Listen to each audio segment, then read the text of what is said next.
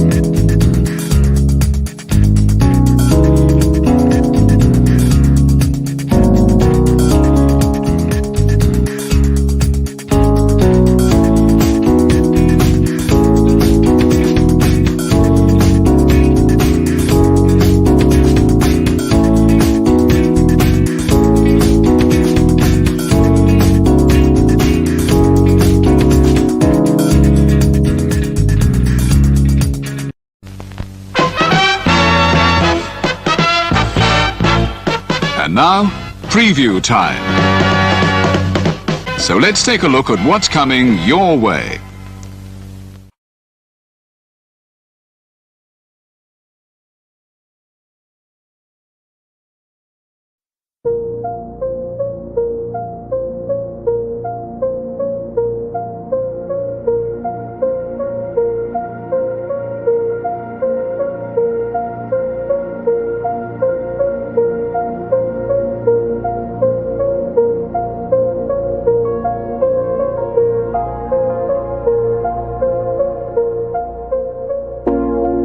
It's out of my hands, but I'm still in control. It's out of my hands. You can never take away the power of my soul.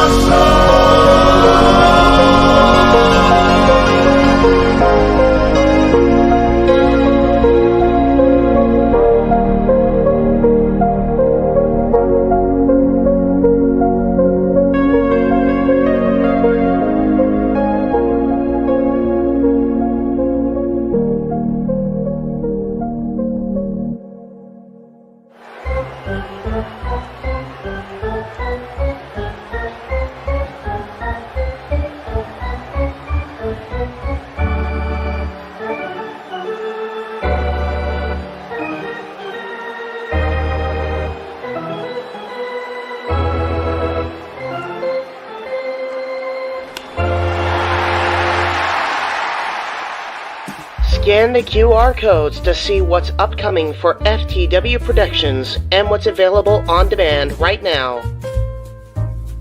Owen the Talkinator Studios series premiere of Owen and AJ Talks. Welcome to the FTW family, Zero Miller. Shared experiences re-airing on the new FTW main hub. All Retro Wrestling Review Series videos on demand and upcoming. The Wrestling Rundown and ATW View crossover available now on demand. Fantasy Booking Series video. If Goldberg stayed in WWE in 2004. Pride CAW Supercard by Zero Entertainment. Available now on demand. All of A Simple Man's Brand Simply Predicting panels. Simple Bracketology season premiere covering the G1 Climax 33, AEW Spark, WWE Aftershock, every show week by week. Indie Force episode 27, available now on demand. Jeff Meacham Network, all watch-along events. AEW Double or Nothing Go Home Week, Dynamite and Rampage watch parties. A Simple Take, WWE Simple Takes featuring Cassidy 18 Studios. Super Mario Bros. Z voice acting. Episode 3 coming soon. La Strada 1954 Watch-Along, available on demand. WYW Intro and Immortal Stream. Wrestling with Idiocy Episode 8, Fast Food and Restaurants discussion. Plugs have concluded. On to the video.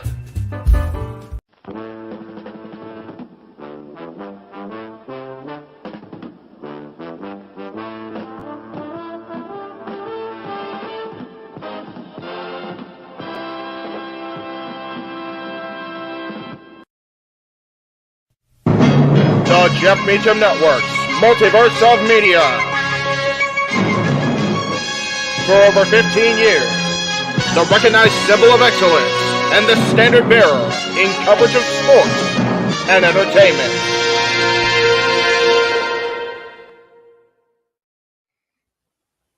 JJ, Jeff, you want to kick this thing off? Because I'm still trying to process everything here. Yeah, it's like, who wants to go first? Well, Come on in. It's open mic night with your host. you could maybe say there's really 4 topics, but it's split into 6. The Renegade, JJ Williams. The Sammy and Eddie Kingston thing, which one's the better smelling turd? And his panel of co-hosts. I am founder. We'll call me that for today since we're going with the Jeff Jarrett love theme here this week, according to JJ. The West Coast Professor, Jeff Meacham. Karma is karma is karma. That's professional wrestling! Damn it! The Simple Man, Noah Foster. It's showtime! Yeah! How you doing, JJ? How you doing, Jeff? James. Yeah.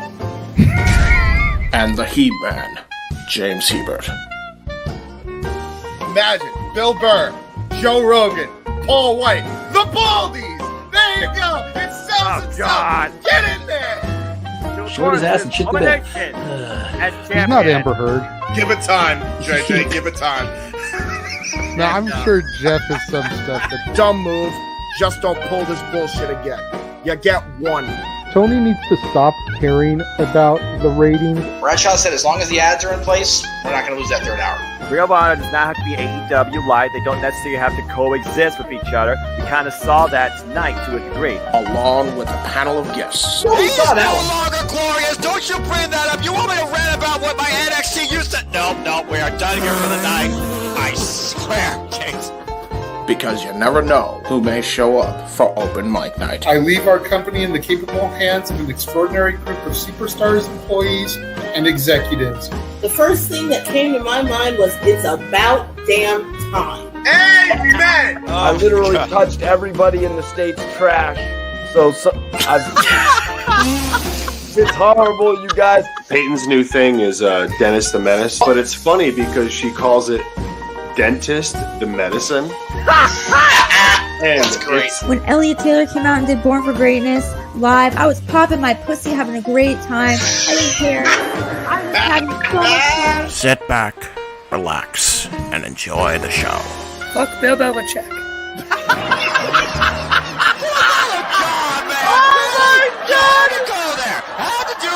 Football thing. We ended on wrestling, and then you bring in that shit. That's just how the fan goes off the damn rails. Brilliant, brilliant.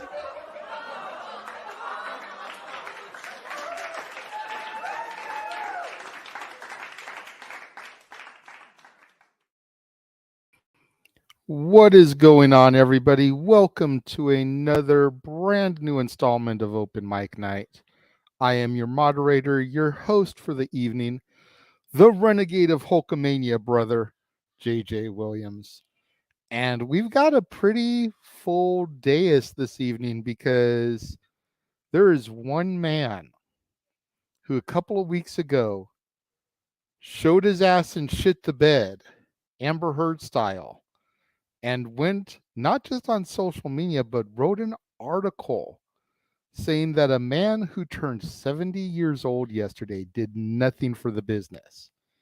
And today that man is here and he's going to be humbled. Josh Mansfield. Let me tell you something, brother. Are you ready for everything that is going to come your way tonight, good sir? Fuck the jabroni Hulk Hogan. Wow, starting off strong. Okay, well, here comes the man whose name is traditionally on the marquee. I'm about to Jeff die. needs him to have something to say about that. You're muted, Jeff. Thank God he's We muted. can't hear you. I realize that. First of all, sit your ass up, you lazy fuck. Second of all, Thank God we're already past the 10-minute mark. a good thing. Paying tribute to the birthday boy. Fuck the jabloni. We're going to humble you like Bubba tonight, muckerfather. All right, anyway. Hi, everybody. Welcome to Open Mic Night. It is a tribute to the one, the only, the incredible Hulk Hogan. And yes, as Daniel says in the chat room, including Hulkster's greatest rival, it's time to pay the piper tonight, brother. All right. Anyway. Yeah, that's right. Wave all you want there, Skippy. Just be glad these about guys Hollywood gotta attire. actually pay first. Well, no, we will that's- see. We will get to that momentarily, but first we have to bring in the rest of the panel. Yes. Some of whom are still coming in. Yes, as a matter of fact, the last one, I believe for now, just popped into the room. Let's go ahead and bring him in.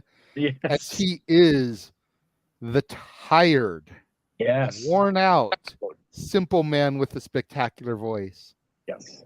Noah Foster, Who who gets a just break from arrived on the scene in time to watch Josh have to embarrass himself this evening. Well, I mean, it's been 85 degrees, been napping in and out. I'm tired as hell. The G1 climax is in 3 hours, but I'm here, so it's good to see y'all. That's all right. We are going to try to keep talk for you, brother. Appreciate It is good to be seen. So I finished up some stuff from church here as well, so carry on. Carry on our wayward sons. Josh, don't you cry no more. Yeah, there'll be peace. There'll when be he no is peace for done. Josh when we are done. That's right. Yeah. Next person to enter the stream is the other color commentator extraordinaire and the man who definitely helped carry me through what I've heard on all accounts was a hell of a SummerSlam call. Yes. Even went back and rewatched it, and yeah, I think we made a hell of a team. I think you both did too. Yes. Go ahead and give it up, ladies and gentlemen, for the Heb man, James Hebert in the house. Hulkamania, baby. Ooh.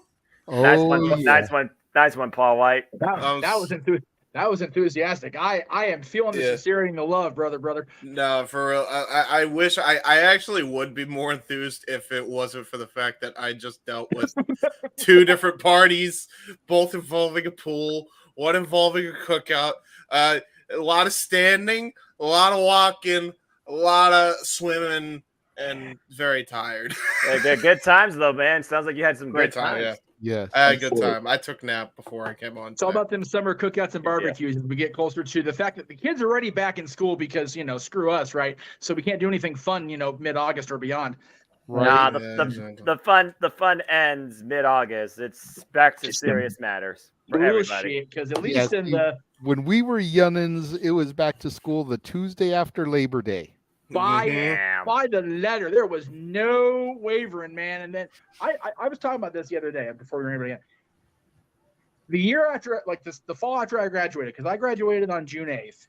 That fall was the first semester I remember starting before Labor Day, because I started my first semester of college late August.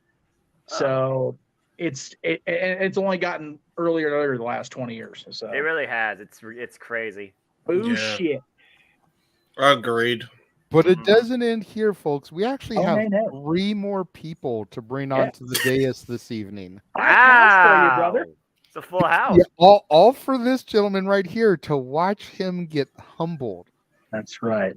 First humbled all the things. First and foremost of the other 3 we're going to bring in, we're going to dive into a galaxy far, far away. We're going to dip into the no DQ galaxy. Ooh. And we're going to bring in, once again, to Open Mic Night, the man who kind of nicknamed himself Mr. Reliable. Walter is back in the house. Hey, For his Walter. second week in a row. Hi, everybody. Welcome to Bash Josh Mans. Open mic night. Motherfucker. Entirely wrong, Walter. I don't know if it's necessarily Bash Josh Mansfield. I think Yes, it is. This is torture Josh Mansfield. This is a torture session. Okay. This is to make Mr. Mansfield and everybody else who believes in his bullshit article that Hulk Hogan did indeed make contributions to professional wrestling, because everybody in the room has at least one to put out there. That was everybody's homework assignment. You just have to have the best one, or him. I don't think he'll have the best one. Not to toot my own horn, Arn Anderson style, but as a card-carrying member of the non-Hulkamaniacs Club, fair enough. I think mine is the best one. Yes. But I have a few in my back pocket. We're gonna bring in, yes, as Josh keeps talking over me, the next person we're gonna bring in is the resident big baller of not just the multiverse of media, but the No DQ galaxy. Big Baller G in the place to be. Yeah, I am here. I am back on open mic night, and that's for life. We gotta give Big G like a royalty free Slam and Jam remix, since we call him the Big Baller. Good morning, Sam, and welcome to the game. Too much energy this late at night for that nonsense, brother. That is the greatest thing I've heard. And if we ever do a Warner Brothers Looney Tunes karaoke night to counter the Disney one, that's on there for sure. It's gonna be Oh yeah. If we ever do a Jeff Jarrett appreciation night, he's the first one involved. Jeff Jarrett is always appreciated, despite the machinations of our play-by-play man. We love Jeff Jarrett on this channel for the most part, so you know. I'm going to leave that alone, because that's not what it's about tonight, because you're going to start something that y'all don't want to start. Well, no, especially with his involvement in Bash at the Beach 2000. Definitely want to talk about Hulk Hogan. We will all agree. All I know is that Noah has to be on cloud 9 right now, because next week on Dynamite, the bunny returns. Yes, she does. Woo! Yes. She is back. There's nothing that's better in the wrestling industry than seeing somebody get back to what they love in some capacity after a period of time. Because, again, this industry is equally challenging physically and mentally, and sometimes you reach a point of no return, and you don't know what to do with yourself. I'm glad to see people like Chris Statlander, like her, and I hope Dakota Kai, now that I know she's not wearing that knee brace, that's for you, Casey Flynn, are making the way back to the ring. Respect the people, not the characters, you one-dimensional idiots in the wrestling industry. Exactly. True that. I'll get back on topic. Real quick. Go ahead, James. I just want to say real quick, Tree, it's not brother, it's brother, dude, man. That's the correct. That's pretty accurate. Yeah, that's the last person that we're going to bring onto the dais for now. Because I'm sure we'll probably get at least one other person coming in later, as we tend to here in recent weeks. Yes, she has the invite. So we are going to go a little bit Hollywood here. Hollywood stat boy. Or should we call it Dollywood stat boy? I like that. We'll go with that. Dollywood stat boy, brother. Let me tell you something, Josh Mansfield. It's a damn good thing the Lord has your soul, because the rest of your scrawny body is going to be chopped to pieces in the multiverse of media on open mic night for life. That's such a Hollywood promo. It's actually terrifying. Thank you. Like that's something that's so something Hogan would have said. He should change his filter to black and white just for that. The only thing he's missing is the NWOI catchphrase that never got over. Hey, I was an NWO. I totally said that shit every week. No shame. What did it even mean? Is my only question. I don't know. It was just supposed to be the NWO version of a Hulkamaniac. You NWOites. Yeah. Wow. Yeah, because NWO act doesn't work. Hollywood act just sounds like a Hollywood hack, which Hogan. Sorry, Terry. Anyway, hey, you know what they said? You know what they said? Once you go wood, you never go back, right? I mean, I would like to call a brief timeout here before we get too far down this rabbit hole, because Zach Morris timeout. I'm supposed to be having a couple of people tuning in watching this right now that don't care about watching the whole wrestling talk thing. They just kind of tuned in for a brief moment, but I just wanted to take a moment. It's why I asked about the picture, Meacham. Yes. I wanted to take a moment to once again thank my mom from coming out here. Was able to spend a few hours with her. She paid a visit out here today from Tennessee. Haven't seen her in about 3 years. Wow. Yay, Mama Renegade. Was able to have lunch with her and Auntie Linda. God bless. Oh, wow. Wow, Linda's here. Wow. Well, Linda lives out here. No, I understand that. Just, But that's who my mom is staying with while she was out here. So okay, that was her good. transportation and whatnot. Yes. It was cool to see my mom, have lunch with her. Thank you again for the birthday gift that you brought. It is not straight Fireball, Mom, but this is for you. This is called a cinnamon roll. Jeff knows all about this. This is cream soda and 3 shots of Fireball. Yes. Oh my! 3. Ooh. If you're into the which show was that I did the post show with the cream with the cinnamon roll? I don't remember. What it is I made out there, if y'all saw me on the air sitting where JJ's sitting doing my show, that's what I had, and I was like, all right, I'm in. I'm all in on this one. Right? Jeff doesn't even drink Fireball, and he was like sold on that. But, or cream soda, for being real. Like, I can't stand either one of those, but together it was just it worked. But yes, I just wanted to take a moment early on to thank her for coming out, being able to visit with me and everything. Thank you again publicly on the air for my gift. Go ahead and throw the image up one more time. Nice. That's sweet. Mama Renegade. There you go. There you go. Mama Renegade chant. Yes. And there's Mama Renegade running wild. Shit. May I say again before we move on to the actual topics of the night? Can I just say one more time this week? Both of our kids need to stop getting so goddamn tall growing up. This is bullshit. I am not okay with this whatsoever. I've said it for years, bro.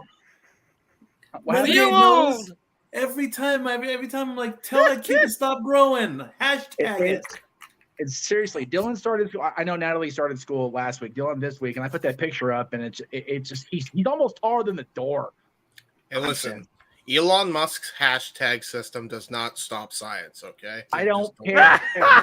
You know what though? However bad he screwed up Twitter, and however many Teslas have exploded, because that's the thing. Seeing the SpaceX thing go up from Vanguard the other night was pretty cool. I'm not gonna lie.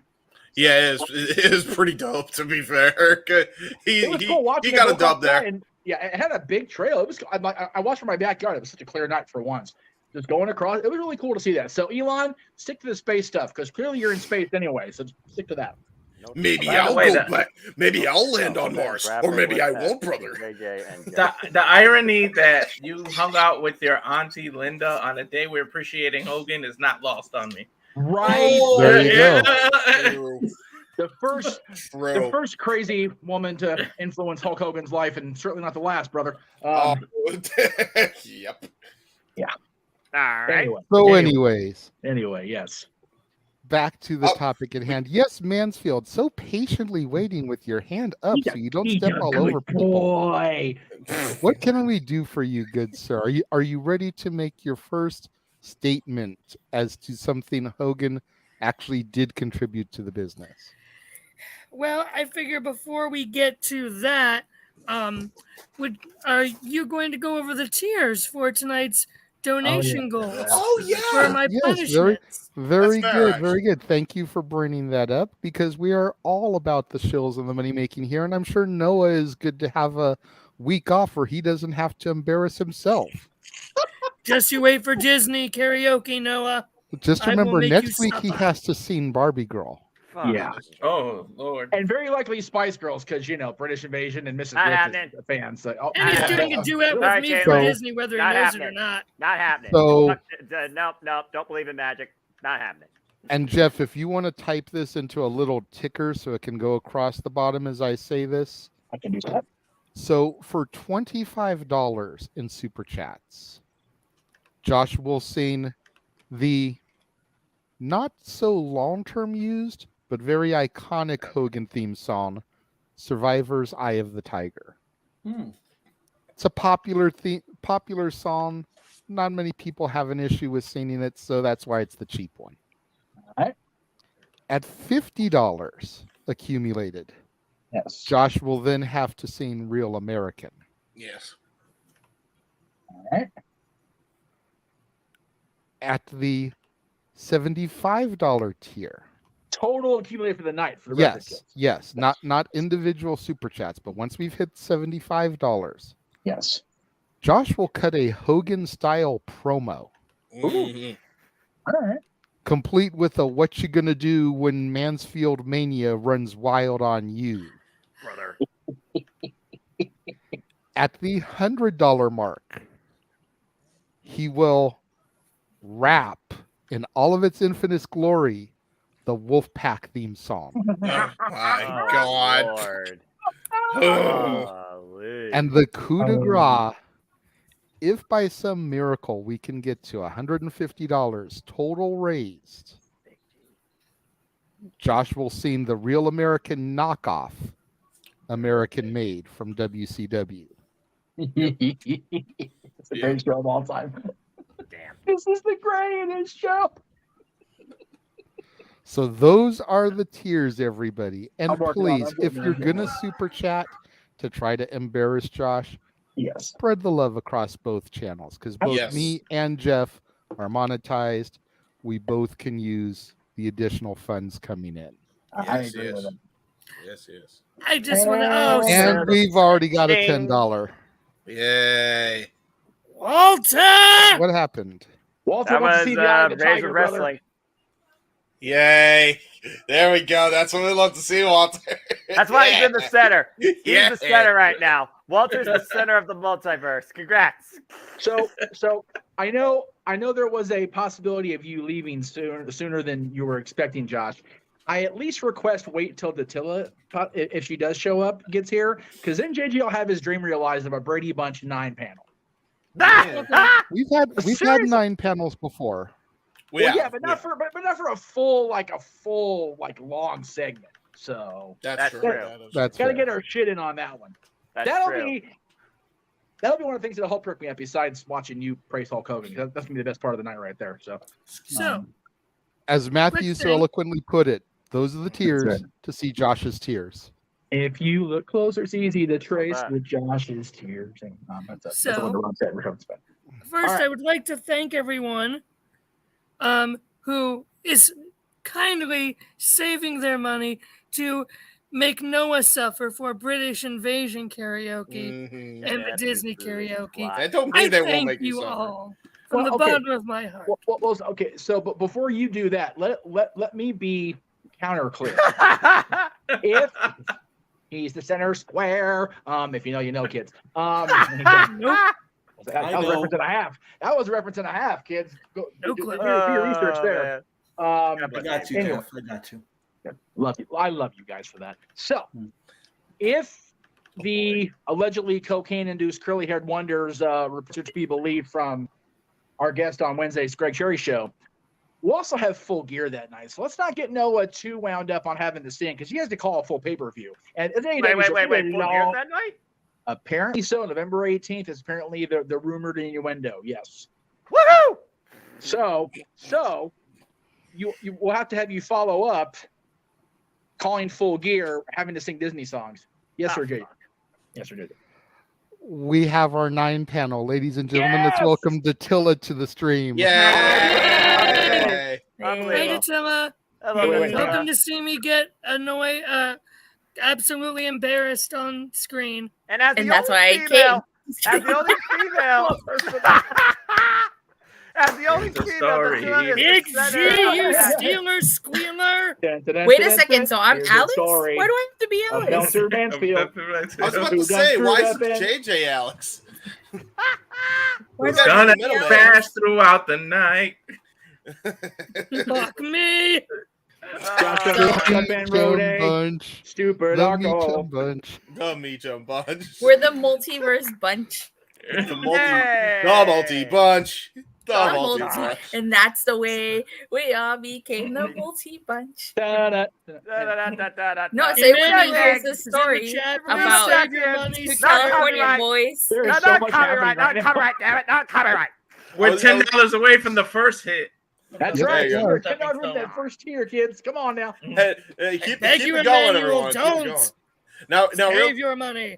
Let the madness continue. The multi bunch is a lot like the Brady Bunch from the Family Guy skit, where like they'll give you like really oddball punishments. So like you have to go to the eternal pit of fire if you act up. You know, that type of punishment. James, will you stop it? You're trying to start something here. James, take control of your show.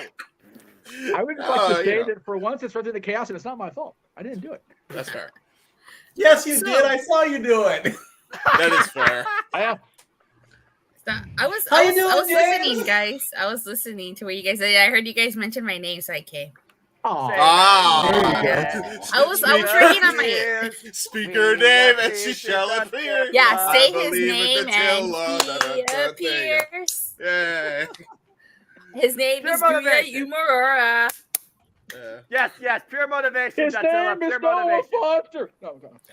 More chaos there is, the less I have to do crap. Yay. Yeah. Well, for now. I was just working on my Just the I was opening working on my shenanigans. sorry. Go ahead, Deville. What were you saying? I was just working on my thumbnails for YouTube, and like I was listening to you guys, and so I was like, you know what? I'll just join us. They're waiting for me. I don't want to keep them waiting. Let me see if I can get along the fishing pole to reel everybody in here so JJ can actually get this fucking thing under control. All right. Good luck with that. Hold on. Okay. I do have to say that this is awesome. I hope we get this kind of turnout next week for when we do the karaoke. That way we have 9 names on the wheel to try and embarrass each other. There you go. I think it would be unavailable next week. Just kidding. Yeah, see, look at you. JJ, imagine you have 9 panels of half dark squares trying to harmonize Bohemian Rhapsody. That would be awesome. That Under would be pressure. awesome. Except it would be so out of tune. It'd be so bad. Well, Noah, would that be It'll be real so life, off though, cue. or would that be just fantasy? That would be All I I'll know tell you is what there's that no will be. speaking reality. I will tell you what that will be. Delay of the stream. Right. We will all be out of sync. That'll Yeah, be no kidding. next week. Intentionally be the biggest cluster this side of the match game. Like for real, it's gonna be good shit. It's gonna be good stuff. Yeah, it's gonna be Daniel says he's entered the morphing grid instead of There the you go. Twilight Zone. Yeah. And let me Speaking of just which- say again, before we get too much deeper, thank you to everybody. We have people watching on all the channels right now. Yeah. I love it. You love to Appreciate see it. You love to see it. Can I say something? Yes. Go. Since it is Power Month, we should all assign ourselves Ranger colors. I caught dibs on pink. Green. Damn I it. got blue. Well, see, Ah! hold on, time out. Because Datilla actually came to me the other day saying that she needed to assign us our colors. Yes. Well, I don't know. You get like if we go based on Mighty Morphin, it's teenagers with attitude. So who's fearless and agile? It could be Sabretooth Tiger. Not it. I was gonna say, I don't think any of us are fearless and or agile. I got one leg, so it ain't me. See, Mikey's lanky and spastic. We can go with that. I had theories on who myself, James, Jeff, and Noah should be. Oh boy. As Good enough, the core 4, if you will. Go ahead. Oh, yeah, that's true. Okay. Because I think you guys could probably pick your own colors better since you guys all know each other more so than I know you guys. So I that's don't why know I what was- fits your personality. That's why I was going to suggest, because see, I know you wanted to go colors, but like if you really wanted to do this and have like a Zordon too, like I think Jeff should be Zordon. At the end of the day, he's the one that hold on, hear me out. He's the one that assembled us all together. Yes, he is. He is. So who's off of 5? I think that's going to have to be Stat Boy. Oh hell no! I'll have to be. Blue Ranger. I'll I'm be the the smart Black nerdy Ranger one. since Forget the. that. No, that's true. Billy is a smart one. He's a smart one. Well, So hold on, like I said, but we got to get the core 4 done first. Yeah. okay. Before we start to bring Core in 4, the there's 5. extracurricular. No, there's Yes, core 4. but as far as that's the open mic open mic night group, Oh, okay. there's a Okay. core 4. Okay. That's us Well, 2 and there's 4 men. Yeah, there's 4 men. How about you? Well, Excuse me. Wow, I had to sneeze a lot. Sorry. Because there's black, blue, red, and green. I mean, I was gonna Sure. completely go off the grid and just be like quantum power, but you know. Okay. JJ, as host and moderator, go ahead. Thank you. So I was going to say Jeff should be Zordon, like I said, because he's the one who assembled us all together. Yes. That still leaves 4 colors now. Yes. Green then. I feel like I should either be, and I'll let you as the Rangers enthusiast determine things. I feel like I should either be red as the host moderator, the leader of the group, or I should be green. And my theory is because of the lags and tech issues that I'm always having. You think about when Tommy was losing his powers before white light. I like that. It's good reference. I like that. So either one of those works for me. Okay. I'll let you determine which one of those you want to roll with. Well, if you give me green, yeah, then I think Noah has to be red. Yeah. What was he say? Black because he's wearing black, but I guess. That's profiling and profiling. Yes. Wrong. Hey. First of all, the Rangers color coordinate their clothes, but I guess. Well, you have to figure today. Well, we there's had too many a theme reds that for we were that. going. Yeah. Yeah. Well, today's an episode of Forever Red, so you know. Today's whole thing is messing with Josh because of the Hulkamania thing, and we're going like 25 ways down a Power Ranger rabbit hole instead of that. But we haven't even gotten to the first topic yet. Or a topic. This is gonna be a long. Okay, ass we'll talk Ranger colors later because now we'll be here all night. So let's go to our first topic. I could be blue. I like Daniel here. Josh is green with evil. That's fair. That's fair. Good choice. Green's my favorite color. I don't really watch Power Rangers. I did when I was a kid, but I forget which version it was. Still are a kid. But green's Shut my the hell favorite up. color, so I'll take it. You still are a kid, so you probably like watch Dino Thunder or something. I'm 26, James. Dino Thunder's an awesome season. Don't write. I agree. I'm just saying. Now, granted, I'll make Jeff go get his Ovaltine later, but still. I do appreciate Walter's chat about that. The guy that played Zach was named Walter, so by default we should just have him be the Black Ranger. That's fair. Yeah, that's fair. Anyway, real quick. Okay. JJ. Before JJ goes on to the next topic, let me say my first thing. Yes. Of my homework assignment. That's right. Yes. Of one of the things that the jabroni Hulk Hogan. If you're gonna start like that, you're gonna be off the air right now, and you're gonna be in more trouble. One of the things that the incredible, amazing, immortal Hulk Hogan contributed to wrestling is with Andre the Giant on main event having the highest television viewership for a wrestling event at 33 million viewers when he lost the title to Andre the Giant, who then gave the title to WWE champion Ted DiBiase. Right. You know what? Yeah. Yes, I'm so 100% doing that to kiss ass. No. I agree that I've said for years DiBiase should be recognized WWF champion. So Josh, well done on your first part of your assignment. Nicely done, sir. Yes. And I have a DiBiase thing seriously just to kiss your ass because I know I need to. Hey, you know what though? 2 things. Everybody's got a prize for the Meacham Dollar Man, and number 2. 33 million people in 88 is a lot of goddamn people. So that is a very big contribution to the industry. So anyway. Yes. All right, JJ, let's attempt to get an actual topic going. God help us all. Yeah. So you honestly were the one that selected the topics this week. So which one do you want to start with, good sir? We'll just go in order on the description. We'll talk about Sonya and her injury and whether this tag title curse is actually Lord. Okay. So let me find the order that you had here so I can do this proper like. Okay.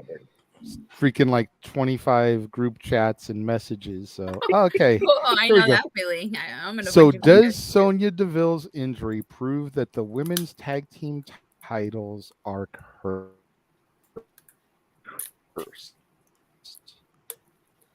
I mean, I don't technically believe in curses or hocus pocus or any of that type of stuff, but they've definitely had. Oh, great.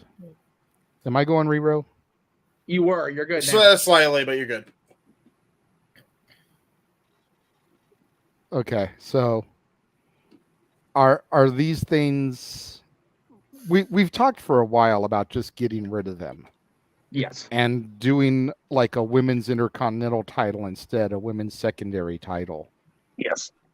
I'm reading now that they're going to probably do another tournament to crown new champions. Why is this something that we want to do again? Like, oh Jesus, WWE Noah loves is their turning his chair.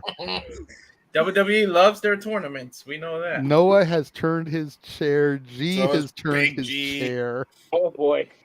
We got Jeff who turned off his camera. Well, no, Well, his camera thing because fell. his He's freaking trying to camera get his fell. I thing don't need set to be up. showing nobody my shorts. Thank you very much. That's fair. For a company that loves tournaments, where the hell's the King of the Ring? Like the actual PLE.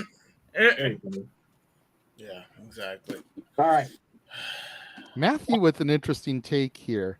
Says he thinks that they should keep the titles on Chelsea and just let her have a bunch of random partners that do nothing. Chelsea basically just wins on her own.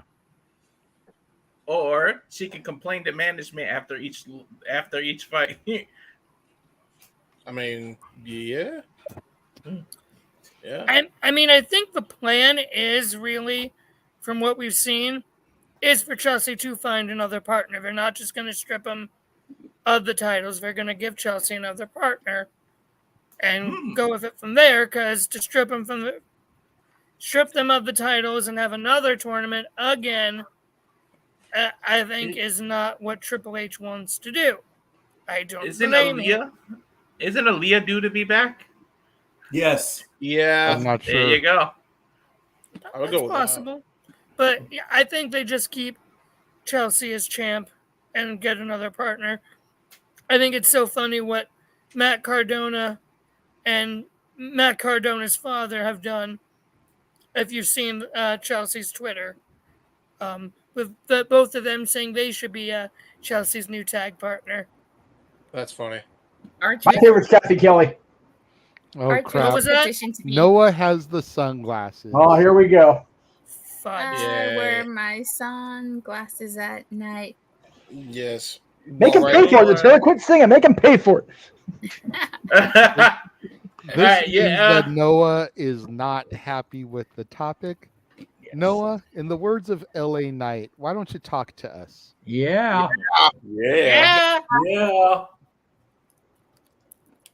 How many times you want to keep opening the same fucking wound when we talk about that women's tag team wrestling doesn't give a shit iota of matter in any company that's not named Impact Wrestling? I don't believe in curses because Danhausen is not part of WWE. He might as well be at this point. For the love of Pete, how many times are you going to try and recreate the wheel when you realize that the circle worked for a reason and the square and the triangle and the diamond and the rhombus didn't work? It's not rocket science, and yet you have the biggest wallet and the smallest brain. Wow, you really are something, WWE. Give me a fucking break. At this point, injuries are injuries. It's the nature of the beast. But you don't have a tag division to begin with. Hell, you had a chance with friggin' Isla Dawn and Alba Fire, but you fucked that up because you wanted to give Ronda Rousey one last little shining token, and now she's probably gone out of the company. Whether or not that's her own choice or corporate BS, who the fuck knows?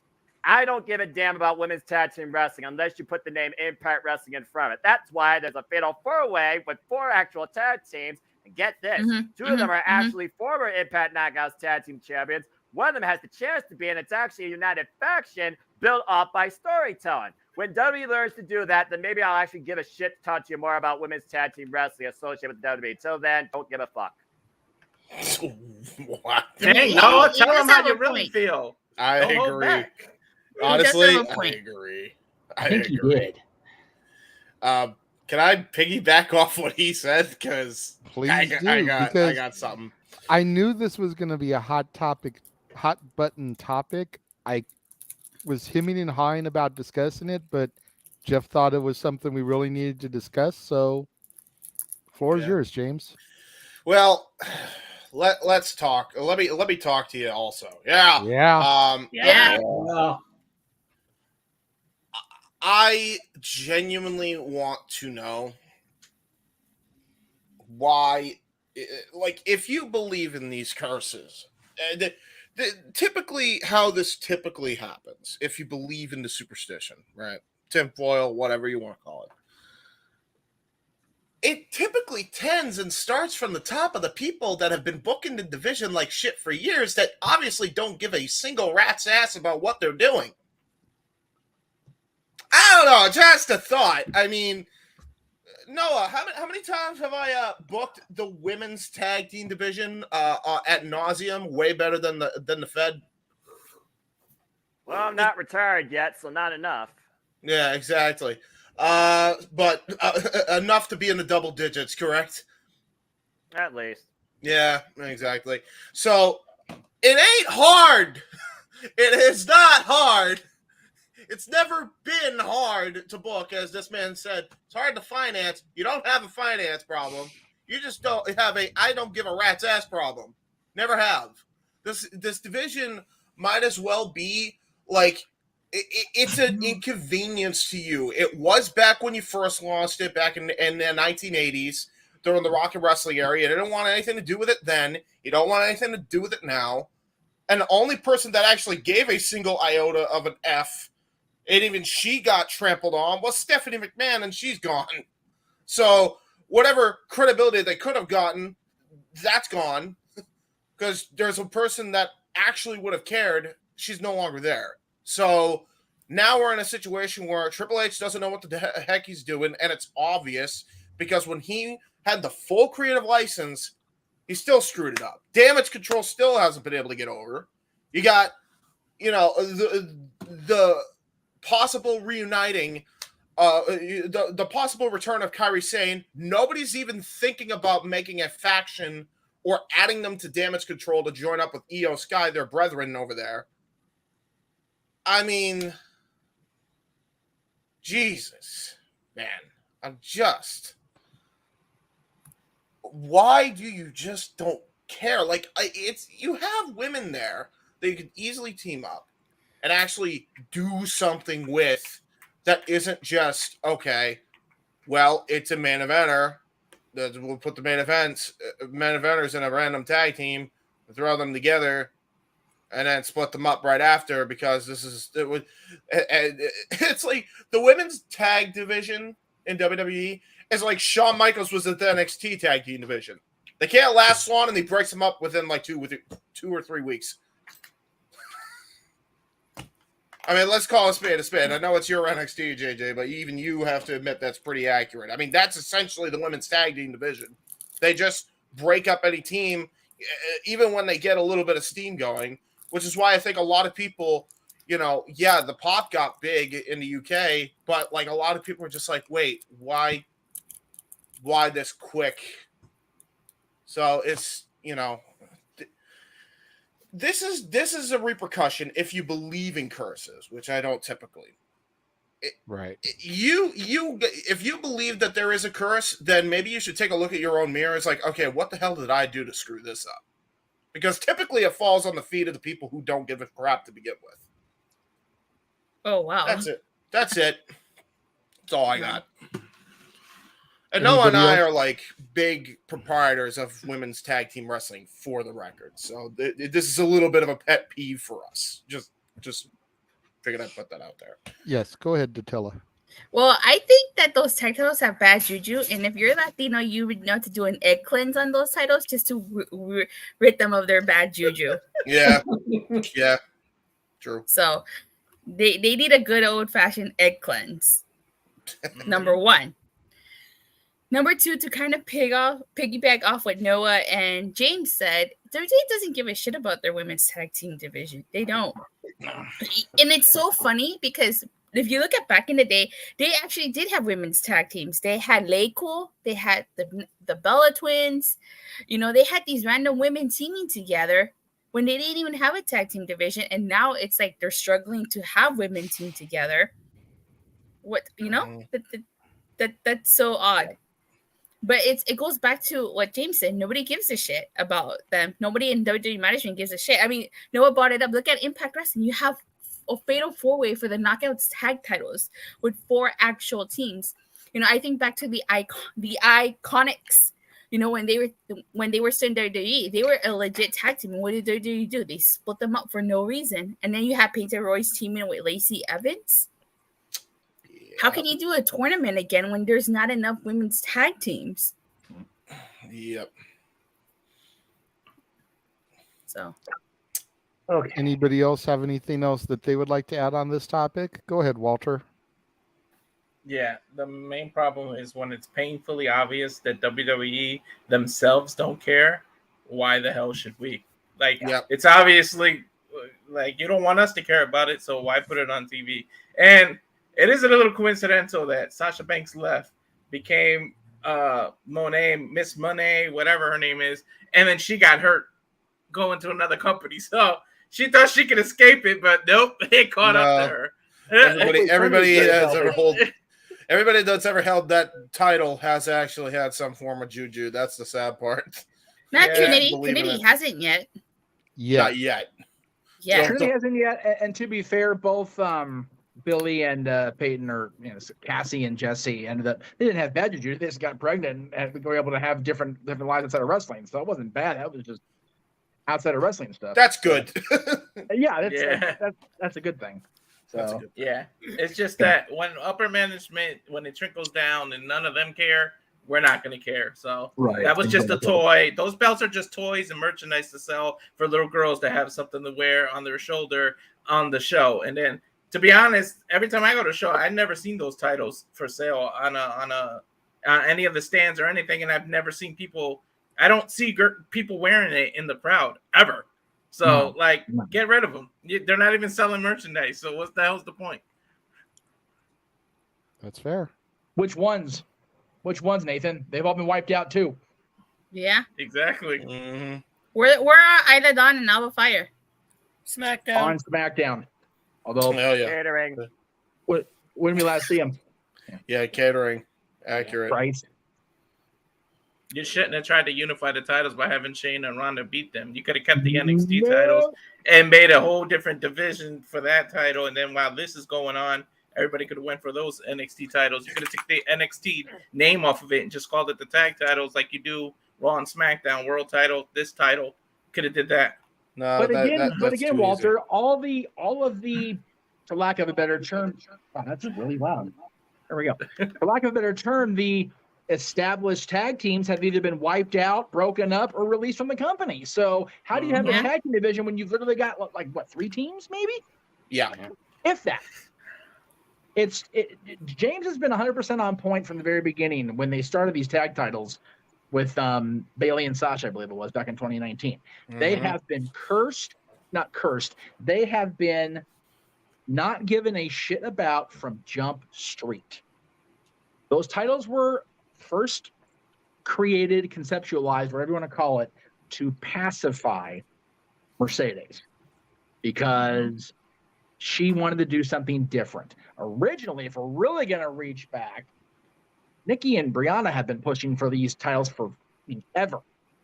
And now they're both gone from the company. Definitely not going to come back in a full-time capacity, not with Nicole's neck the way it is. Brie seems very happy doing her own thing. They're both happy doing the podcast thing and selling the wine. So if you're going to bring those titles in for a pair that's not even with the company anymore, and every single fan I talk to is in the same camp as Mr. Foster down there, is I'm going to watch Impact Wrestling for proper women's tag team wrestling. Why even bother perpetuating it?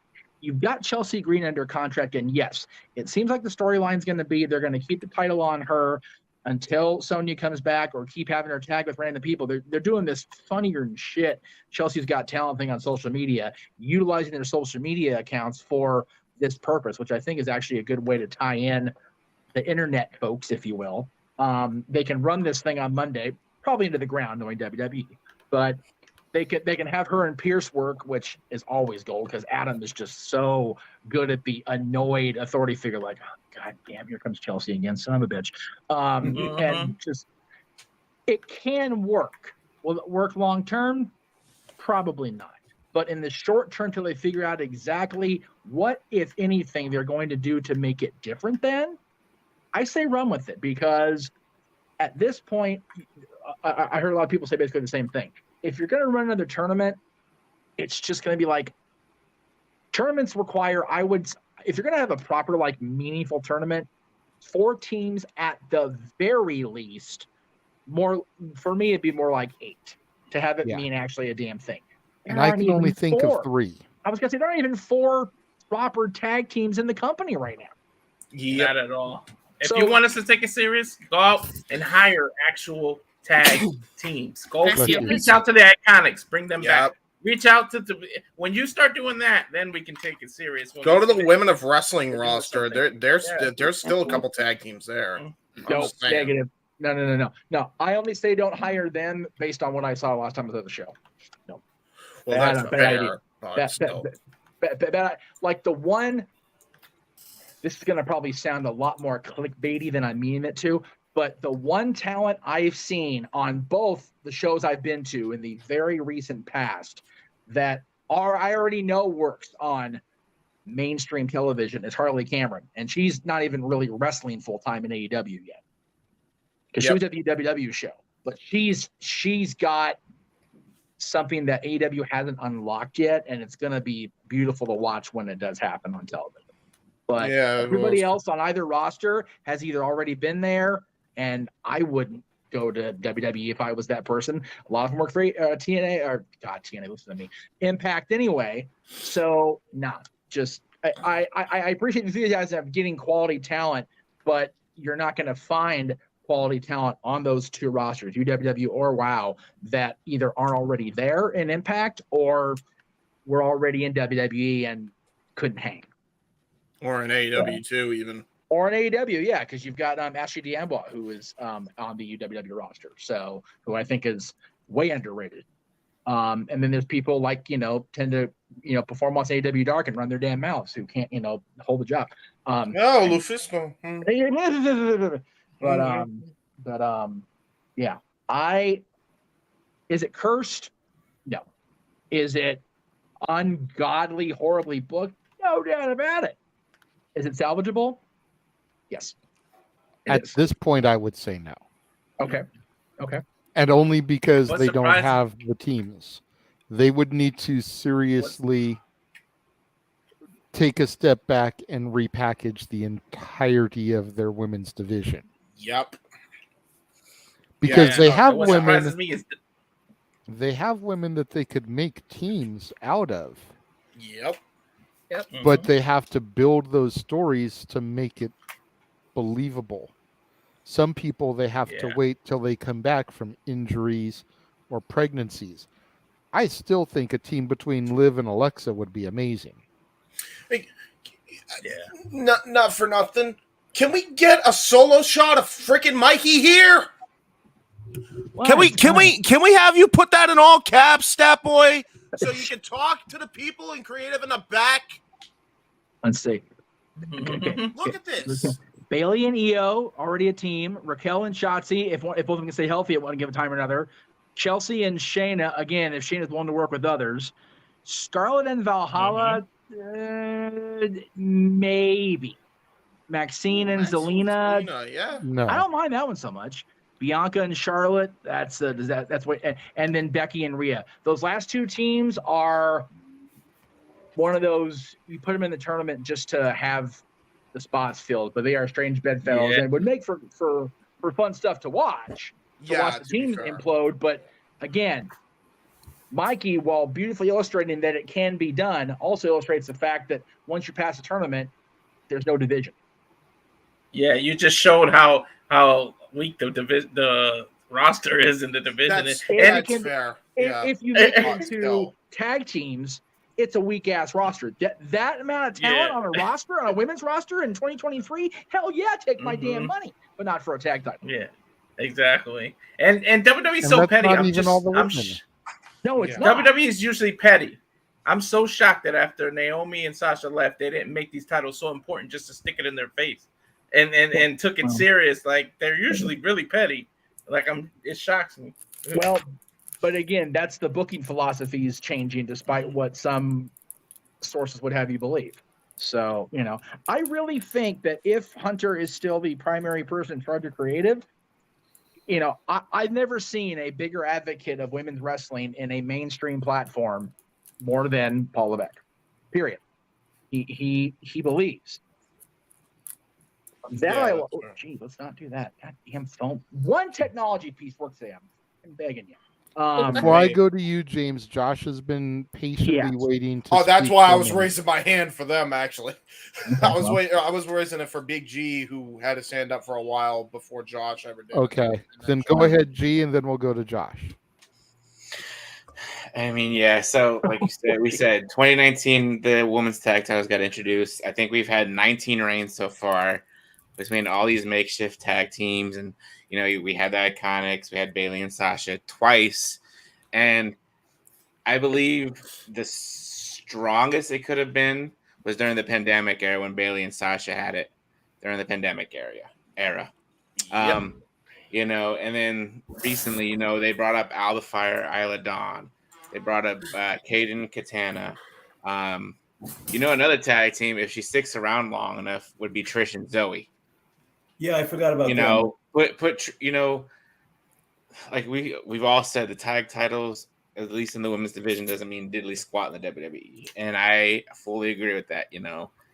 And seeing Shayna as a 3-time women's tag champ, I figured with her they could have done a lot more with her as a tag champ. Twice with Nia Jax, nothing against Nia.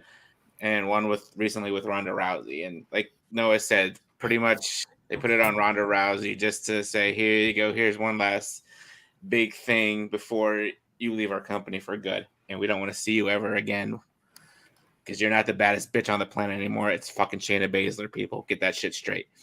Anyways, but yeah, and then you got like Tegan Knox, who's been there for a while.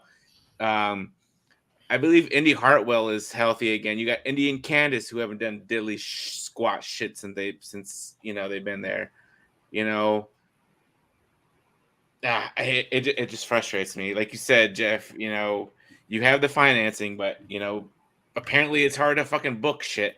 So that's the thing. Wrestling is usually not hard to book just to finance, but there's so many people on this roster. You know what really grinds my gears? I'm taking something from Family Guy for Peter Griffin. Instead of this filler bullshit with the Bloodline and Cody Rhodes every Friday and Monday. Oh, this is what you missed on Friday with the Bloodline. This is what you missed on Raw with Cody Rhodes and Brock Lesnar. I'm so glad somebody said it besides me. You use the freaking time to actually build a freaking women's division. But they're not the Bloodline, G. Oh, so God. You know what? At this point, fuck the Bloodline storyline. Whoa. Hey now, hold on a minute now. I need alcohol now. I don't blame them. The Bloodline didn't do anything for the business. To be fair, they might be backing away from it because of over the storyline. I am so I think Sheamus said put out a tweeter or something saying, you have all these other people that are begging for TV time, but your main focus is the Bloodline. We've had the Bloodline for 3 years now. But anyways, okay. And making that point means, make the women's division mean something again, WWE. Make it mean something again. Make us care. Make Noah Foster care about the tag titles in WWE in the women's division. Highly unlikely in all likelihood. I know. Yeah, it's an unlikely. For crying out loud, for Pete's sake, for the wrestling gods above, make something. Moose and JBL. And you're in a different era. you're no longer in that era where you hired women just for their looks. You actually got women who are talented, and you still can't book it right. I understood back in the 90s and 2000s because basically you just put people that were cheerleaders and basketball players and other things, and you just kind of half trained them and said, "Go look good on TV," and that's where everybody came from. To be fair, still Trish killed it and Kelly killed it. Certain people killed it, even though they were there for their looks. But it's a whole different era. You got MMA fighters, you got all these, and you still can't do it right. It makes no sense. No, but again, you guys aren't wrong about the bloodline. Yes, there, and it's definitely maybe not completely played out, but I think, and you know, Paul Heyman got up. Kurt Angle was asked about this on Twitter today, or X today, whatever the hell you want to call it. That, you know, I think Paulie is a little bit exaggerating and saying that we're still in the third inning on this, because there, I mean, it seems like WrestleMania is going to be the bottom of the ninth, which is still, you know, months away, but not that far away. But yeah, the women's division period definitely seems like it's dragging in quicksand. Not just the tag titles, because you've got Io winning the title on Saturday definitely was a oh wow moment. We haven't had one of those in the women's division on any front in a long while, and I think that's very telling. The WrestleMania match with Charlotte and Rhea was a wow moment. That was a goddamn good match. And then between then and SummerSlam, what was a oh my god moment? Really? That's the thing. That's the difference. Josh. Okay, so here's my just couple points, and then my next thing on the Immortal one. One, I wanted women's tag team titles long before they announced them. Two, they were announced by Vince McMahon dressed as Santa Claus in a thing on WWE's YouTube channel. Oh, I forgot. Need I say more of how they were officially announced? I remember that. Wow. Yeah. Vince said, in the new year, we're going to have tag titles on the women's division. That's exactly how he said it. And it should have been Stephanie introducing them on Raw. Flat out. Alexa Bliss did great with debuting the actual belts. Yeah. But yeah. My third point. I actually still like the women's tag titles. I want them to keep being around. I know I am the 1 out of 9 with all y'all on this one. No, I disagree with what you just said right there. I want them to stick around. I just don't know if they can. Okay, fair enough. I want them to stick around. I think they can stick around. I trust Hunter to do what he can. But here's the thing, and this is my next point. The women's division has not been the same since Stephanie McMahon left the company. I will dare say since she took her first break, even. When the whole Vince scandal initially started. I will dare say that's when it sort of took a bit of a turn. Because she has been a proponent of women's wrestling forever. I mean, she's been there for all the big moments. You say what you will about her commentary for the first Women's Royal Rumble. I actually liked it. But, yeah. What else do you need to say? She was a bulwark when it comes to women's wrestling. Now, to what teams we could see, granted, I loved Tamina and Natalya. They were one of my favorite teams to win the toss. I have their shirt from when they won it. I would love to see, Nikki and Brie back, but that's not going to happen. Cavender twins are probably going to be the first ones to do it. Let's be honest.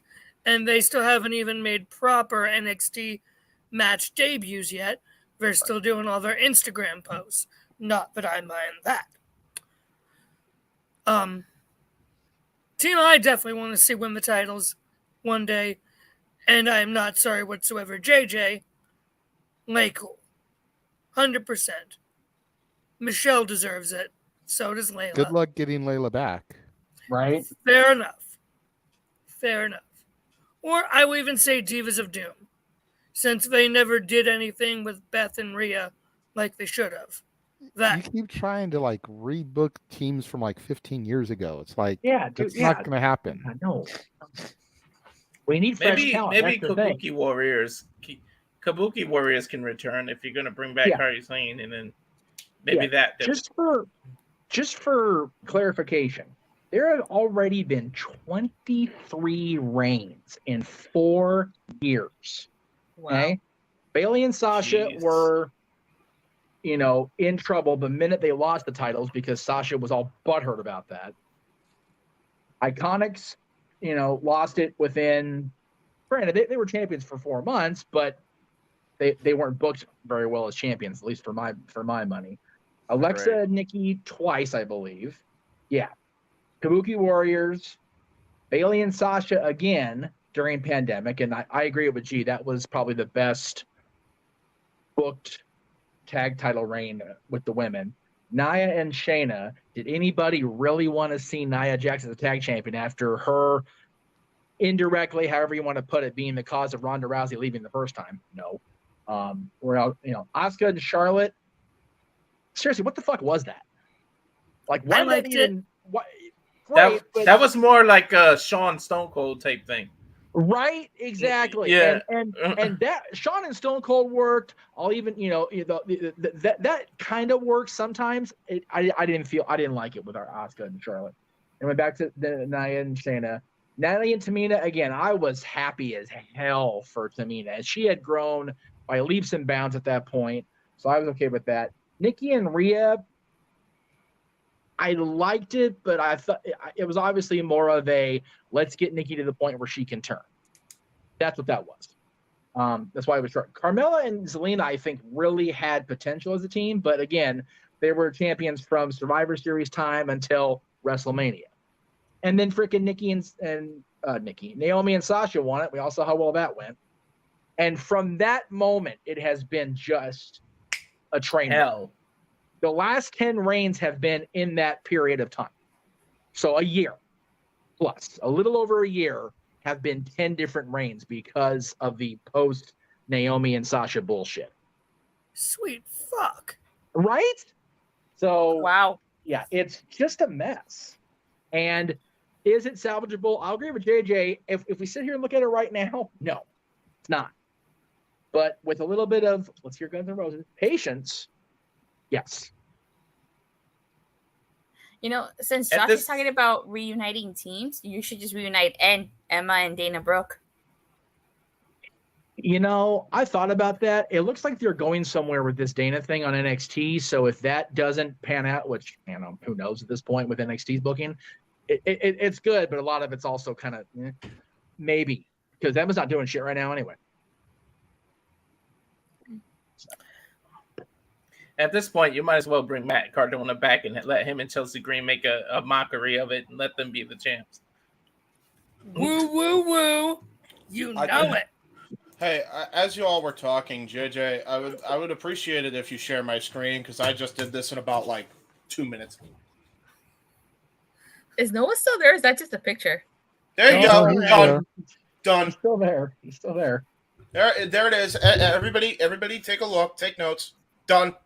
I said Aaliyah. Yep. Done. Any questions? Any questions?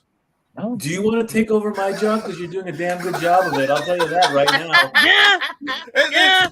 You gave me the idea, so credit to you. But yeah, it's not hard.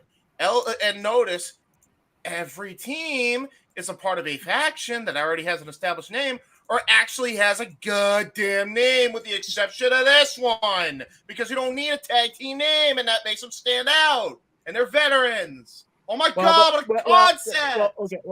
Okay. James, first of all, Sanka, decaf, cool. The problem with Trish and Lita is there's beef there right now because Trish took Lita out to team with Zoe. Right, now. Well, okay. I know. Where is Lita? Sheesh. She had a booking. I forgot what, nothing to do with wrestling. I forgot what it was, but they had to get her off TV for it. That's why She never came back. I know. That was the point. Yeah. She was done with the storyline when they did the kayfabe injury angle. She's not coming back for any of the rest of it. And I'm not like. Watch her come back next week in Canada. Right, I know, right? Just to drop Trish and help Becky win, and off we go to the race with those two. Mm-hmm. Like, and to disprove Josh's theory. What's again? Yeah, exactly. I don't think it's hard when to get to what I just laid out either, because yes, Lita had her thing, whatever the kayfabe thing. You can bring her back. And then have both Lita and Trish. You could turn Lita heel easy. It's not like she hasn't been before. Right. And have Lita and Trish turn on Zoe, which leads Zoe to find refuge in the LWO to join up with Zelina Vega. That would still work out. I'm just saying. I think she's people. She is Latina, right? Zoe Stark. I think she is. I don't know. Think honestly. So. I don't think so. She. Nope. I don't know. The way she is just. I don't know, screams it to me. I don't know. If she isn't, I apologize, but that's like the only blemish I have. It's still better than whatever WWE came up with. This is fair. Or at least do some segments where women are looking for a partner. Hey, look, I really want to win this tag team titles. Can you team up? Let's enter this tournament. Beat that. Do something to make the girls look like they care. But that's what they're doing with Chelsea on social media, because the apparent storyline is that Chelsea's going to be allowed to hold it, and she's having to hold her own tryouts. And there's a hashtag on Twitter, hashtag Chelsea's Got Talent instead of America's Got Talent, because she's Canadian and can't do that. She's going to have a golden buzzer. For the record, okay, oh God, don't get me started. What's ironic is Trish is actually on Canada's Got Talent. There'd be a hell of a tie-in there that nobody's acknowledging on social. I think that's funnier than shit. Anyway, Zoe Stark, real name Teresa Serrano, was born in Salt Lake City. She's American. Now, as far as her heritage, or as far as her for lack of a better term, I don't know what the word is nowadays. What's the PC word to use now? But ethnicity. There you go. Thank you, Walt. Appreciate you. I don't see anything about her ethnicity. So I mean, born in Salt Lake City, built from Vegas. It's never take a DNA test. 23 and me it, and then you'll be fine. Let's just double check. If she has it, then she could be in the LWO. If you want to get close enough to get a DNA sample without having your head shit kicked off, be my guest, brother. Noah, did you? What are you guys talking about? Noah, did you see that? I know you have sunglasses on, so it might be hard to see. Did you see what I just laid out? He is so over this whole damn women's championship thing. Like he's over it. He's over it. And to be fair, we're an hour and 13 in. We've done one topic. So, we were trying hard to get off the air by 11 for Noah to watch the G1. So I don't know if that's a thing today. Anyway, I'm done. I have my soapbox. Hey! Let JJ say who's going next, because the poor bastard's trying to host and moderate this thing. He's just not being allowed to. Yeah, true. Go ahead, Josh. So my last point I was going to say with the Hogan, my next acknowledgement of Hogan is giving the rub to a certain up-and-comer at the time, Mr. Adam Edge Copeland, with winning the tag titles with Edge. That was going to be my little thing to tie it in with the women's tag titles. Hogan winning the tag titles with Edge. And not only that, on the 4th of July was Real American playing for Hogan. So there you go. Yes. There you go. It's pretty cool. Mikey, there was something you wanted to say? I was just going to say that I don't think the word curse, pretty much, unless you believe in it, that's over and done with. I mean, it's a lot of coincidences that, unfortunately, again, people get injured. I want to thank whoever said it in the chats that to bring up the man curse. That gives me a topic to bring up Tuesday in the sports bar, which I gladly will put in there. As far as the rest of the show, I'm going to have to bounce out and bail. I'm a I do like some, yeah, well, I know priority over passion. You know, got to go to work in the morning. So let me just quickly say, check out the sports bar this week. We're doing the draft for fantasy football. We have 5 teams in. I do need maybe another team to even it out. I'll go maybe as high as 9 or 10 teams. So if you want to do that, just drop a note on the socials, and hopefully I'll see you all on Tuesday. Okay, cool. Mikey, before you tap out, what is your one thing that Hulk Hogan did positively for the industry? Ooh. I'm going to say that I think with the 4 commandments of Hulk Hogan that inspired the youth of the nation to train, to say your prayers, to believe in yourself, and all that stuff. The positiveness. We do that all the week, every week on Sports Bar. Dory Lou does that every week. Believe in yourself, say your prayers, take your vitamins, all that good stuff, especially towards the kids, especially towards the youth. Mostly, the grown-ups can do it as well, but I think it was more towards the children. So he molded the children to be better in himself. So that's my number 1 right there. There you go. I like it. All right. I dig it. Cool. See you all on Tuesday. Stat Boy out. Bye. There you go. And then there were 8. Oh man, we lost a Brady Bunch in fact. It's okay. But we had it for an hour. For a whole segment. So that was good. There you go. Noah, are you asleep, bro? Doesn't really matter to I wore my sunglasses that night. He's finally getting some sleep. Oh my god. Oh fuck now. Holy shit. Are you alright, bro? No, I'm not fucking alright. What the fuck y'all talking about? No, we're good.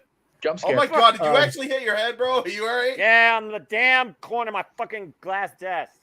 Oh, Jesus. Ow, bro. All right. Okay. JJ, do we have a long commercial to give Noah? Yeah, I can't get a long commercial, bro. Yeah, I can do a long one. Technical difficulties. Let me find it here. We'll be right back after this long commercial.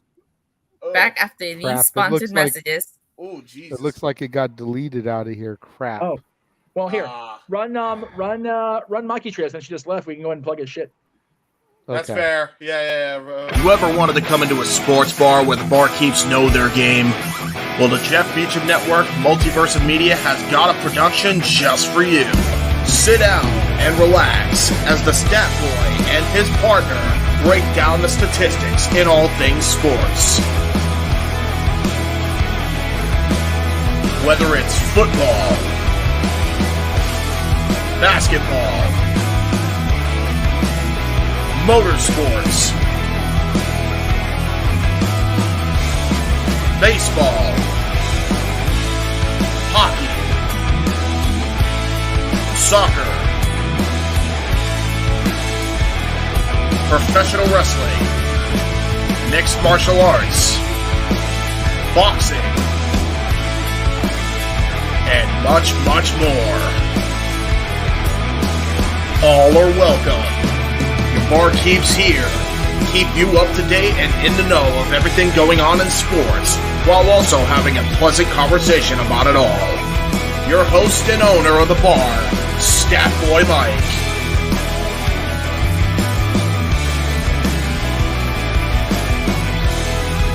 His partner in crime, Dory Lou. And a host of other guests coming in. The food's hot, the seats are warm, the drinks are ice cold, and the sports talk is plentiful. Casa de 18 Studios presents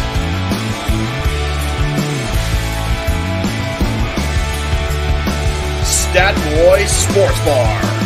Take a bar stool and enjoy the show.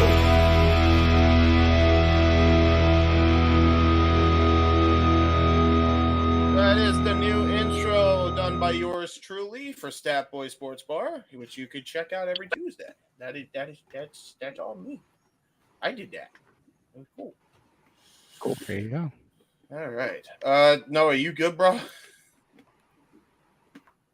All right, just please do as I said in the private chat. Let's just keep going. That's fair. That's fair. Thank you. Thank you. Okay. Well, this is good. Everyone, don't forget that if you want Josh to embarrass himself and sing one of the songs scrolling across the bottom, those are the goals that we need to get through. Total across both channels. We are currently at $15, so we only need $10 more to get him to sing Eye of the Tiger, which is the first tier on the stepladder, if you will. Here, indeed. All right. Yeah, come so on, the people, next. bring in that money. Mm-hmm. You want to see me embarrass myself? Fair. So the next topic has to do with this week's SmackDown. Ooh. Regarding the Usos. Yes. Will this flare up with the Usos stretch to the city of brotherly love? Ooh. Yeah. I think that's the end game here. With the way that Jay bounced out and said that he was leaving the WWE. Right. I feel like Payback is too soon for him to return. I feel like the soonest he would probably make a return would be the Rumble. Eliminate Jimmy from the match and start building their road to WrestleMania that way. But yeah, that has to be the end game. I mean, it is the city of brotherly love. So what better match to have as a semi-main event, or even as the main event of night one, than brother versus brother? Yeah. And then both nights are still being headlined by the Bloodline. Because Roman defending his title, if he still has it, is going to be the main event of night two, regardless. Yeah. I only say it like that, Walter, because if the Rock thing does still happen, which I know everyone, including Big G, says we need to get the fuck over it, it's not going to fucking happen. But if that is still an end game for WWE, it doesn't need the belt. So that's the only reason I say it like that. And that very well can still be final match of night two, even with no title on the line. True. Yeah. And to be fair, And with then the it's still strike, it headlined has a by better chance the of Bloodline. happening. Exactly. And then both nights are still headlined by the Bloodline. It's Roman versus Rock and Jimmy versus Jay. Yeah. So I can see that. I know, G. You don't have to give us your diatribe about it's not going to happen. We need to stop. But just entertaining it for the sake of the topic, okay? Okay. You know, everybody's still saying, you know, we want Rock. It's going to be one of those things that until the trigger is pulled, people are going to clamor for it. Uh-oh. We lost G. Yeah, I was about to say. Well, no, he was. He needs to say his piece and bow out because his nieces are sleeping. Yeah. Yeah, he was about to go. He was about to go. Yeah. It looks like he's gone now. So. Dang.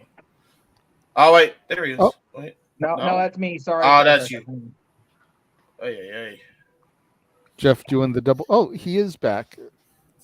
There we go. There he is. Go ahead, G. Say your piece so you can bow out for your nieces and everything. I saw your private chat. So as far as Jimmy and Jay, you know, I feel like it'll be Mania. Like I said earlier, hopefully this will end the whole Bloodline storyline. You know, it sucks because the Usos are, if not, in my opinion, one of the greatest tag teams in the past decade. And now they're split and broken up. And like, who do you have in the tag? I mean, you have. Well, they have. I don't want to say a strong division. They have an okay division, but the Usos were it. They were the glue in that division. And now, you know, it's broken up. You know, they're doing their thing. But like I said, hopefully this ends at WrestleMania. for like all of the Bloodline storyline for the Usos, for Roman, and if The Rock shows up miraculously at WrestleMania. So, like I said earlier, I'm over the Bloodline storyline. It's been 3 years now. Let's move on. Let's other people have TV. I agree. I agree. I love Jimmy. I love Jay. Like I said, that's that they're broken up. So we'll see what happens. Knowing WWE, they're gonna pull the trigger early on this storyline, and I maybe Survivor Series, but like you said, JJ, Jake coming back at the Royal Rumble would be awesome. Oh my God, I just got a Charlie horse too. Everybody's getting injured. Oh my God, what's going on? Oh, I don't need to get injured again. I hurt my foot like about 2 months ago, and I don't need that to happen again. No. WWE already leaves me enough. But let me say my Hulk Hogan piece, and then I'm going to bow out as well. Mansfield, if it wasn't for Hulk Hogan, there would be no NWO, and there would be no D-Generation X. There would be no Monday Night Wars. There would be none of that. So thank you, Hulk Hogan, for the NWO, and Big Baller G is out for life. Okay. Oh, for life? What? No, I'm kidding. I was about to say, you're always happy to be here. We For, need that positivity. For the night. For the night. There you go. So maybe I will make an appearance next week, Saturday. We shall see. Well, we hope you will. That way you can join us for the British Invasion karaoke night. Oh my God. In the Sign me up words for some Spice Girls. I'll be singing all night long. Okay. In the words of the Beatles, a splendid time is guaranteed for all. I am out. Oh, Jeff, if you want to throw my plugs before I leave too. I will definitely do that. Just Did give me you a second. load it in? I didn't load it in because like I said, I was trying to get technology to work for me. It wasn't happening. So whoever can do it quickest. How about that? JJ, if you want to try it, I'll try it too. We'll see who gets it up there. But one of us will get it up there in a second here. That just sounded really bad out of context if y'all just tuning in. So sorry. Let's all get it in. Yes. Oh, what the? Oh my! I said get it up, which is even worse. What? Anyway. Oh dear! Oh no! Sorry, you're here as part of the show. Hey, to be fair, we do have a female that literally said I was popping my P to War for Greatness, which was Daniel. That's not Attila's fault though. That's not Attila's fault. Not Attila's fault. You shouldn't be hearing that mess. Oh, there it is. There it is. Yay! Yay! Hey, there it is. Okay. There we go. Got it? No? Maybe? Okay. There it is. Yay! There are my socials, and you can follow me on TikTok at BigBallerG1988, Twitter at NoDQ_BigBallerG, and then on the threads and on Insta at NoDQ_BigBallerG1988. That is it for me. Thread's still a thing? Okay. Yes. I'll see you guys later. Catch you later, alligator. Bye, alligator. Wrong week. Go ahead.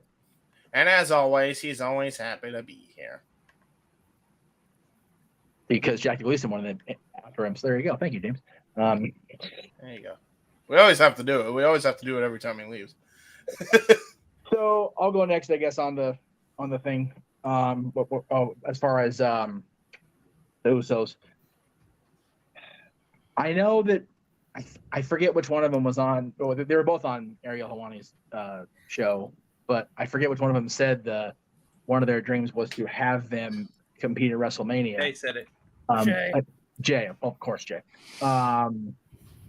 I would like to see it, and it makes complete sense in Philadelphia, as city of brotherly love, and it only is fitting. And if he did, if they stick to their guns here with this "I'm leaving WWE" nonsense he put out last night, then yeah, it's a great way to really finish up the Bloodline story. If you do believe Paul, and we are only in the bottom of the third after being in the third inning, in April, WrestleMania is a great way to have the comeback from behind by the opposing team against the Bloodline, right? In the big walk off in the bottom of the ninth. Way too many inside baseball references, like literally baseball. But it makes the most sense. You have Cody beat Roman, which is the big standing rumor now. You have Jimmy and Jay have their run be blown off. Solo has to do something major at WrestleMania if they're going to have this be the end of the Bloodline thing. He has to do something. He has to. Whether it's get involved in this match, whether it's be one of the things that cost Roman the title, leads to them going into something. But yeah, I can definitely see it making its way toward WrestleMania and being able to sustain as long as they keep him off TV till at least Survivor Series. Or at least out of the ring and making some sort of, noise, presence, whatever you want to call it, without actually being on SmackDown or Raw or even NXT. Just have him be around, but not around. They can get it to WrestleMania, and that'll be one of the greatest instances of JJ long-term storytelling that can actually work. Just sting him, have him hanging out in the rafters watching Seriously, just have him on the peripheral, just not doing a damn thing, not making his allegiances known, just stand there and just be the silent warrior. It worked for Steve Borden. It made WCW how much damn money that they pissed away? Just saying. And yes, that was a negative thing, but that wasn't Hogan's fault, to be fair. Sting showed up not ready to go. So, yeah, there was a couple. I understand there's a lot of different stories about that night, but the majority consensus seems to be that Sting showed up not in the right place. So he was going through a lot, to be fair. Well, he was, and that's not. I'm not trying to take away from that, but when you're given it 16 months to get your shit together, like, dude, come on, you got to show up ready to go, brother. And if you don't, then make it known before you walk out there and, oh yeah, by the way, I'm having a bad day. Anyway, so yeah, there's a couple things people put on Hogan that weren't his fault, like Nick Patrick slow counting. That has nothing to do with Hogan. He didn't ruin that match. if you, and again, I'm not trying to shill for anybody else, despite the belief to the contrary. If you do listen to that, they did a watch along of that. I don't know if it was the whole match or the whole show or just that match that Nick Patrick was part of with Bischoff and Conrad. Yeah, was a very, very telling watch along, and I can't encourage that enough. Like, even if you have to find a way to, borrow somebody else's subscription for a show or whatever, like, dude, that was a very revealing watch along. But anyway. As far as the Usos, totally doable for WrestleMania. They just have to be willing to commit and to stay patient. Yeah, that is the biggest deterrent to any storyline in WWE history, is the lack of patience. Be it Vince, be it Hunter, be it the participants. They're not willing to, okay, we're going to do this. Think about what would have happened if Sting and Hogan had been blown off at Starrcade 96. The NWO was just completely already less than 6 months in. Mm-hmm. Completely like, why did we bother?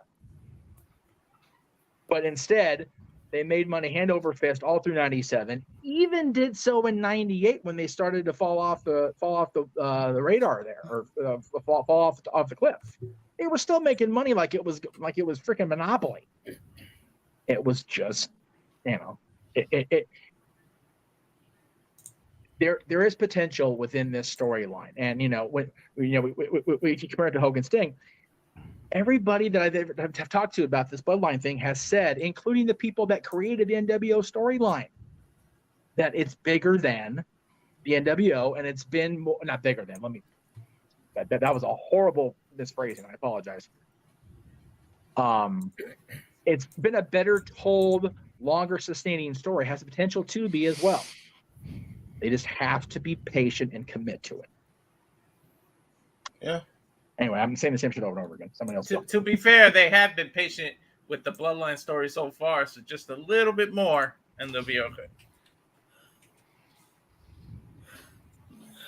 Noah, what are your thoughts on the Usos running this until WrestleMania? I know you don't get Fox. I don't know if you watched the snippet of what happened last night to see the promo or anything. I did. It's one of those things where, again, how long can you actually keep not just the participants themselves content with the booking, but the fans, for that matter? I already feel like there is a detergent with the fact that Roman Reigns has had a three-peat of the same type of finish, not to mention how you dissected the fact that they heavily, falsely advertised the SummerSlam main event of what it was supposed to be and the context thereof. As far as this goes, maybe they're trying to make us forget about Roman Reigns, but the fact of the matter is, what do people care about anymore? Do they care about the Bloodline's conclusion? Do they care about Roman Reigns dropping the mustard title for the blueberry and cherry straps as accompaniment? Do they even care about Jey Uso arriving now that he lost in the most stupidest of circumstances? And I even called it when I said on Simple Takes, what if Jimmy explains, I did this to protect you from yourself so you would not become what he became? Bullshit. So basically, at this point, what's the next filler nonsense? Payback? Well, you would think right then and there, a brother wants revenge against another brother. I don't think they're going to do that because it's like, okay, they just did this thing as a one-off. If they don't do it there, the next thing is Fastlane. What the fuck am I supposed to expect on a Fastlane in the fall season? Like, seriously, what dumb, stupid, bullshit, shenanigan booking did you literally do there at WWE when you couldn't do something like Red Creative Hate or Extreme Rules or some sort of friggin' October fall actual related nonsense like Unforgiven or Armageddon? But anyway, as far as King of the Ring, damn it. Dead, but you digress. Anyway, maybe potential's there, but at this point, I don't really know. I'm over the whole thing at this point because the bottom line is this: if they don't conclude this thing by WrestleMania, where Cody finishes the story, why the fuck does anyone care about anything else that happens in the storyline with the freaking additional participants? Because at this point, I think that's all people are caring about. When does Cody finish the story? When does Roman drop the belt? Hell, do people even believe anymore that The Rock is going to come, and do they want to see The Rock and Roman truly just cuz? Or is the fact of the matter is, okay, Rock and Roman, cool, get it over with. At this point, people are holding out for a change. I feel like they need to grasp that more with the fans versus than grasping out for Jimmy versus Jay. Potential, maybe, but I'm still going to tread lightly when it comes to anything sports entertainment for good reason. Fair enough. So before the next person speaks, it does need to be addressed. Big G did super chat another $10. Thank you, Big G. Said that since he's gone for the night. There we go. Said that since he's gone for the night, let's go ahead and ruin Josh's night. So Josh now is going to have to see Eye of the Tiger. I don't think Datilla's actually been here before when someone has had to sing, so I apologize for your ears in advance. Actually, no. Josh is a good singer. We can't disrespect him that much. I am the singer of the group. Well, yeah, but it's a song that leans heavy on the music behind it, and it's gonna be done a cappella, which is gonna be interesting. That is fair. That's fair. And you even admitted that you're not that familiar with the lyrics in the song, so you only know I the literally refrain. just listened to it while we were running the intro. And I have it pulled up too, so I can listen a bit while I try to do it.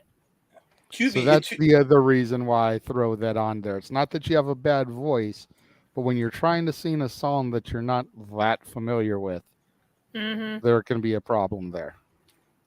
What do you think of the song, at least, Josh? What do you think? Let's finish the topic at hand. That's fair. That's fair. Sorry. And then we can do the song before we go to commercial.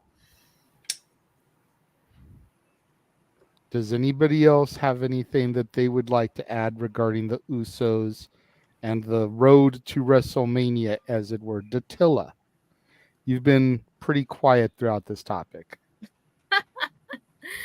I do agree. I think that Jay quitting WWE is a way to write him off and keep him off TV till WrestleMania season. For me, what would have added the cherry on top is if he blew a kiss goodbye and then jumped over that barricade. Instead of piecing out, he should have just blown a kiss goodbye. I would have marked out for that. And then thrown up the X just as a little ha-ha. Yeah. Definitely. That would have been amazing if he did that. Because, he did jump the barricade and ran out of that arena as fast as he could. So, as far as the Bloodline storyline is concerned, I do agree with Noah. This has to end at WrestleMania 40. After WrestleMania 40, I don't know what more you can do to extend it. It's kind of like, I guess an analogy, I can't think of any shows, but it's like, when you have a good show and you have a good storyline going on and then the show is supposed to end and then it doesn't end and it's just One Piece. Okay, One Piece, So I feel like it has to come to an end at WrestleMania 40. I can't see it going beyond WrestleMania 40. And if it does, I don't know what to tell you. I don't know how they can extend it. It's going to be pretty much the same thing, the same shtick every time Roman comes out. It's like, acknowledge me, okay? So. Yeah, I agree. Like, I've only been back into watching this for a year and a half, almost 2 years. And the Bloodline has dominated the television ever since I've been back. And originally, I was like, okay, this is entertaining. This is captivating. And when Cody didn't win at Mania, while I thought at the moment it was the right choice, and I was very much onto an island on myself with that thought, because I felt that because Cody had missed half of the year prior with injuries, giving him the belt right then just didn't make sense. Like, he needed to make up the lost time. When they didn't pull the trigger at the Garden by having him become Money in the Bank and finishing the story somewhere that would make sense, because that image of Dusty was taken at the Garden, I'm like, okay, now what do you do? They then didn't pull the trigger with Jay. They didn't pull the trigger with Sammy in Canada, which, granted, I didn't really think that they were going to pull the trigger with Sammy in Canada, but at the same time, it would have been a hell of a swerve. Yeah. Next to Cody, that would have been as good of a moment in dethroning Roman as you could have gotten, in all honesty. And if they don't pull the trigger now with Mania 40, I'm afraid, in the fact that everything that they have built with the Bloodline is just going to have been for nothing, because fans are already souring on it. And once you run through the trio of AJ Styles, Bobby Lashley, and Shinsuke Nakamura, who are all former world champions, who have not had shots, I think, at Roman during this reign. Or no, it was Sheamus was the third one. There were 3 that I did research on that haven't had a shot at Roman that were former champions. I remember AJ and Lashley. The third was either Nakamura or Sheamus. Forgive me Nakamura has never been that a champion. No? He's been NXT champion, but not WWE. Yeah, they fucked that up. So then Sheamus is the third one then, but I digress. Mm-hmm. Yeah, he went through the year of the low blows. You've got 3 former champions that could be challenging Roman, at least to get to Mania, mini programs, all of whom have factions. So AJ's got the OC, Lashley has whatever he's doing with the Street Profits, and Sheamus has the Brawling Brutes to be their reinforcements going up against Solo Sikoa, Paul Heyman on the outside, to try to even the odds. Here's your problem, JJ. Brawling makes Brutes sense. are likely going to feud with Bobby Lashley and Street Profits after the way that the Street Profits finally decided to make money for themselves versus make money for others. And as far as your third one, AJ Styles is in a never-ending story with Karrion Kross. I know, but I'm just I saying, think like, they seem to have ended that on Monday. I mean, Friday. Bullshit. there's legitimate challengers there, though. Everyone always says, well, you know, Sheamus has beaten everybody, or Roman has beaten everybody. Here's 3 former champions he hasn't beaten on this journey yet. And again, even if they're just mini programs, it's something to get us to Mania. But after they get to Mania, then what? If they don't pull the trigger at Mania 40. You know, aside from another shakeup in roster, because I think there's a couple people on Raw. I think there's a couple people on Raw that are former world champions that haven't had shots yet. The Miz is a name that comes to mind. Is The Miz going to hang with Roman Reigns? Fuck no. But he's a former 2-time world champion, former 2-time Grand Slam champion. What's a shakeup? They didn't shake shit. Everybody's just on both shows, no matter what. Taylor Swift shakes people up more than WWE does. Yeah. You know, I'm not gonna complain about LA Knight, being on Monday Night Raw, because that was a really good promo with The Miz. So I'm okay with that. LA Knight's about the only thing of relevancy right now in WWE. Yes. Yeah, I think you got to pull it at WrestleMania 40. I mean, that's why you quit. The problem is that every time they do, somebody quits or somebody retires, they come back too soon. I mean, they screwed the Summer of Punk up when he left. And what, he come back a month later, 2 months after John Cena beat Rey Mysterio, all of a sudden CM Punk was back. Like, it was like 3 weeks. Yeah, you should have kept him off TV longer. That's if he's gonna quit, keep him off until, like you said, a surprise entrance in the Rumble. I would go as far as to start teasing like he's taking bookings or something on social media. I would tease the hell out of that. Yeah, if I was them. But you got to do it, because then what else? I mean, the ultimate swerve that I think that I would love is Paul Heyman goes with Solo, and Solo's like the big boss now, and it's like Solo, because I think the ultimate end is to get Roman that big babyface pop that Vince always wanted, and so now that's the way to switch it. You make Paul Heyman go with Solo, and then when Roman comes back after some time off, suddenly he's a face and everybody loves him. And I think that's the ultimate goal in the end, but that is the it's ultimate how you goal, get to there. get Roman that babyface pop. But you got to, and this is a way to procrastinate this and stretch it out till WrestleMania. You have Jay stay out, be a surprise entrance in a Rumble, start the rivalry, and that's what happened with Brett and Owen. Owen screwed Brett at a Rumble, and then they had the WrestleMania match. Yep. So, and everybody says this is parallel to that. Seems like it at this point. Mm-hmm. Anybody else they want to add on this? Go ahead, Attila. Just to follow up on Walker's comment, go all out and have Jey Uso show up on Indies just to sell the storyline. Right? Yeah. If they had the rights to some other indie company, I would have done that, and I would have loved it. But they don't have any other. Yeah. Yeah, closest they could do is have them show up on NXT. But that's so WWE. He said he quit. I know. Bloodline, SmackDown, and WWE. I know. I'm just saying that's like the closest they have to an indie is NXT. It's not like he can show up at Pro Wrestling Guerrilla or something, you know. Yeah. You know what, though? There are other independents that they're kind of affiliated with, not just, NXT. They do have agreements with, for lack of a better term. So there's always possibilities.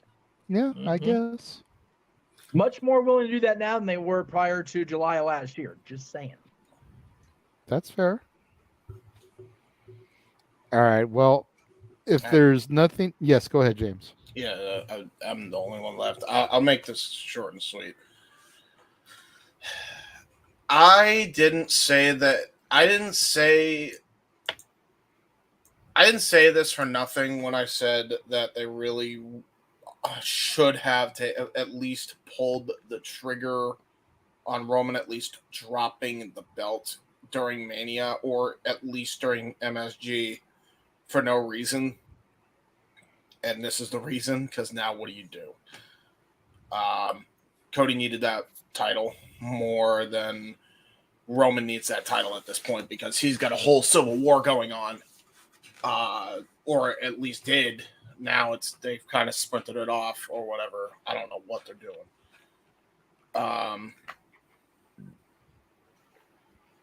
Seems a bit early. I am intrigued that it's like Jimmy's doing it to protect Jay type thing, even though in reality it feels like there was more jealousy there. And I think they're going to tell that story eventually.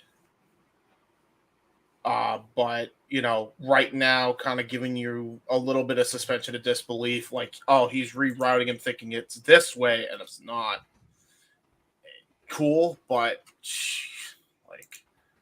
I don't know what more you could do with this story at this point. Like, I'm kind of agree that it's like, we all want LA Knight to succeed and other people to succeed on the roster, but why isn't it happening?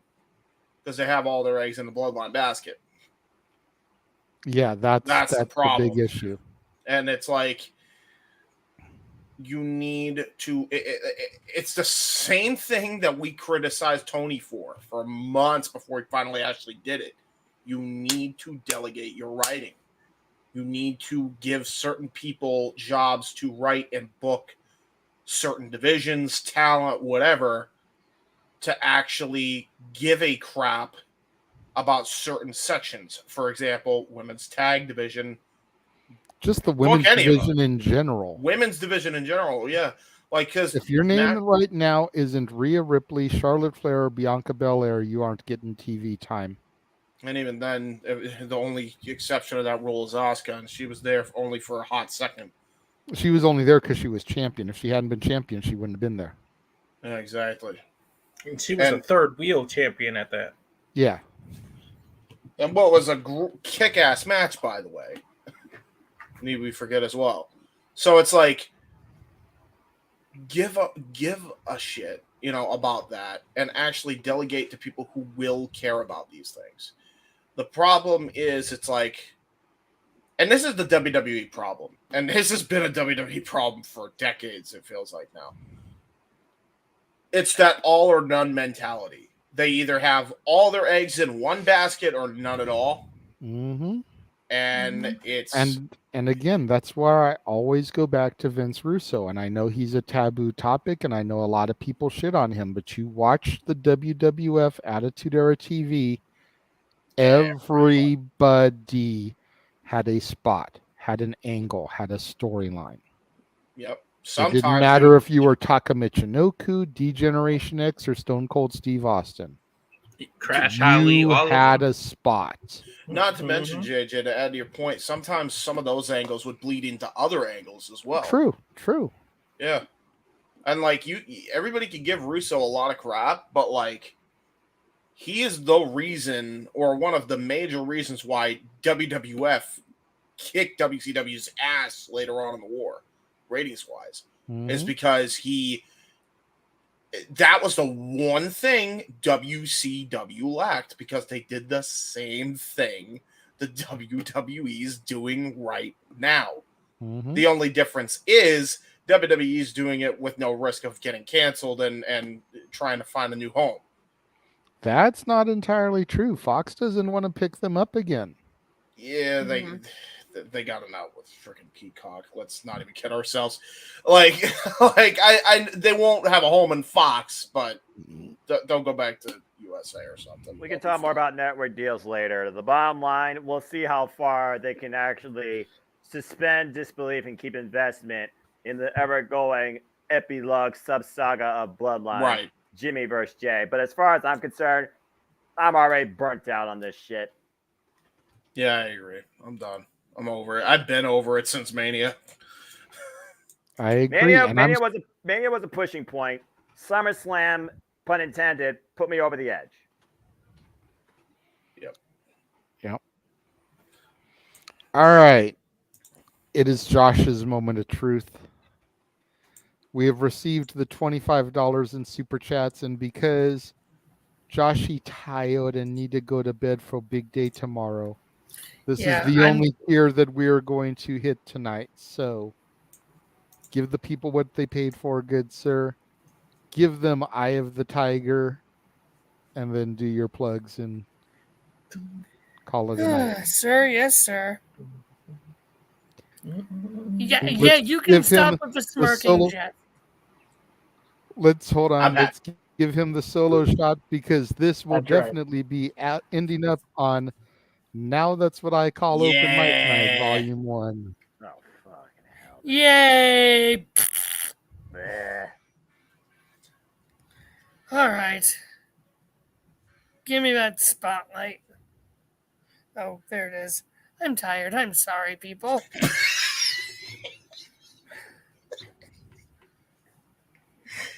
All right.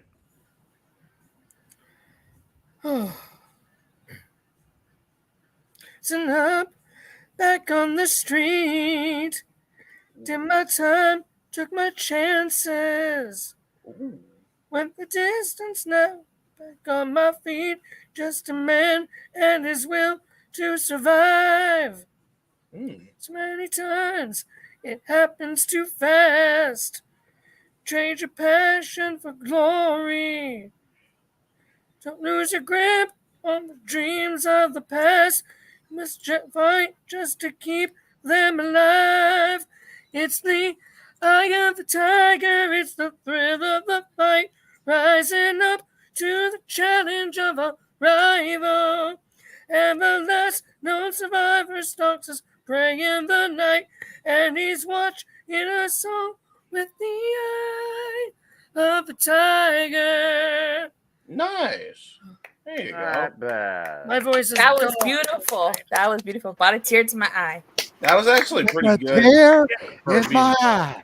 With a tear in my eye. That actually is not bad for you being absolutely exhausted. If this was America's Got Talent and I was Simon Cowell, I would say quality performance. You have potential. And, all right, let's put a vote. I just have to say, since we're doing the karaoke thing right now, James. Yes. I found the official graphic that we need to use for our Noah That's What I Call Music CD. Yes. Yeah. You ready for this? Oh, no. Hold on, you ready for this? I'm ready. This is the official album art. Damn it! Yes. Oh, come on. No, to be fair, Noah, you look. All joking aside, you look absolutely baller in this picture. I ain't even got to hold you, bro. Eddie Guerrero would be proud. James, yeah. Noah, that's what I call slow jams. Yeah. Yeah. With the low rider and everything. Yeah. Low rider. Low rider. Can we please move on? Yeah. Real quick, Josh. Now for my question: did you like the song at least? Eye of the Tiger. Good song. Yeah, I've heard it before. I just have never known most of the lyrics. Yeah. So. Did you at least see Rocky? Yes. Oh, there you go. I saw it live in a play in New York City on Broadway. Oh, that's interesting, actually. To Interesting. be fair, Eye of the Tiger was Rocky 3 and not before. So if he hasn't seen anything beyond Rocky 2, then Eye of the Tiger kind of... I haven't seen any of the Rocky movies. Good grief, folks. Same. My wife was tortured by the Rocky. My father-in-law loved it so much, she's seen each movie at least 100 times. Oh, God. To be fair, the Rocky series is pretty damn good, especially the later iterations of Creed. Oh, my God. Yeah. Love what they're doing with Creed. Anyway. I better do my plugs, and then if Jeff has anything he wants to say... Well, I do have one thing. I'm going to throw this over to Meacham real quick because this was his thing. Before Josh bounces, should the rest of us give our thing for Hogan? That way, once the person that is being tortured is gone. Yeah. We don't have to deal with it anymore. No, I agree with that because the whole point of originally the point of this was to pay tribute to Hulk because he did turn 70 yesterday, and the fact that crazy old coot's still alive after 70 years and the life he's lived and all the shit he's put all of us through as fans or enemies, I wanted to tribute it. But then you pointed out, Grace, we can totally fuck Josh on this. Like, okay, let's do that too. So yeah. You put that thing in all you want. You can start and rotate after you get off the air. Whatever you want to do, Josh. I'm cool either way. Oh, that was towards JJ, not you, Jeff. I understand that. I'm just saying it anyway because I can, and my name's usually here, but it's not here because then I do Pac-Man on it, so it's okay. Let's do that. Everybody can give their one thing that they can say that Hulk Hogan contributed positively to the industry. Oh crap! I'll go. I didn't know where you could do this. I'll go. It's okay. Well, you weren't here when the assignment was given out to tell us. So yeah, you're fine. You're fine. You can go. Oh, okay. You can go last, and if you think of something while everyone else is talking, you can interject. If you don't come up with anything, you're excused because you weren't here when the initial assignment was given out. Oh, okay. I'll Go ahead, first. Walter. You seem eager, and then I'll go because I have a really good thing I want to say. And I want to make sure no one steals it like Josh usually steals my shit. That's the only reason I want to go first because I know somebody else will say it. But if it wasn't for Hogan and his heel turn, WCW would not have been on top for that long during those Monday Night Wars. He is the reason that WCW beat WWE in those rating wars. And it all started with his heel turn in the NWO group. Credit to Scott Hall and Kevin Nash as well. But if he wasn't that third piece of the puzzle, it would not have took off the way he did. And credit for him to take that chance because he went from red and yellow, eat your vitamins, say your prayers and all that, and tuck your kids at night and all that, to screw you people, totally black and white. And the 180 that he took, it was ballsy and it was groundbreaking for that time. In 1996, Bash at the Beat You'll Never. The same amount of trash that was in that ring at the end of that night shows you alone how much that pissed people off. Like, he really got people to hate him. Like, I think there was about 40 cups of soda thrown at these three people. Mean Gene got hit about 2-3 times with some soda while he was trying to do an interview. The poor guy, and like wrappings and all that. That trash, that ring was about Mean 2 Gene inches. took a battery to the head. Yeah. Like it wasn't as big a one as Sean took, which is why Sean bailed and Gene didn't. But yeah, Gene took a battery to the head during all that shit. Yeah, there was about an inch of trash in the ring, like literally. Bro, it was awful. It was great though. Great TV. Great TV. It was great. And if it wasn't for that, WCW wouldn't have went on that 72-week run, whatever the heck the number is. 82? Is it 82? 88. 83. 88. It was 83. It's the name of Eric Bischoff's podcast. Oh. Yeah. Oh, yeah.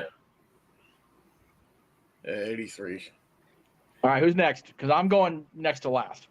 I'm gonna go. JJ was gonna go because normally I would want to go last because being the host and everything, but I really don't want my shit to get stolen. I keep flashing back to when we discussed the women's division and Josh totally scooped me on Stephanie's exit and everything. I was like, you know what, Mansfield? Fuck you. But yeah, so and like I said, it plays into why I'm wearing what I'm wearing, and I'm not wearing Hogan because I don't have Hogan. You can't really see it. It's a shirt of the Beatles. Oh, okay. John Lennon once famously said that if you were to rename rock and roll music, you could call it Chuck Berry. Yeah. If you were to rename sports entertainment, you could call it fucking Hulk Hogan. Yeah. True. Sports entertainment in the form we know it as today would not exist without Terry Hulk Hogan Bollea. And Noah, I know that's not professional wrestling, damn it. It's sports entertainment. What? But Darn God it. damn it, as Jeff has pointed out multiple times, if you became a fan after 1983, you became a fan of sports entertainment, not pro wrestling. Yeah, gotta start somewhere. So, all right. So there is my thing. If you were to rename rock and roll, you would call it Chuck Berry. If you were to rename sports entertainment, you would call it Hulk Hogan. Yeah. Thank you. Very nicely said. Thank you. How to check? Am I? Look at that gimmick. Am I the last one on deck now, or is Well, Noah? no, we still got Noah and James. So. Okay, all right. Yeah, I got all right, some Core stuff. 4. Your Well, things. I actually wanted to say, Josh, did you have like anything else that you wrote down on your end of things? Because I'm curious on yours. That's fair. I actually did have a lot of things on my list. Go for it, brother. Rattle them off. Well. Let the rest of the core 4 go. Yeah. Actually, yeah. That smart. way, if something that one of them says is on Josh's list, he's off the hook. Scratch it off. So I'll go next, I guess, and then Noah, you can go after me. I think there's a few Hogan moments that I like fondly look back on. Yeah. I really enjoyed. Like, there's a couple things that I like look at, and I'm like, yeah, I like Hogan personally, and I also can admit, like, he did, like, as far as like what he did personally, and then other stuff that it's like, ooh, okay, yeah, that was good for business. Walter already mentioned the WCW heel turn. You know, that was like one of my all-time favorite moments, only because it's like on TV. That was like perfectly done because Hogan was already getting booed. Right. And then it just reinforced him getting booed and him getting hated on because not only did he attack his own best friend to turn, but he attacked a man that a lot of the WCW faithful had already respected from the other side.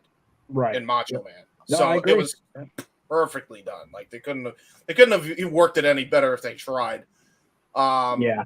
I don't think them having the Sting as a backup plan would have been near as effective. Like, by a lot. It wouldn't even be close. I love that they went with Hogan ultimately. Yep. But as far as stuff I personally like that I think he contributed to my childhood and my fandom of wrestling, I always look back fondly at his match with Vince in 19. Like, it's one of my favorite matches of all time. One of my favorite matches of all time. As a later fan, going back and watching his match with the Great Muta in New Japan is a freaking trip. Yes. Like, because you don't realize, you know, if Hogan has to, he can really work and wrestle. Like, and not At that a lot. point, he could, yeah. And that's what he went out there to prove that. Yeah. And like watching Reliving the War right now, like watching his matches with DDP on television and how he put his working boots on for him, you could tell like if Hogan liked you and Hogan wanted to put you over, he'll make you $1 million. You know what I mean? Like, and then I think the one other positive that I can say, and then I'll wrap it up with this because I know not a lot of people would go back to this, but for me, despite everything, I think going back to the SmackDown that he was on and that crowd giving that nonstop standing ovation was one of the coolest things ever. Because it was the first time it ever happened. It was just, I don't know if anybody, I don't know if, I know Jeff will recommend it. No, this is a SmackDown. This is a SmackDown, like I think 4 months after this. So he just showed up. It was right before. It was right before Judgment Day when he lost the title to the Undertaker. Yes, okay. that's what it was. Yeah, because they went back. He walked out in Montreal and they wouldn't let him talk. Dude, they were cheering and cheering and cheering. Like Hogan was like completely taken aback. Yeah. To the point where he was just brought to tears. Like just absolutely brought to tears. Keep in mind, he's got the undisputed title on. Like. Yeah. The crowd's going ballistic for him. Like, even you would have thought you were at a WrestleMania 18 with the way they were just reacting to him, but this is like a promo seg. And he was supposed to talk. He was supposed to talk for a lot longer, but the crowd just cheered and cheered and cheered. And it kept building. Like, it actually started getting louder and louder and louder. And he just couldn't believe it. And it was like the start of so much of that in Canada. Like when they take a liking to you, they make you one of their own. Like people have experienced that, but that all really started on television with Hogan. And that's like a big like sticking point for me, even though, you know, people could be like, well, it does look good now with everything that came out to him. And it's like, it's still cool. It's still cool, no. damn it. It was definitely a good thing that SmackDown was pre-taped, because man, that was a major edit between Tuesday and Thursday. Okay. Yeah. We didn't get the shit on the air here. So. Yeah. He was actually getting booed and then like put in the vacuum cleaner sound effect that entire time. No, I'm kidding. Yeah, no. I mean, as far as the length of the cheering time, it was like, oh shit, we gotta like. Yeah, because they went longer, right? It actually went way longer than what was on TV. I forget which DVD it was on, but that segment was for like at least 15 minutes, and I've never heard an ovation like that. Yeah, it was wonderful, and granted, that's not a contribution thing necessarily. That was just a no for me personal contribution. Yeah, you're right. That's fair. Yeah, so there's my contribution to that. Noah, you go next. All right. Well, I like the fact you kind of went with New Japan Pro Wrestling. When we talk about this term Forbidden Door and really what it means and what it extends to, what AEW and WWE have done, but really Hulk Hogan to a degree, he kind of was one of the first foundations of that door being built. You talked about his feuds with Great Muta. I mean, Andre the Giant and him even had time over in Japan. But I'm actually going to go back to one of the immortals of New Japan Pro Wrestling with the very founder himself, Antonio Inoki. When he used to work with Antonio Inoki, and they had this dream type match where the term Ichiban was really established about number one. That was definitely a pinnacle moment. And with the fact that we are just under an hour away from G1 Climax, another thing I will take away, while I've been a fan since 1992, and you all talk about after 1983, you were a fan of sports entertainment, blah, blah, blah. But it was 1987 that he, of course, was part of what became pretty much the establishment of the G1 Climax, not only in winning the IWGP Heavyweight Championship or such thing of, but basically it was a predeterminer to what the G1 is now, where that guy constantly is a winner and he defends his championship as G1 champion, but also he has the right to, of course, go on to the bigger stage and challenge for the title. So rather not the title itself versus a title shot by winning against the G1 champion itself. So I think just in general, Hulk Hogan's contributions to the growth and the outreach of pro wrestling through New Japan and beyond is definitely something that I can appreciate still today, despite all the political controversy you might have with Inokiism and his mentality about bridging the worlds of professional wrestling and combat sports, seeing which one was the strongest of them all. Yeah, he's made a lot of mistakes, just like Hulk Hogan, but we're all human. We all do. But the bottom line, if Hulk Hogan and Antonio Inoki didn't do those type of competitions against each other, you very well might not have the G1 of New Japan as you know it today. Great point. Oh, my God. Yeah, like, not a lot of people know that, Noah, and I'm glad you educated a lot of people on that, because a lot of people just think Hulk Hogan, like, contributed to just here in America, but like not a lot of people even understand like his impact on what the G1 is today. And I'm glad you just kind of gave a little history lesson there. So good, great astute observation. I was completely taken aback from that. All right, before Josh gives the other things that he had written down, Tatilla, did you have anything you wanted to add? Oh wow, you guys all said like a lot of stuff. Oh crap, I've been trying to find one that he did that hasn't been said so far. Yeah, you guys said almost everything. So. You want to say Impact? No, I'm kidding. I actually was not watching Impact at that time. No, I agree. You're better off for it. You're a wise girl. We're talking about the positives, not the negatives. Positive. Yeah, positive. Even Joe Hendry could not get you to believe in the 2010 Impact Wrestling product. No. Accurate. Weirdly enough, that's when I started watching Impact. I feel so bad for you, Josh. I'm sorry. Right. Dude, yeah, I wouldn't even watch Impact for like 3 years. On January 4th, 2010. And then the bell rang. I watched TNA since the beginning. It used to be only on pay-per-view. It was weird. There were women dancing in cages. I love that era. Was like weird. It was weird, but I watched TNA. Yeah. The only reason I hate to admit this, but the only reason I watched this because I had what's called, for you older folks, a scrambler. So I had all channels unlocked, and I just one day was like, "What the hell wrestling is this?" And I used to just watch it. Dude, I can only giggle internally at that because that was what I had the channel on the night Hogan turned heel. I wasn't watching that show because I couldn't afford the pay-per-view, but I heard the promo and went, "What the hell?" Yeah. So.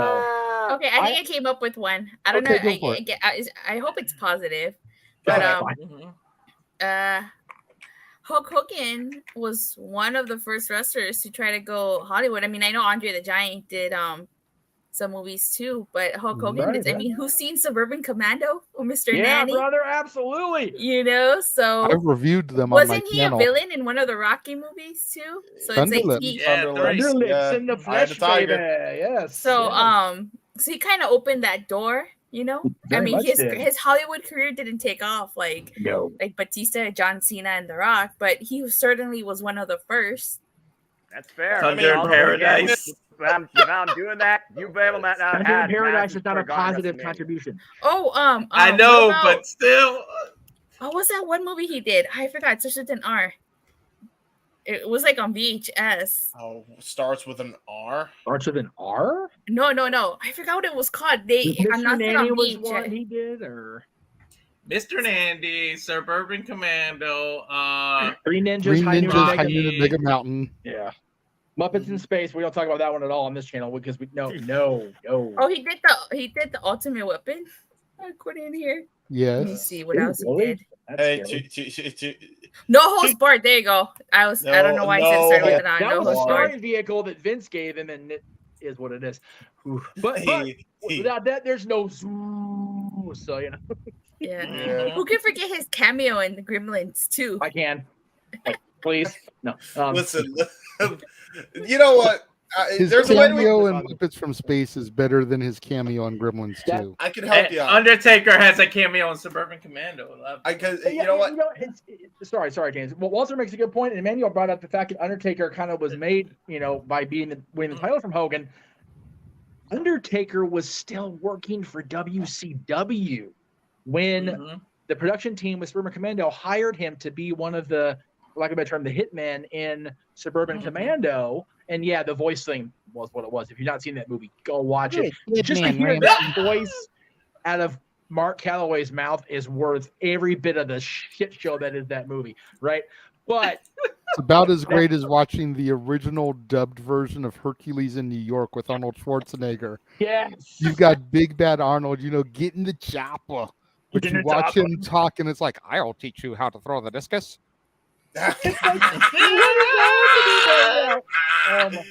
Seriously, it was so bad it was good. But Hogan meeting Mark Calloway in that process, along with Mr. Paul Heyman calling New York and saying, this guy's not happy here, Mr. Pritchard. Boom, off he went. Yeah. So that's my one thing that I had to say. I love it. I dig it. And I could actually give you. And as a guy who does movie reviews and has done wrestling movie reviews and reviewed most of Hogan's shit. Yeah, that was good. Blatant show for my channel. Go to the archives. You can see me review Mr. Nanny. You can see me review The Ultimate Weapon. You can see me review Suburban Commando, Muppets from Space. Have you done The Princess Bride? Yes, I have. Muppets from Space has 2 former WCW champions because it's got Hollywood Hogan and David Arquette. Yes. And it's Hollywood Hogan as Hollywood Hogan in Muppet movie for no particular reason. He's just there. And he he does is he comes in, cuts a Hogan promo, and then he's gone. That's right. Mr. Nanny is a classic, though, man. Very much like his Suddenly Susan role. Like he was playing Hollywood Hogan. It's like, okay, Terry, sure, bud. Whatever. But you know what? I could spin this in a very good positive way as well. Because to be fair, there's not much positives you could take from Hogan movies unless you want to laugh at them for how bad they are. Without Hogan, was an underrated classic. You take that back. Which one? Which one? Suburban Commando. Suburban. Yes, it was. Hell of a cast. If you want to say it's the so bad is good category, sure. Anyway, but no, like without Hogan doing that, you don't get The Rock, you don't get Batista, you don't get those guys, even Cena breaking the ceiling and going to Hollywood. So you don't get Piper. You don't get Piper. Oh yeah. Without You don't get him before Piper. Yeah, without Hogan doing what small he did, there's no They Live, which is and good. So my favorite cameo between Hogan and Piper though will always be the Adult Swim. When they went to Robot Chicken, and Roddy goes, "Hey, you fucking Nazi! How are you?" Yeah. Starts beating the crap out of the Nazi. Noah, who doesn't watch movies, Noah's been waiting so patiently, and we're trying to get poor Josh to bed here. He's got to get up. So, he still has. You guys are just killing more and more time closer to the G1. So I mean, again, I don't watch movies, but I'm fine with just listening. Yes, but Noah, what was that you were gonna throw out there as far as his? No, he already did. He already did. I missed that because I'm so distracted. Wrestling, Hogan G1. Oh yeah, the whole guy in the G1 legacy. Yeah, the original IWGP tournament. Very good. Good call. You're up, Jeff. No, you're up because you gotta know what you haven't put out there yet. You said you were going second to last. Well, no, I said I would go near last, but please say yours because I guarantee I've got one that nobody has because it's very, very personal to me. Fair I got another one too. So, I acknowledge the facts, but Hogan main evented 7 out of the first 8 WrestleManias. Helped usher in the Rock and Wrestling Connection as the second longest reigning WWE title reign in history, the longest reigning WCW World Champion, headlined WCW's most profitable pay-per-view, Starrcade 97, was ranked by the IMDb as the biggest draw in professional wrestling history, and has been called a better worker than Ric Flair by one Mr. Christopher Jericho. I, in my Meechamania shirt, tired as absolute fucking fuck, acknowledge Hulk Hogan. Yay! Wait, so does that mean you keep the article up just to realize how bad it was of a take, or do you just take it down just because you realize? Stays up forever. Stays up forever. Stays up forever. Look, here's the thing. If Taker, of all people, can put Hogan on his Mount Rushmore despite how much Taker despises Hogan and his politics, oh my God, then yeah, I can acknowledge Hogan. That's right. All right. Josh, before you go, and I want to make sure you hear this before you go, because I know you got to go memes. Uh-oh, I'm in trouble. No, you're not in trouble at all. Within this room, anyway, the most positive contribution that Terry Bollea, Hulk Hogan, Hollywood Hogan ever made to professional wrestling in its entirety was drawing a 7-year-old fan back in 1990 that all of you right now have acknowledged I'm the goddamn Zordon of this bitch. Without Hulk Hogan, there is no Jeff Meacham Network Multiverse Media. Thank you very much. Yeah. And that's a selfish ego way to go, but I don't give a shit either. That's the Hogan way to do it, brother. Yes, another positive. Wait, he drew on you? What did you say? That was a Noah moment right there. That was good shit. Make sure you put that one. That was great. That was good. Okay, no. He drew me in as a fan watching on television. That was okay, James. Please put that. That goes on the album, JJ. Go the album cover. That goes on the album. What the? Oh my God! What? I think he fucking looked at you and drew you. James just lost his shit. He just lost right James. out his That's forehead. it. Well, let me tell you something. That was his Let me autograph draw to you you. It something, was a drawing. Oh my gosh. Let me draw you something, brother. That was the greatest thing of all time. James! I heard Drew, so I was like, wait, what? Totally. That was the greatest thing in the history of all mankind. Oh my goodness gracious! Oh my god! Oh, Mucker's brother. Woo! All right, breathe, everybody. Breathe, everybody. All right, Forever, good air, forever bad air. etched in the sketchbook of the multiverse history. Yes, amen. Now, I will say, I have very rarely considered any other tattoo than the one I already have. But if I were to encounter the Hulkster again, I definitely have him autograph my arm and then tattoo that for the record. Hey, well, then he'd draw on you. So he would draw on me, and until his clip would be totally And then he valid. drew you, and he drew you. That's right.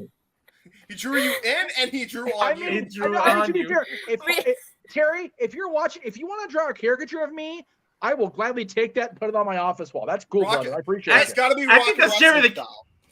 But that's Jerry the King Lawler's department to be drawing. I just made him fall and his camera go away. There goes the camera. Jesus Christ. Oh my Okay. God. JJ, please go to commercial. Wait, is there anything else Jeff wants to say before I do my plugs and head out? I just feel so bad. JJ's trying so hard to be fair. WrestleMania, to rein this shit man. and actually be a proper. God damn it! I broke my head. I'm sorry. I'm sorry, JJ. Congratulations, that's you just. Please don't be sorry for that. That's one of the better ones we've had, to be honest with you. Yeah, You just broke the internet. Part of the man. There's family. no need to be sorry. You're part of the family. It's okay, Jeff. Go ahead. No, please. Yeah. Go I ahead, said JJ. she broke it. No, It's JJ, go ahead. hilarious. JJ, go ahead, not Walter. Go ahead with your plugs, Josh. Oh, ladies and gentlemen, boys and girls, Hulkamaniacs of all ages. You can find me on the Twitter at CatholicJosh122, Instagram, Malamangram, and find my articles like the Hulk Hogan one. That is the whole reason I've been put through this shit tonight. Over on NoDQ.com. Yeah. Oh, my goodness. I am exhausted. I am tired. But thank you all. And what you gonna do, brother? When Mansfield Mania and fuck Bill Belichick run wild on you. Ow, my There you go. Yeah, I agree with that. And you can't go Twitter anymore. It's just X. See ya. Bye, Josh. Oh my God. Just Bye, Go to sleep. super high pitch. Okay. So JJ, We you will were be back trying to. after. Oh, okay. Go ahead, Jeff. No, I was saying, I literally have tears. You're trying to get Attila praise about being part of the family now that she did what she did, but everybody kept talking over you, and I just did the same thing. So Yes. I was gonna go to Oh my commercial. God. Figured we could try over when we came out of it. Oh, sorry. Yes. It's okay. Now's the time to go to commercial because I got tears coming out of my eyes. Yeah. He's still not over it. No. I don't blame him.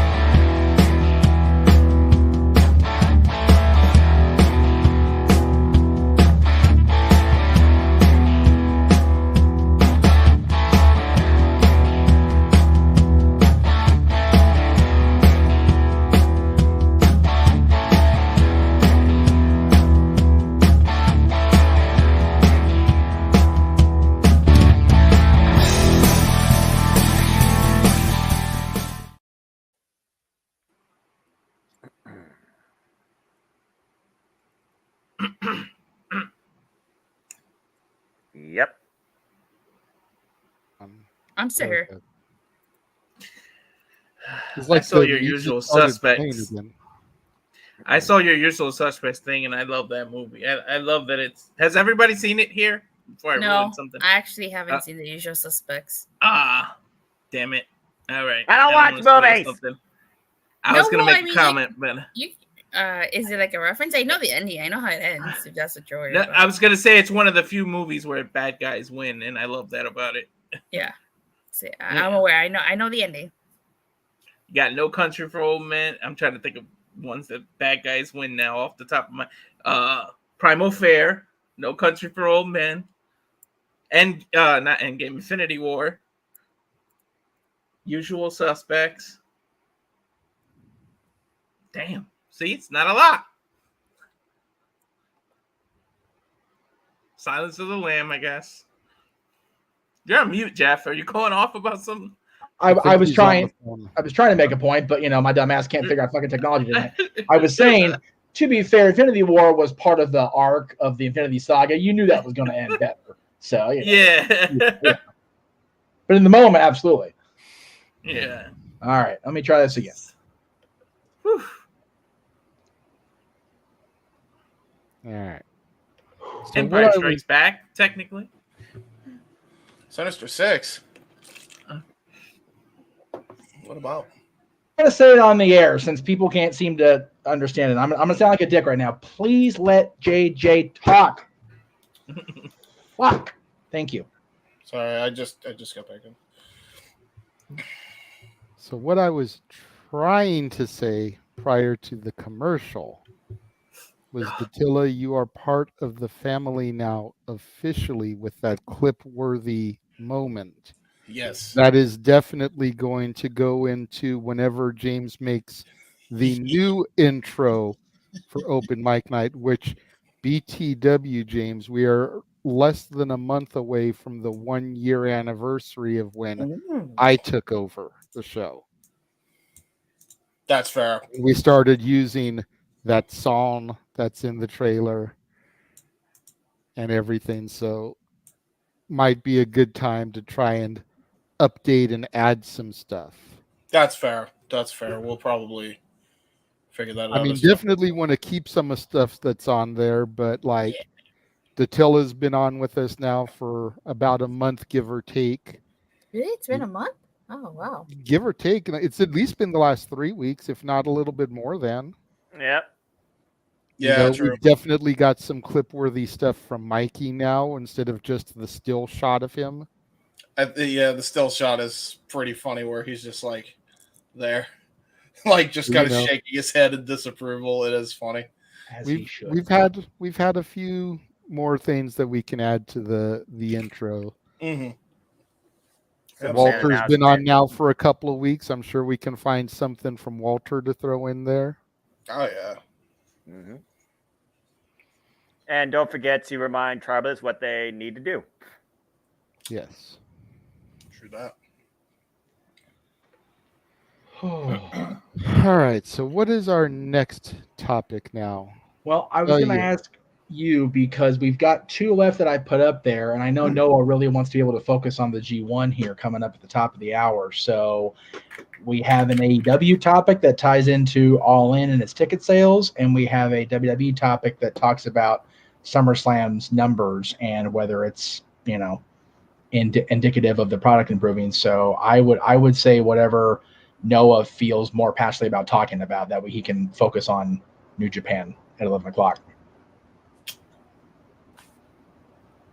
I'm good with either. You know me. I mean, if I go in Tourette's, you'll know why, but I always find my I was gonna say that just presents some more great clips. Hey,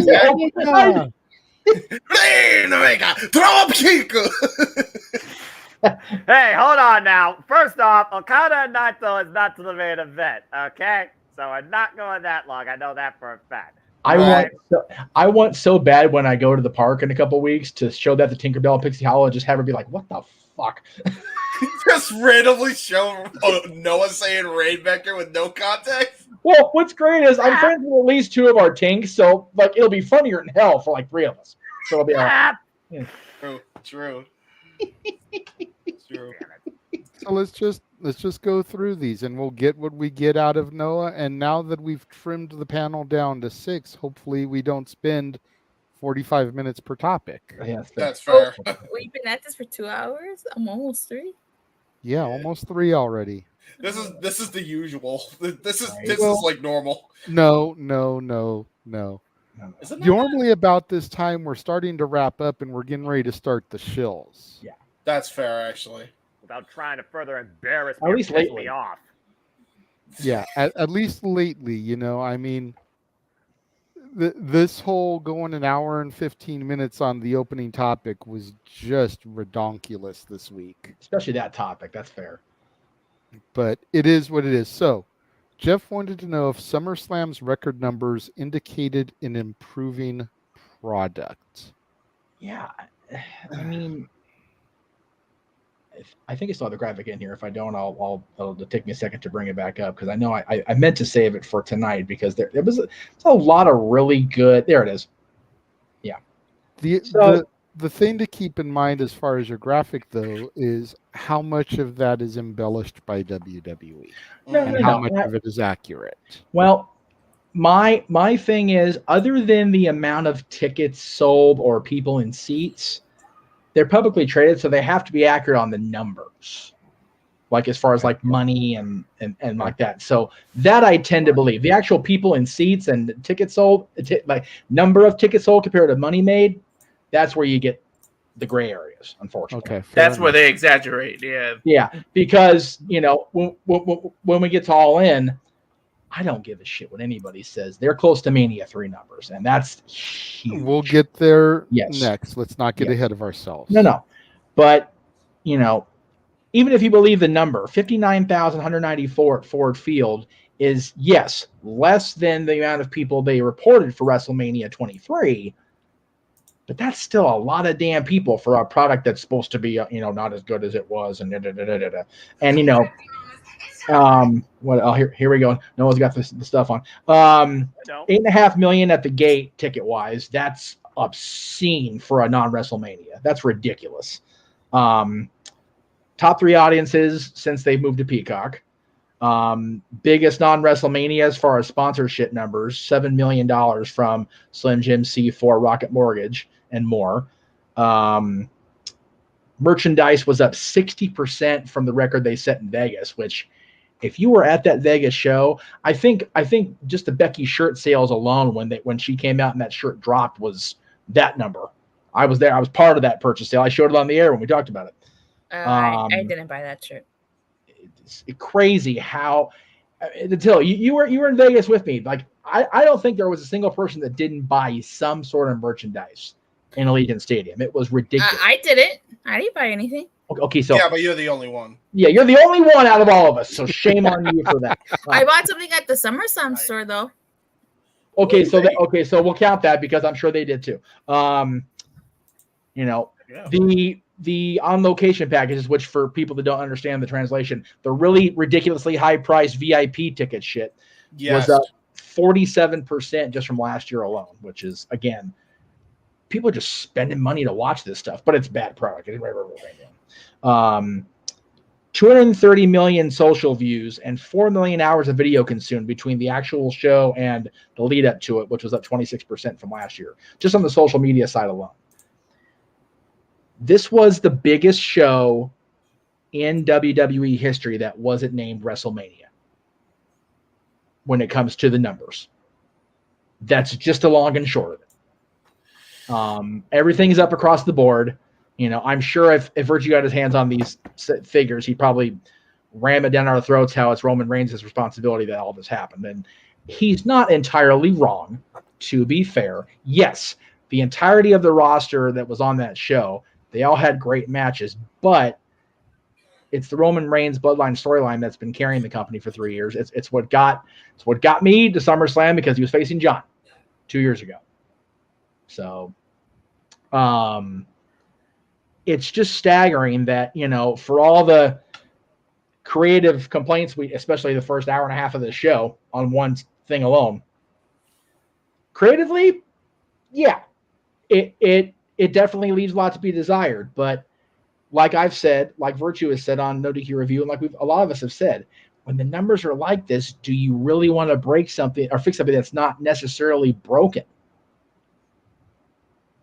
So that was my point as far as this topic goes. Is the product getting better, or is it, or for the counterpoint argument for the rest of the room, is it just more people being accepting of the status quo? It's fair. I'm wondering if it's starting to get to be more people being accepting of the status quo. We all, well, most of us probably tuned into the No DQ Review last week, and we saw that moderator go on his diatribe about the main event. Yes. Woo. Yet when it comes to, he in the internet wrestling journalism world who rates matches, that glorious match only got 2 3/4 stars. Right? The match of the night, as Virtue called it. And again, I think that phrasing is very subjective.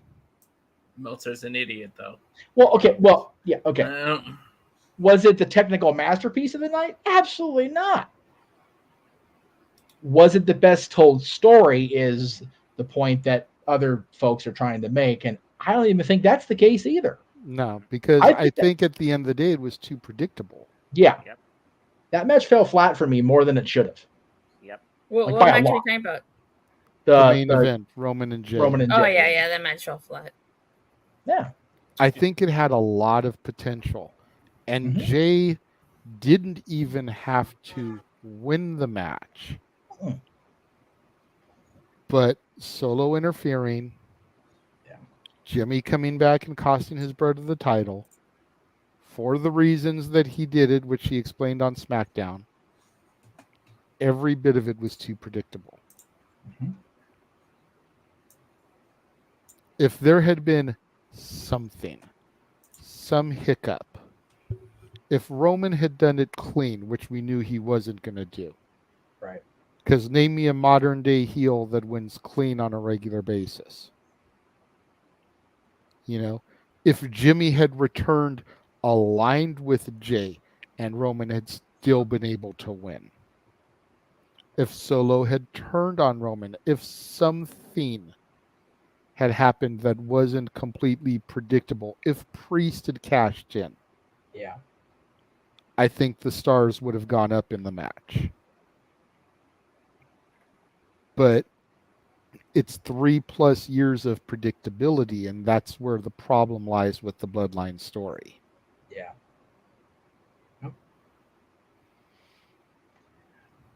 I think also, and this was pointed out quite a bit and heavily discussed in the DQ chat, huh, Walter, about the stipulations of the main event. Yes, there was no clarity. Yes. Oh my God. So I'm going to throw him under the bus since you'll probably do it tomorrow, but that's fine. TJS got wound up tighter than a freaking conga drum about, they said no interference. Nobody can interfere. No family can interfere. It's like nowhere did it say anything like that except on .com. And if we're relying on WWE.com, who can't even get their grammar right, let alone their damn storyline straight, we're all in trouble. Okay. And I said on the review that was more of an assumption. That wasn't really a rule in the thing. Yeah.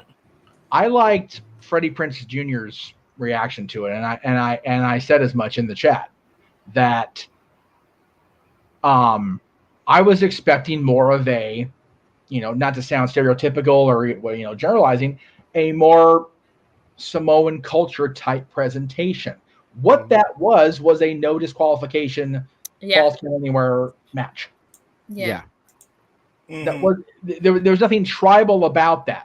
Yeah, there was no gimmick involved. Yeah, there was zero specialty within that gimmick. And it was like, and if you watch the TV leading up to it, remember, Roman stopped Solo from dropping Jay the night they first discussed the match happening. Which is like, okay, that means they're going to leave it just the two of them, like it should be. But again, for all we know, this could very well be the same situation that Triple H and Randy Orton faced WrestleMania 25, where you had this personal blood feud pigeonholed by a lack of clarity in the stipulation. Because those two guys should have had the no holds barred, anything goes, falls count anywhere match, and they had a regular match where there could have been disqualifications. And it's like, this man broke into this man's home. This man on the opposite side took out this man's family. Like, how do you not turn these mucker feathers loose and just beat the shit out of each other in front of God and everybody there in Houston? True. Again, that's a poor booking decision on Vince's end. I always will throw him under the bus for that. Yeah. But what the hell happened here? Like, it seemed, again, it was so easy to make that better, and they didn't. And Emmanuel makes a good point. I have zero problem with Gunther being the only champion to win clean, because that just makes the Intercontinental Championship, which I think we all in this room value a lot, even stronger. And when he passes Honky Tonk, it's going to be a thing. I think he just surpassed Pedro Morales. He did. Right? Very recently, surpassed Pedro. Yes. Yeah. And Honky's only a couple weeks away, or a few weeks away, rather. Yeah. Yay, Walter, not this Walter, the guy they call with the G. Gunther. Yeah, that Walter.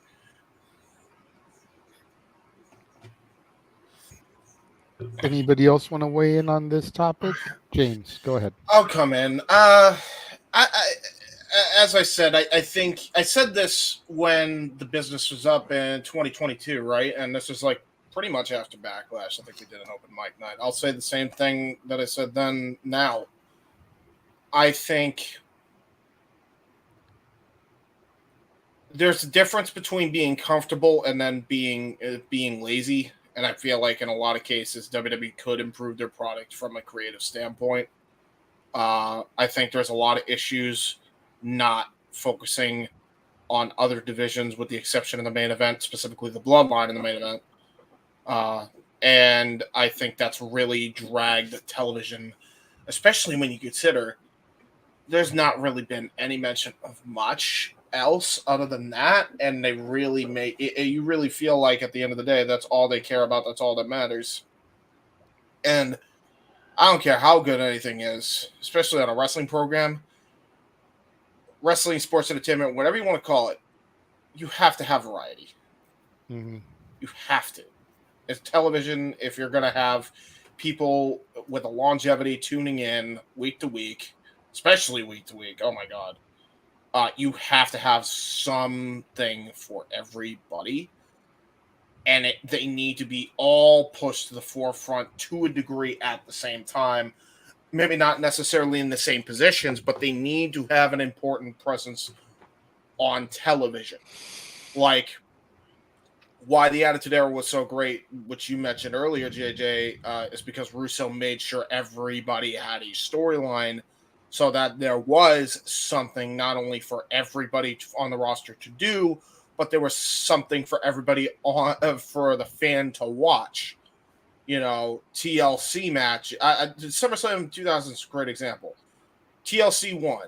The hardcore match between Shane McMahon, Steve Blackman. The triple threat match between The Rock, Kurt Angle, Hunter. You know, the Intercontinental title storyline that was going on there during that time, specifically the romance with Eddie and Chyna, et cetera, et cetera. I could go on and on.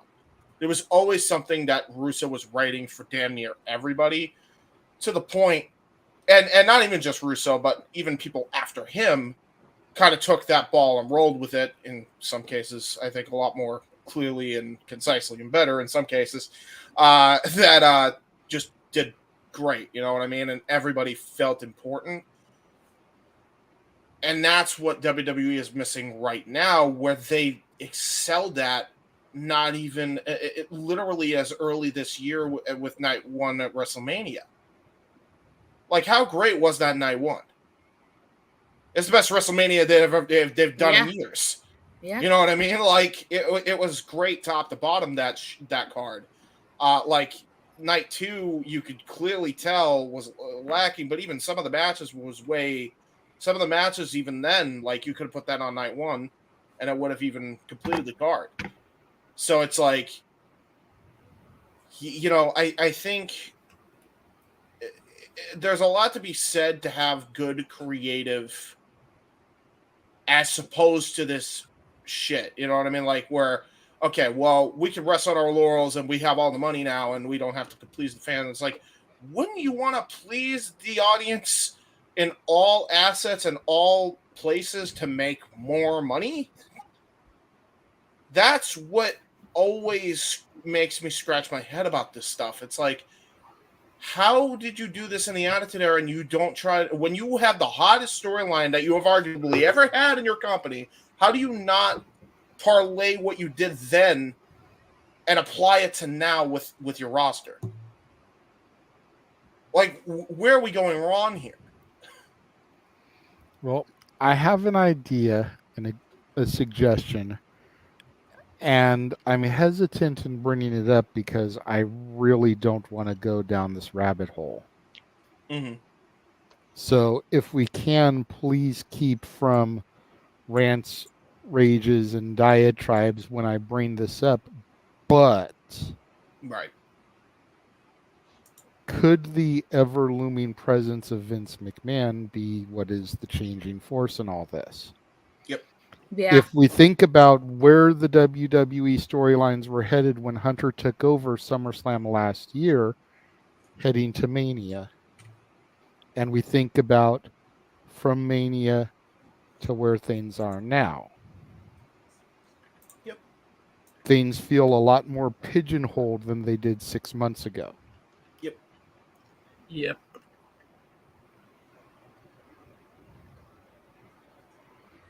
And yet they're saying that Hunter's not even going to be on the board once the deal is finalized next month. Which I don't like that at all. Well, okay. Oh, I don't love it at all either. Well, no. So here's where I do and I don't. He was on the board when it was just WWE. He was part of the executive, the C-suite, but he was never on the board of directors. So I don't think he needs to be. I don't think he wants to be, if we're being honest. I wouldn't want to be if I was him, but that's way too much time with the higher up suits that I wouldn't want to deal with. Even as the chief content officer, I'd be like, y'all handle the board shit. I'm good. Let me just write my television. Thank you very much. So I don't think he needs to be. And again, I don't know how much Vince being on the board of directors is a thing when it comes to him being involved in creative. Yeah. But if it remains as such, where if we believe what we're being told, and again, it's very hard to do that with WWE. But if Vince is just on the board, he's the executive chairman of the company. And if Triple H is indeed in the Vince chair, if you will, as head of creative, on the headsets, doing the things, I'm not opposed to that.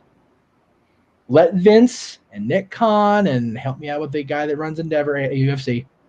Oh, I forget his name all the time too. Arya or whatever. Ari Emanuel, I think. Ari Emanuel. All right, thank you. Let those guys run the business. Cool. Let Dana, if he's still president of UFC, let him book the fights. Let Triple H book and run creative in WWE. Yeah. They can always have my money if it stays like that, like for real. I'm okay with that. Yeah. Vince getting back involved with creative will lead us down the primrose path. I'm convinced of that. Which we've already seen that happen to a degree as well, by the way. But again, we don't know. I mean, it's so hard to know what is fiction and what is reality when it comes to these reports from these so-called journalists. So a lot of it does feel very what we know as Vince-ish. Yes. But we don't know. And that's the scary part, I think, as fans. Yeah. Go ahead, Walter. Can I talk after Walter? Can I go after Walter? Absolutely. All right. Go ahead, Walter. I think I'm on the side with this whole status quo thing. I think if you like WWE, you're gonna attend their events regardless. and you're going to spend your money because you like what it is. It's not the product that's out there. The fact that we spent 30, 40 minutes trashing the women's division kind of shows that their product isn't the best right now. Right. And I think these record numbers, these record attendance, sorry to say this and reach this, but it's a result of 3 years ago, the world went through a pandemic where we were all shut down. We couldn't do anything.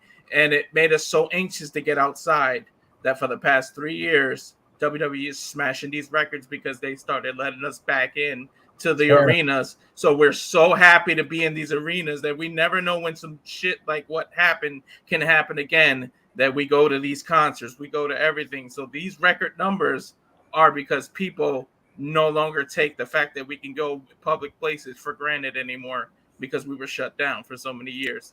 That's what's breaking these records. It isn't the product that's on TV. Amen. That's a fair assessment, Walter. Go ahead, Deville. Well, I agree with what you guys have been saying, that I feel like it is status quo. I think that a lot of people say, oh, it's WWE, I'm going to go to that show. But I also do think the creative aspect of it is terrible. And I do think it's because of Vince. Like I said, I went to the Raw after Mania. And out of all the shows I've been to between WWE and AEW, and these last 10 years that I've been to, that has been the worst show I have ever been to. The worst. And I feel sorry for all the people that were from out of the state, out of the country, that stayed that extra day, wasted all their money for that. That was the worst show I have ever been to. Wow. That was a horrible Raw after Mania. It was one of the worst shows I've ever been to. But I don't know when you guys started watching again or when you fell off the wagon. But sorry, but SmackDown 2016, if you guys were watching that time, was actually really good creatively. They told stories. We had story. The women's division, I believe that year at Backlash, we had 3 women's matches, each with its own storyline. And and then stuff happens and we're back here. If you watch this past Monday Night Raw, yeah, you can kind of tell that Triple H put creative because we got stories, we got direction to Payback.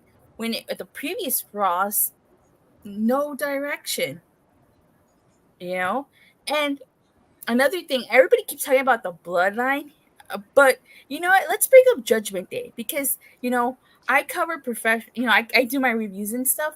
Since July 3rd, Judgment Day has been in the main event of Raw, and it's basically the same thing. A tag match. You've seen Sami Zayn versus Dominic. You've seen Sami Zayn, Kevin Owens versus Dominic and Damian Priest. You saw a 6-man tag. It's always the same form. Always. It's the same thing on Raw with Judgment Day. They always main event in some capacity or another. I'm kind of getting bored of seeing Judgment Day main event, or at least throw Rhea in the mix. Why can't Rhea main event? Why can't we get a 4-person tag? It's the same thing. So that's just what I had to say. Also, that's fair. That's fair. I fell off in 2013-14.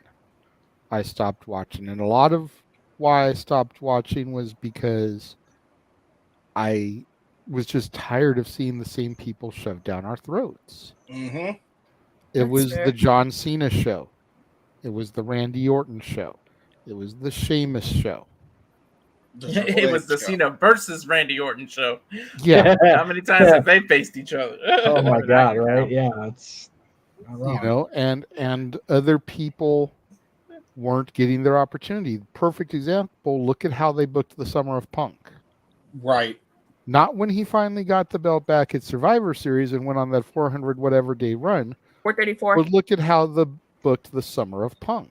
They botched that bad. Yeah, they did. He wins the belt at Money in the Bank, takes off. They have a tournament, crown a new champion, Rey Mysterio. Cena challenges him for it, immediately dethrones him. Have a title unification match at SummerSlam just to have Alberto cash in and take the belt. Yeah. And then hold the belt until Survivor Series. One of the top 3 worst cash-ins, by the way. I was actually there for that one. hand to God, if I hadn't had my kid with me, I'd have been more drunk at that one than the previous year. I would have been carried out of that one. It was so bad. Yeah, I was not a fan of the cash-in experience, period, but I can at least say that I was there for a Money in the Bank match and watched Edge win the briefcase. Yep. And I was there when Alberto cashed in his briefcase. So I've seen a ladder match win and cash in. Here's I how was bad. there when Alberto returned at SummerSlam. There you go. Oh, Here's was how it Hell bad in a Cell? Hell in a Cell was when he returned. Oh. But then with coming back when I did, there were a few people that were still around. You know, Orton was around until he got injured. Miz was around still. Kofi still around. Big E was around till he got injured. Sheamus is still around. But for the most part, it was a whole new cast of characters. Yes. So it was easy for me to kind of watch and kind of get sucked into the new people that were being pushed. And here I am a year and a half in, and I'm seeing the same problem again. Yeah. You know, it's the Bloodline show. Yep. It's the Charlotte Flair show. God damn, if the best thing about SmackDown last night wasn't the fact that Charlotte Flair was fucking jerking the curtain where she deserves to be. You know, they're just over the way that they shove certain people down our throats. Yeah. And you look at the roster, there are 41 women on the Raw and SmackDown roster. We maybe see a dozen of them a week. Maybe. Out of 41. Yep. And that doesn't even count the women that are in NXT. Right. That's insane to me. And we can do the same thing with the men's divisions. Oh, absolutely. But it's easier to pick on the women because there's less of them than there are men. Now, here's my thing though, Jay, to play devil's advocate, or I guess to play the devil. You're MJF? I wish. No, he heard me mention Charlotte Flair, his Pookie, so he's got to say something here. No, oh my God, dude! Please wind me up right now. The week I've had, please wind me up. Go ahead. Doing so good. I mean, Josh praising the Hulkster, which was a thing. That was awesome.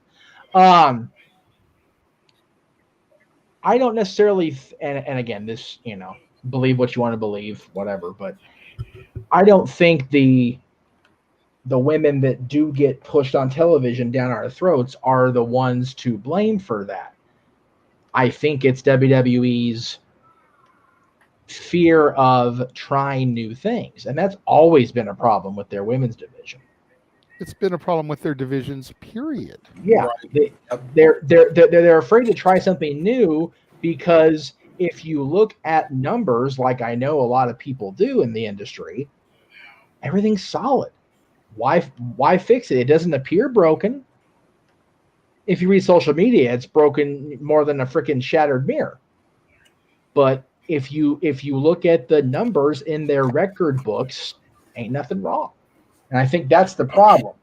You're having the people on the business side of things dictating way too much of how creative does it, because the way creative is run now is generating numbers. Well, by that they've always been scared of. Go ahead, Jay. So by that logic, though, Becky and Trish should have been on SummerSlam instead of Ronda and Shayna. Yep. Well, I was one of the ones advocating that and bitching about that, because Trish and Becky has been a story that they have been trying to get across on television, and it has felt forced because it's so hard to boo Trish. And the only reason people are booing her is not because she's a bad guy, not because she's a heel attacking Becky, just because her promos suck. She's got that wrong kind of heat right now because she doesn't believe in it. And this is not a knock on Trish for the most part. People know how much I love Trish Stratus. It just, people aren't buying it because why does she need to turn? There was no need for it. It's very much like Shawn Michaels turning in 2005. and that was very much his fault. I'll totally throw that at Hogan under the bus for that one. But Ronda and Shayna was a story that would have been told great if they just let them tell it when they should have and not now. Yeah, that was just rushed because Ronda wanted to leave. That's all that was. Which again, I have advocated for Ronda for long enough. I've tried really hard because I was there when the crowd turned on her. I'm fucking over it. Like, if you don't want to be there, fucking go away and don't come back this time. Like, please stay the Can I fuck ask you away. a question, Jeff? Yes, go ahead, So Datilla. if you wanted Trish and Becky on the SummerSlam card, would you take a match off? Yep. Would you, because that show ended up being so damn long, absolutely. what I match would. would you take off to add Becky and Trish on the card? Because like I felt bad for all the East Coast people. Ronda and Shayna by a lot. Like I would have definitely not done that match, at least not with the short ass build they had. They literally gave women who had been best friends, roommates, partners and everything, 5 weeks? Yeah, they rushed the hell out of that. They've been doing the Trish Becky thing for months now. Like, pay that shit off on pay-per-view. And especially when they're going to do the match in Canada on Monday, do you not want Trish to be booed as the heel creative? Like, what the fuck are you doing? Right. That's dumb. Yeah, she's gonna be the hero.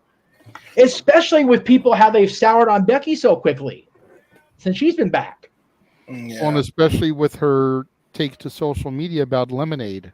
Oh well. I mean, to be fair, they told her to let her walk out there on Monday and let her do it. So I get that. Yeah. She tried to turn it into a haha, and some people like it, but like that's the problem with some of the modern day talent is they're too quick to take to social media and bitch. You've got Trish Stratus coming back to her home country to have a match as the heel against the whiny baby face who cried about not getting the match on SummerSlam. Seriously. Supposed to be the good guy. Yeah, if you want to dictate who to boo and who to cheer, you don't put it in Bizarro land. No. And if you have that match go down in SummerSlam, does anyone remember the last time Trish Stratus had a match at WrestleMania prior to this year? Oh wait, it was at that WrestleMania in Detroit. Mm-hmm. What was it? Wasn't it? Oh no, I'm sorry. It was in Atlanta the next year with the one with Snooki. That was in Atlanta, huh? I'm sorry. I apologize. Hey, and going back, it was what it was. Going back to you saying that WWE is scared to try new things. Yeah. If they've been scared for years, otherwise Cena would have went heel if they wasn't scared. Uh-huh. Okay. All right, hang on. Okay, I can't argue with all of that because Lord knows I've done it over the years. But it's kind of one of those. Had they done it right away, that's very much Vince not wanting to shoot the cash cow in the leg. That's very much the case there.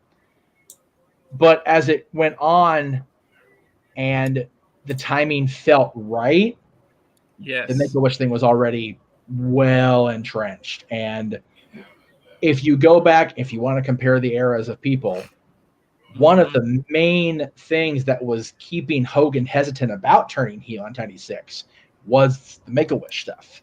Because prior to John Cena becoming Make-A-Wish guy, Hulk Hogan was so the Make-A-Wish guy. And honestly, he still remained that guy for a little while, but then it's like, nah, man, I gotta lean into this. If you saw it worked for Hogan, it could have worked for Cena. No, correctly. No. I disagree. It didn't work for Hulk. He did stop doing it for a long while because he wanted, and Bischoff to an extent too, and WCW wanted it to be as real as it could be. So Hollywood Hogan wouldn't go to a Make-A-Wish thing. Hulk Hogan would 3 times a week, 3 times a day. And I think at the point that everybody felt more ready to turn John, even John was like, I can't. Like it without going too far inside the fence here. John is too good a dude to want to do that. Like he understandable. He's too damn good for his own good. That's a problem. Damn it. Understandable, but in this day and age, when you have people who do know how to separate the character you see on TV than the person. Roman still does Make-A-Wishes, and he's the biggest heel. Sheamus used to do it as a heel. I think people could have separated it. I think they could have. I just don't know. And again, I think at that point it became more of a John decision than a WWE decision. Yeah. I mean that's just my knowledge of the situation, but yeah, it's there are a lot of triggers that could have been pulled. But getting back to what we're talking about as far as SummerSlam and Trish and Becky versus Ronda and Shayna, like Ronda and Shayna was, as you said, so rushed. 5 weeks to build a story that's been told over how many years since she was on Ultimate Fighter with Ronda? Like that was a long time ago. Yeah, you could have did a 3-match series out of that. You could have pushed that to WrestleMania 40.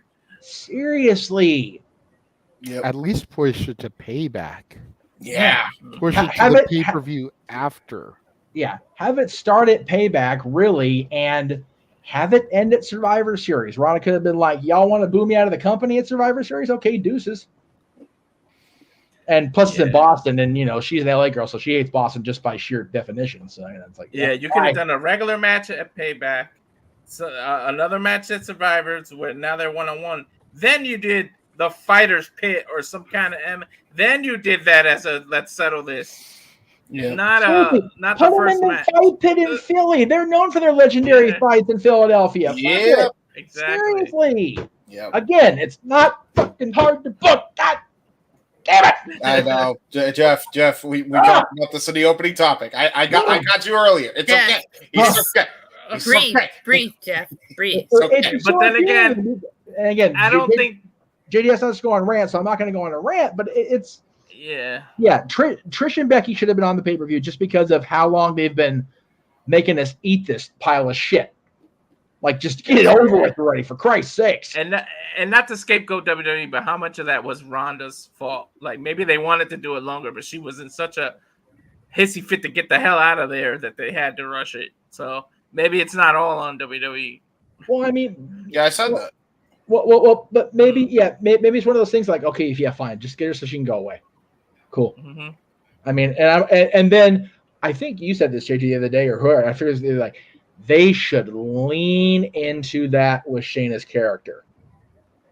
Like, I drove Ronda Rousey out of here. I'm the one that made her go away. And then if she ever does get the itch to come back, then you've got it built in because Shayna's been doing it and talking about it for months and months, like they did with Undertaker and Brock Lesnar with Paul, yip for a year and a half. Yeah. It's not hard to book. It's just hard to finance. Yeah, I agree.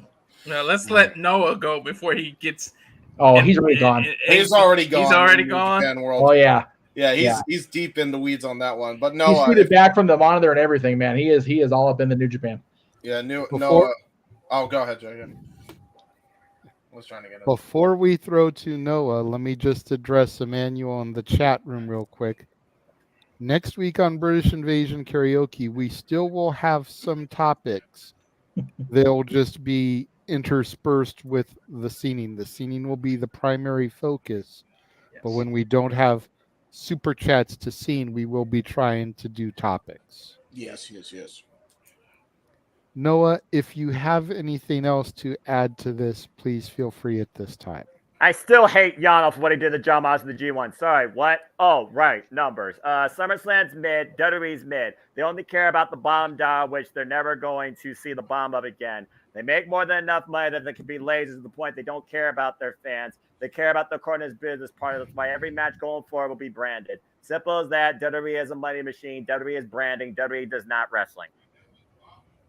Wow. I mean, yeah. Not wrong at all. That's isn't that sad to say that? Like, sad but true. How happy were we about WWE, like, not even earlier on in the beginning of this year, and now we're at this point again. It's like clockwork, man. Every time. What a difference a week made, James. How pissed the fuck off are you? Yeah. After night 2 of WrestleMania. Because I knew what was going to happen. Well, no, but to the point where I got in the car, I was like, "Whoa, turn the volume down when I start this shit." Wait a minute. And then a week later, we've got the sale, the merger with Endeavor. It's like, ooh, okay, I can fuck with this. And now here we are. at after SummerSlam, it's like, hey, we're back. How where long we did it take you to get out of SoFi? Because that were. was a bitch. Forever. That was a bitch. To be fair, we parked farther. Well, okay.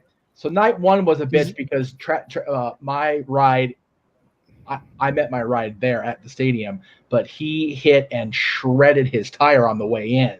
So he didn't get to the stadium until during Rhea Ripley's entrance. He missed the entire first night of the show, pretty much. He had to go back and watch it on Peacock later. The second night, he parked farther away. We got there ass early, and we still had to park far away. So getting in the car was, how long were you guys into the post show by that time I actually got on the air? It was a while. So, yeah. I wasn't doing the show with you guys at that time.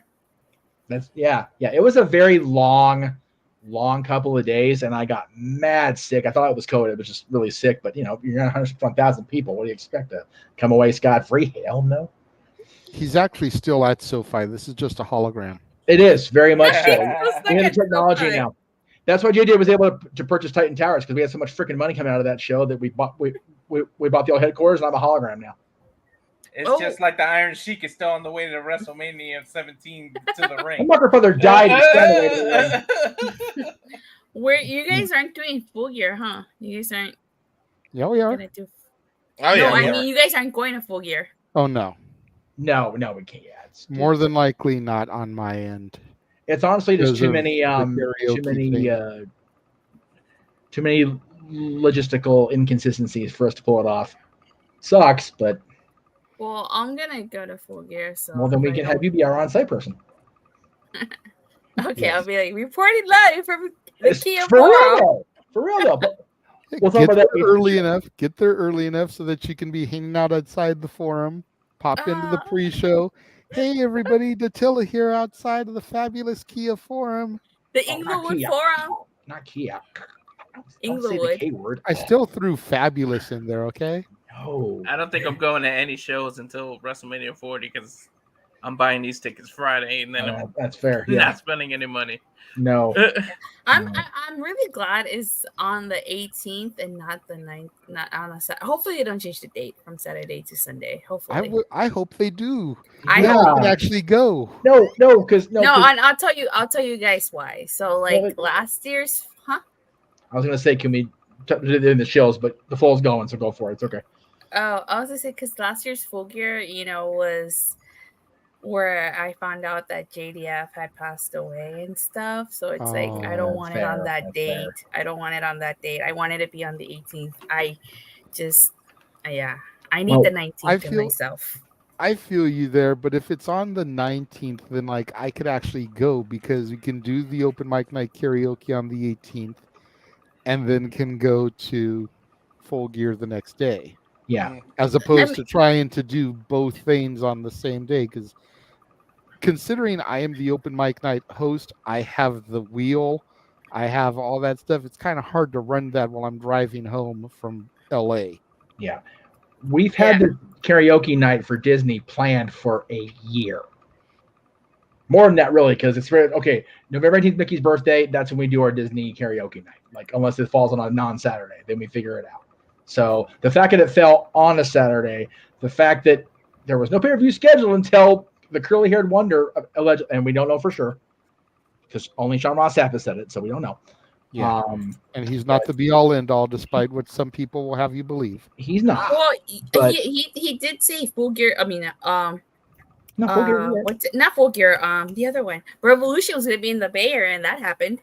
Well, but again, it's nothing's official until Curly Cube says it. So anyway, we went off into the weeds there, but I would love to be able to do everything, but we've had so much shit planned, and I've been talking with people backstage for almost half a year about doing something special while I'm on park property. So it's kind of like, no, I feel you guys. I get why you guys would want it on Sunday, but it's just for me personally. I would prefer it Saturday just so that I could be sat at home on the 19th. That's fair. More than fair. Yeah. So, but if I do go, I'll be more than happy to be the on-site correspondent for you guys. Yes. And we welcome that. Yes. All right. So before we get into our final topic, we're going to take a brief intermission. And since we were talking about Full Gear anyway, we're going to take a look at all the watch-alongs that will be coming across beginning with Multiverse United all the way through WrestleMania 40. If Noah is actually interested, here comes all the wrestling. Oh, look at all the. Oh, look, he's actually going to lean forward and see what he gets to call.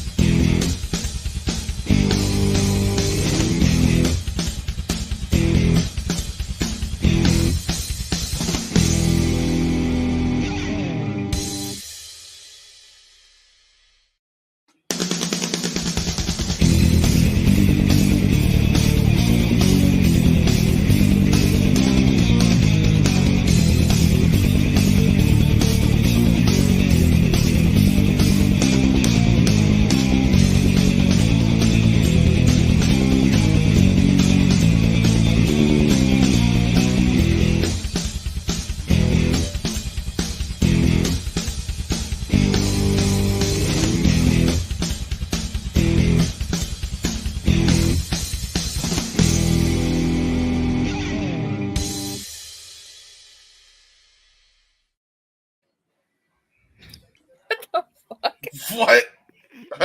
What? All the great professional wrestling and sports entertainment.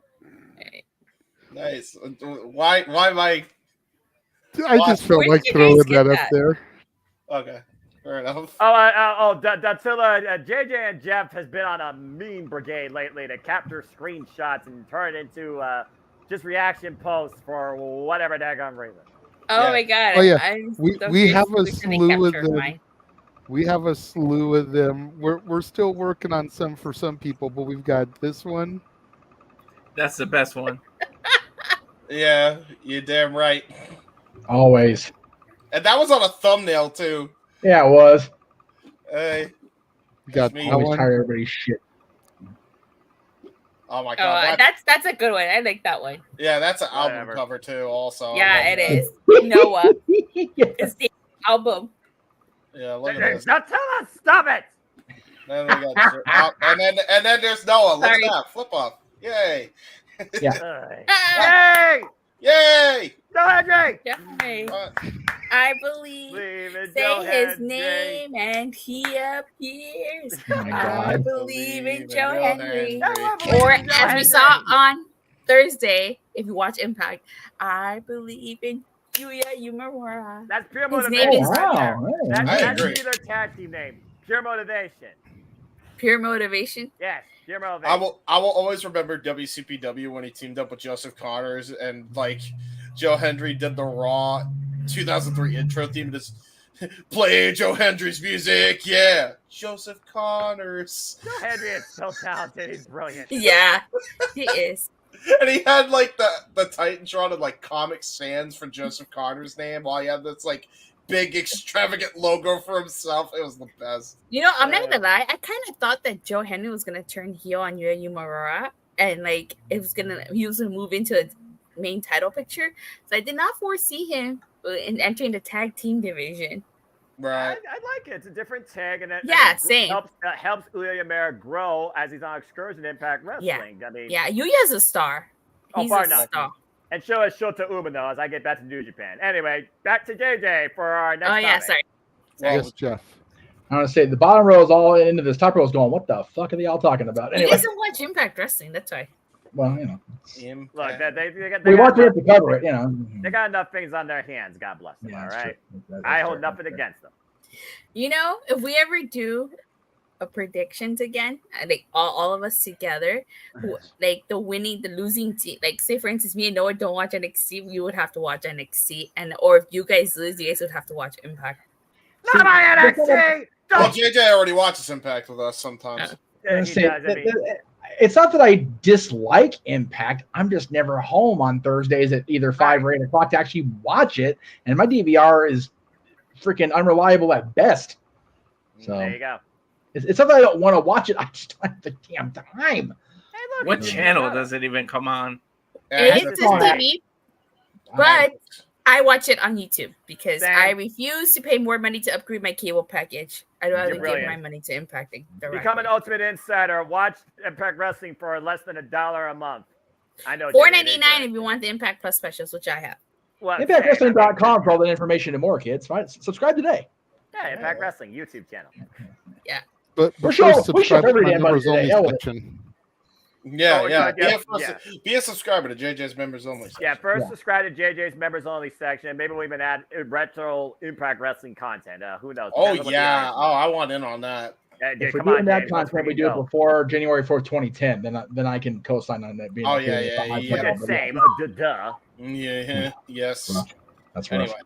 I still want to do a watch along next year for Turning Point 04, 20 years later. Hell yes. Yes. I'm in on that whole show if we do that.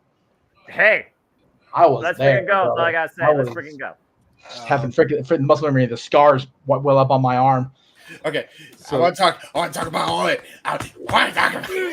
We're getting there, James. So it's time for the main event. Hey, W! All right, probably gonna. This is the last topic, right? I'm probably gonna bow after I say my stuff. I don't blame it. So all in numbers, it's like they have officially surpassed what SummerSlam 92 did. Yep. By like 200. Still. That's great. But it's enough to break the record, and I posted it in the group chat. Statboy was like, "Are they really going to brag about 200 numbers?" It's like, absolutely, and they should. Damn it! Yep. Brag. Brag while you can, because when WrestleMania goes to the same stadium, goodbye. That's fair. Okay, but hold on, because that's fair. And like I've stated a few times, the counter to that point is yes, they are breaking a record in the UK that was sent by the WWF, and Tony has every right to brag about that. Yep. But they can't consistently sell out their shows here in the States where their home base is. Bingo. Yeah. And there's a problem. Yeah. Yep. And I've stated for a while now here on the show that I think a good portion of that has to do with them oversaturating markets. How many times has AEW been in Chicago this year? Yep. Chicago. As opposed to how many times has AEW been in LA this year? Twice. It'll be twice if they come for full year. It will be. But it's once now. Yeah. You figure All Out, you figure Bound for Glory and Survivor Series, granted 3 different companies, but 3 consecutive months of pay-per-views being ran in the same city. Not the same arena, granted, but still the same city. Yeah. This is why it's hard for even the WWE to sell out consistently. Because if I've got to choose between All Out, Bound for Glory, and Survivor Series, and especially since it doesn't look like Survivor Series is going to be War Games, yeah, I'm probably going to choose one of the other 2. Granted, I've never been to a Survivor Series. I still need to do a Survivor Series and a Rumble before I pass away to click off the big 4 for WWE. Yeah. But if I was in Chicago and those are my 3 options, I'm probably going to go to All Out, especially since it's a week removed from All In, the record-setting pay-per-view. Mm-hmm. You're going to have the hometown hero CM Punk in the building doing something major. Oh, yeah. Yeah. But they can't consistently sell out here. The 3 of us in the top saw what the forum looked like for Dynamite. Yep. It was not a sellout. I was there in June. Full Gear will be the same way. Yep. So yes, take your WTK, brag about it, but let's not get too carried away. Right. Until you can sell out Dynamite's and Collisions and your pay-per-views in the States on a consistent basis, outside of Florida and Illinois, you have no room to talk. You can't sell out a Collision in Hartford, Connecticut. I showed you guys a screenshot the day of and how many tickets were still there. Walter, Triple H is sitting there going, "You can't sit with us, TK." Right. Yeah, exactly. Well, so apparently, and I don't know how reliable of a source this is because but I heard it from like different people. So I'm just reporting on what multiple people have said. Apparently, you couldn't. There's apparently like it was a big stronghold play from the E, and it definitely sounds like a Vince tactic. In that they were going to Hartford. They couldn't promote anything other than WWE. I think there was something to do with that. I don't know why, but that's why that particular show didn't sell out. Mm-hmm. But the one that they did, I think, during SummerSlam weekend was surprisingly near a sellout, and that was because they were in a different territory. By the way, so to JJ, to your point. They were in a different territory. They've been touring the South with Collision a lot, like specifically the areas that they don't normally travel to. Like, I think it was the one Dennis Condrey was there, and they gave like tribute to him. One half of the Midnight Express. Oh yeah. Yeah, that show nearly sold out. It wasn't totally sold out, but it was near enough that it's like, okay, yeah, they're pretty good. So I think JJ has a point there. It's like they need to start kind of spreading their operations and their wings a bit instead of just relying on the same. Like every Canadian show, for example, mostly sold out for the most part. You know what I mean, as well. So like that's a market that I don't think AEW tapped into. So they got some big attendance records there as well. It's not US, but still, same principle.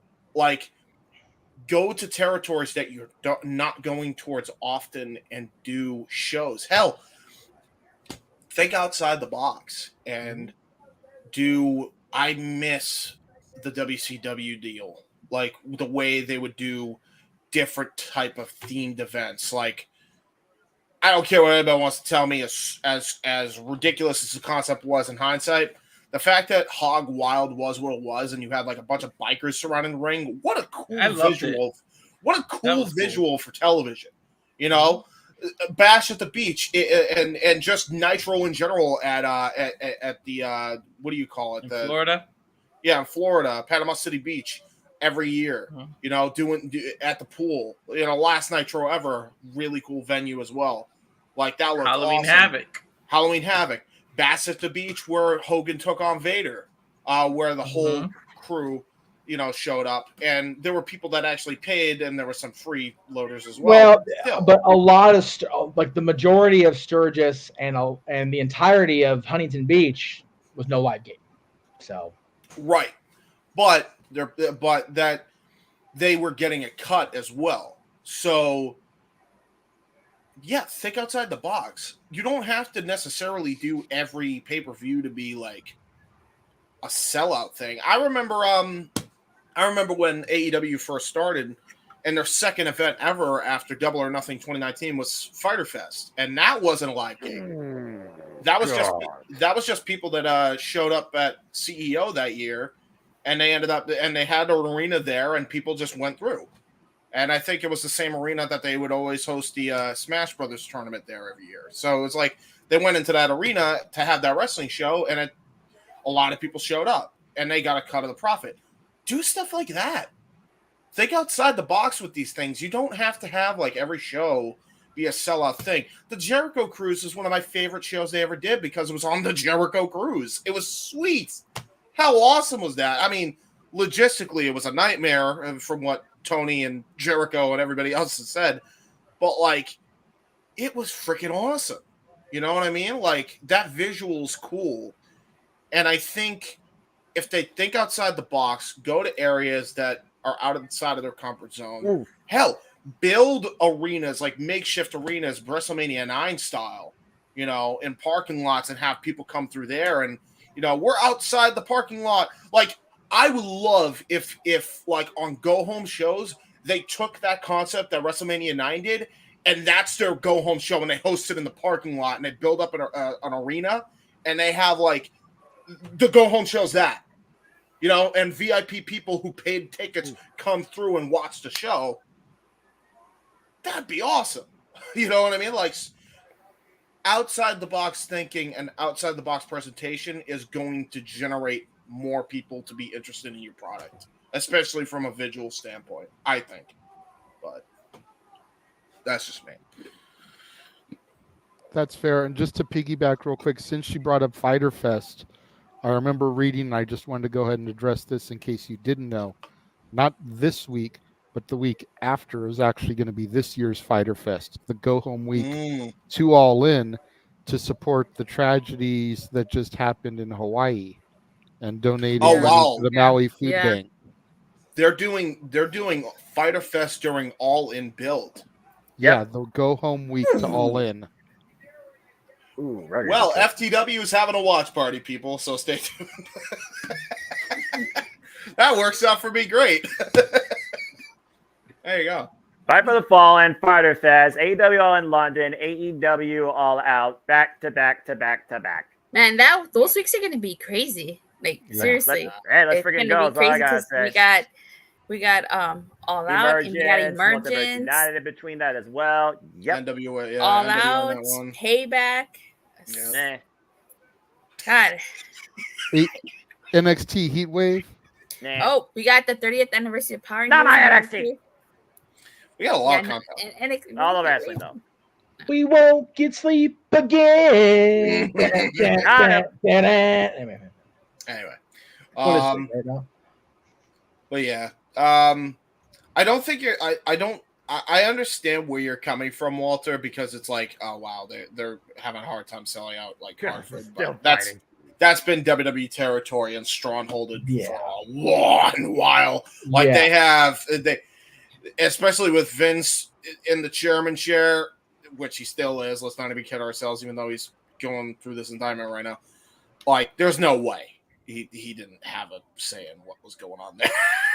Like he was probably. I get it. You can't promote as much as you want to. Sorry, not sorry.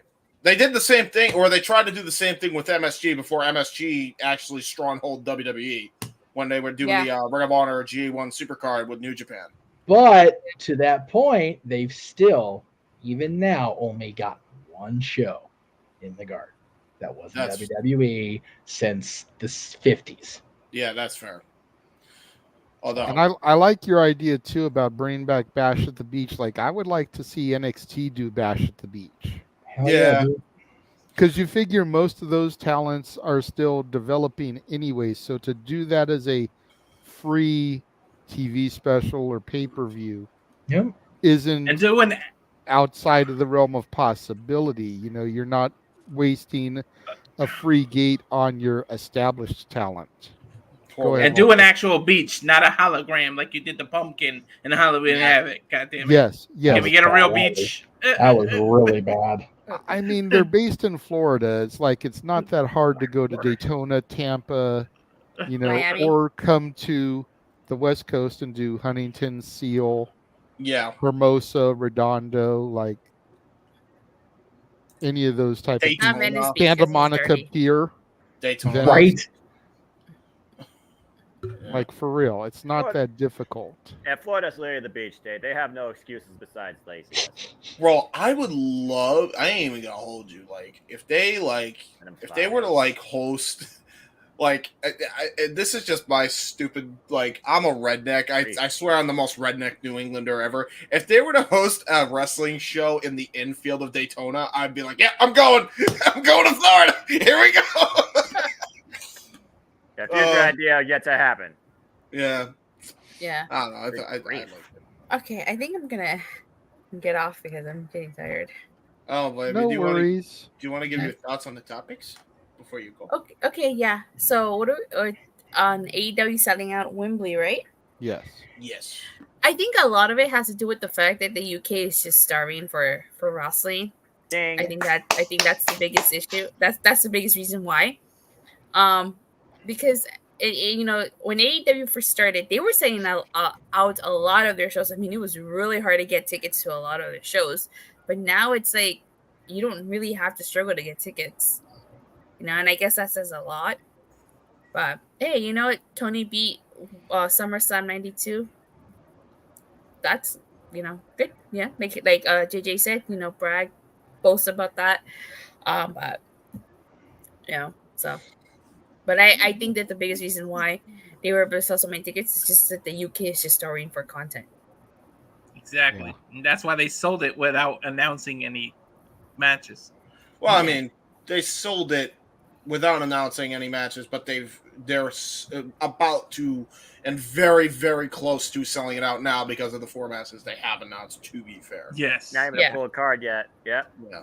So. Yeah. So. I think they're good. Right. That's pretty much all I have to say. So, would you like to show your site real quick? Oh, okay. Yeah. So, YouTube channel is Rangers of Wrestling. I do cover professional wrestling and Power Rangers. As I've said, throughout the entire month of August, we are in Power Month. We're celebrating 30 years of Power Rangers. So make sure you check out my unboxing of the Black and Gold Dino Megazord, or as I like to call it, the NXT Megazord. I rank the Power Ranger themes from my least favorite to my most favorite, Mighty Morphin 2 Dino Fury. And this Tuesday, I think I will be doing my if not top 5, top 10 favorite episodes of Mighty Morphin. And I will be doing a special live stream on Monday, August 28th, because that is the actual date of the day of the dumpster first aired. And also too, I do cover wrestling: Raw, SmackDown, Dynamite, Rampage, and Impact Plus specials and pay-per-views. And Collision as well, right? Yeah. Well, not so much anymore. Sometimes it's nice to just relax and watch wrestling without having to know every little thing that happens. James, if she doesn't cover Collision, she can come on our show earlier. That is true. You're not wrong. And if something really monumental happened on Collision, we'll talk about it here. Yeah, and the benefit is that that is my principle. And the best part of it, since I am on the West Coast, Collision ends like at 7 for me. So there you go. Because I watch the East Coast airing, not the West Coast. Otherwise, it would be done at 10 p.m. Well, luckily Warner Brothers Discovery gives us the AEW shows at the West Coast time. It's on the West Coast at the East Coast time. It's very convenient. Yeah, it definitely is. We can't do the same with WWE, unfortunately. But no, that does suck. Do it with AEW. You guys can't do it? That's so weird. Like, I watch live TV on Hulu, so I don't get the East Coast broadcasts through Hulu. Yeah. Except for the AEW stuff. I guess because I have Spectrum. Like I get both the West Coast and the East Coast feed, so that's plus. But I will say I hate the USA Network app because it always crashes on me. Always. Yeah, I don't blame you. Hate it. Absolutely hate it. It just occurred to me as well. We always talk about how the ratings are so skewed because of the Nielsen being so out of date. Do they even include on the final total any of these sites that West Coast viewership at all? I think that's what takes so long to get the ratings out, is adding that. Okay. So I think I don't know that for sure. That's just me making an educated guess. Okay, I would think that's why, but yeah, fair enough. Just question. Yeah.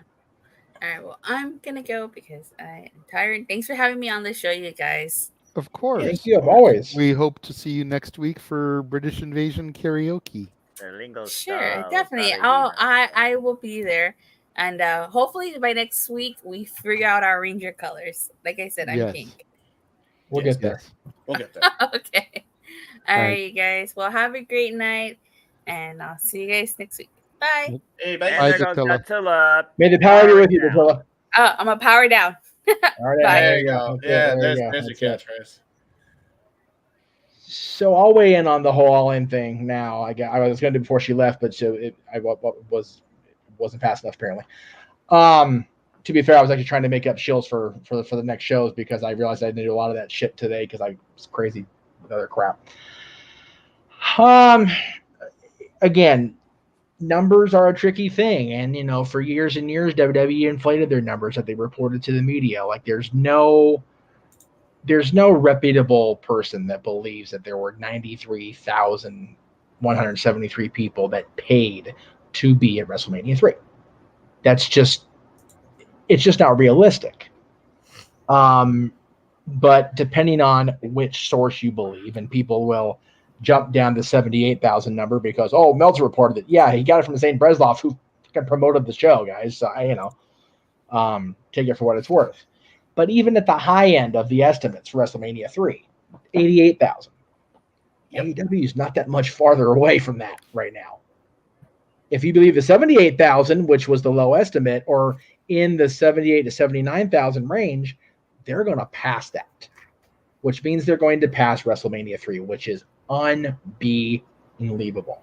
Yeah, it's really crazy. Like it actually did that as well. Like WrestleMania 3, however horrible that main event turned out to be on the Meltzer scale, it's the very first thing we see on every single WWE broadcast now is Hulk Hogan slamming Andre the Giant in front of that crowd at WrestleMania 3.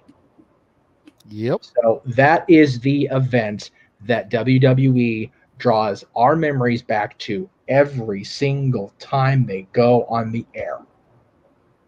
So for AEW to even get a sniff of the amount of people in a stadium that WrestleMania 3 got is fucking huge.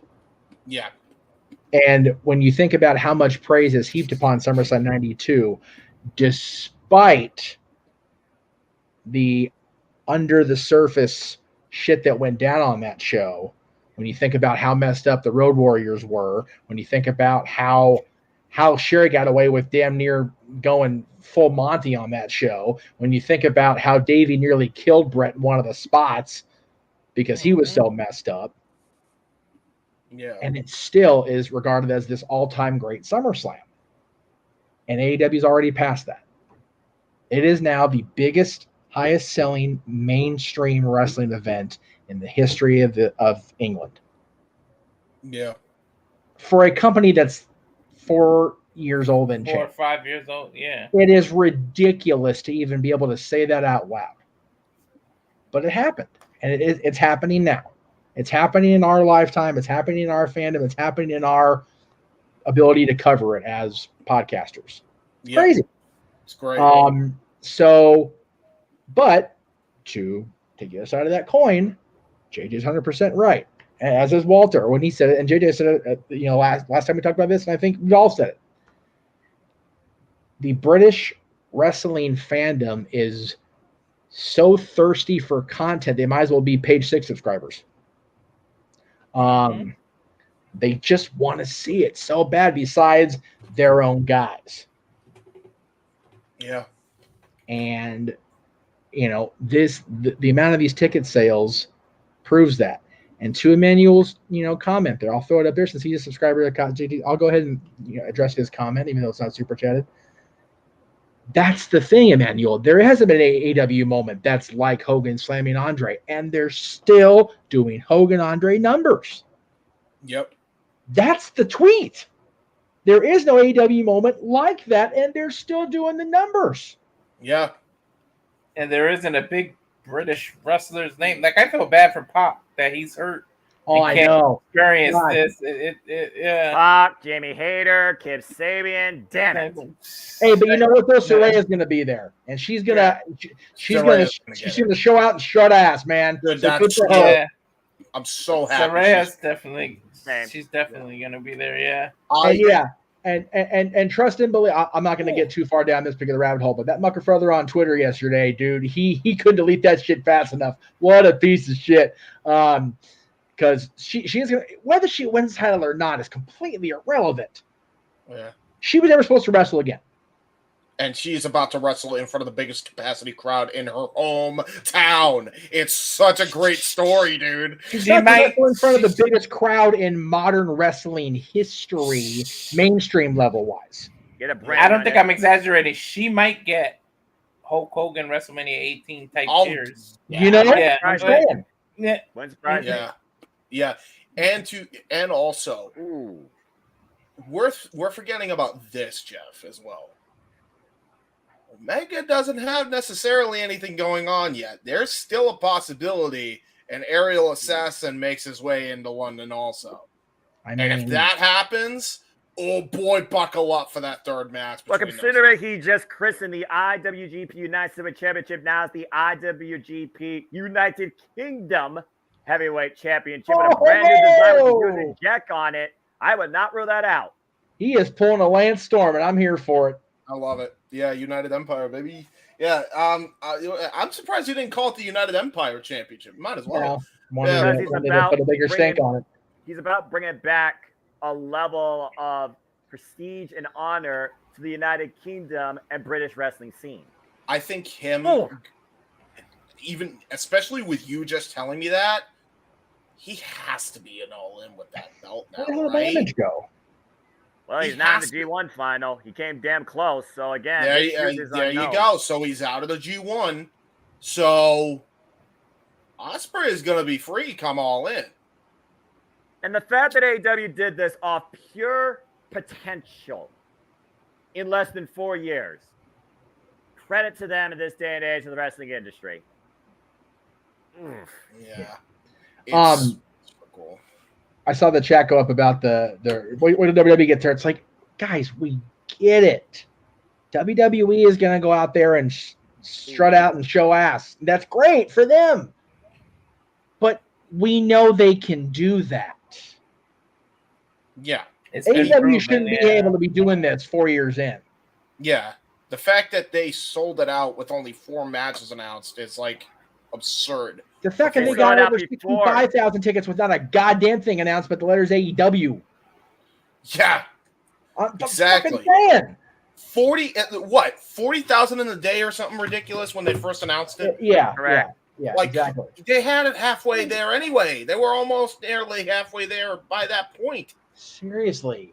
70,000, I think, before they had a single match announced, and then they just. That's the kind of tribalism tweet or post that bugs the fuck out of me. It's like, why can't we just be happy that wrestling is doing so well? Because there are inconsiderate, uneducated twats that don't know how to do anything better than thumb their fingers on a keyboard when they can't thumb themselves or another woman. Wow! No one's really paying more attention than we think. Wow! God damn! God damn! Though, wow. I would say clip that, but I don't know if that's a highlight. I would call it a highlight. That was more of a fuck off. No, he's not wrong. Again, to be fair. So, I think this is so sweet, bro. For real. But I'm so happy for AEW that this is the thing, and I want them so bad to get every ticket sold. That way, only the most true freaking tribalistic haters can just be the ones that are holding out on heaping the praise. And I just hope that they don't do all this and then don't live up to the hype and produce a poor. I hope that's do. Yeah, that's the other thing. Like, they did almost sell out with no matches being announced. They're doing even better with matches announced. Now these matches actually got to, show up. Yeah, exactly. Yeah. Punk and Joe was so hyped on Collision, and then it kind of was what it was. Mm-hmm. But it should be on pay-per-view. That match should be on pay-per-view. And I was kind of pissy it was on TV in the first place. It should have been on pay-per-view from the start. And now the 5th match is going to be so. Well, right. You've got that. So. You've got Cole and MJF, which I love that it is so unpredictable what we're going to see out of that match. That makes my day. The tag title match.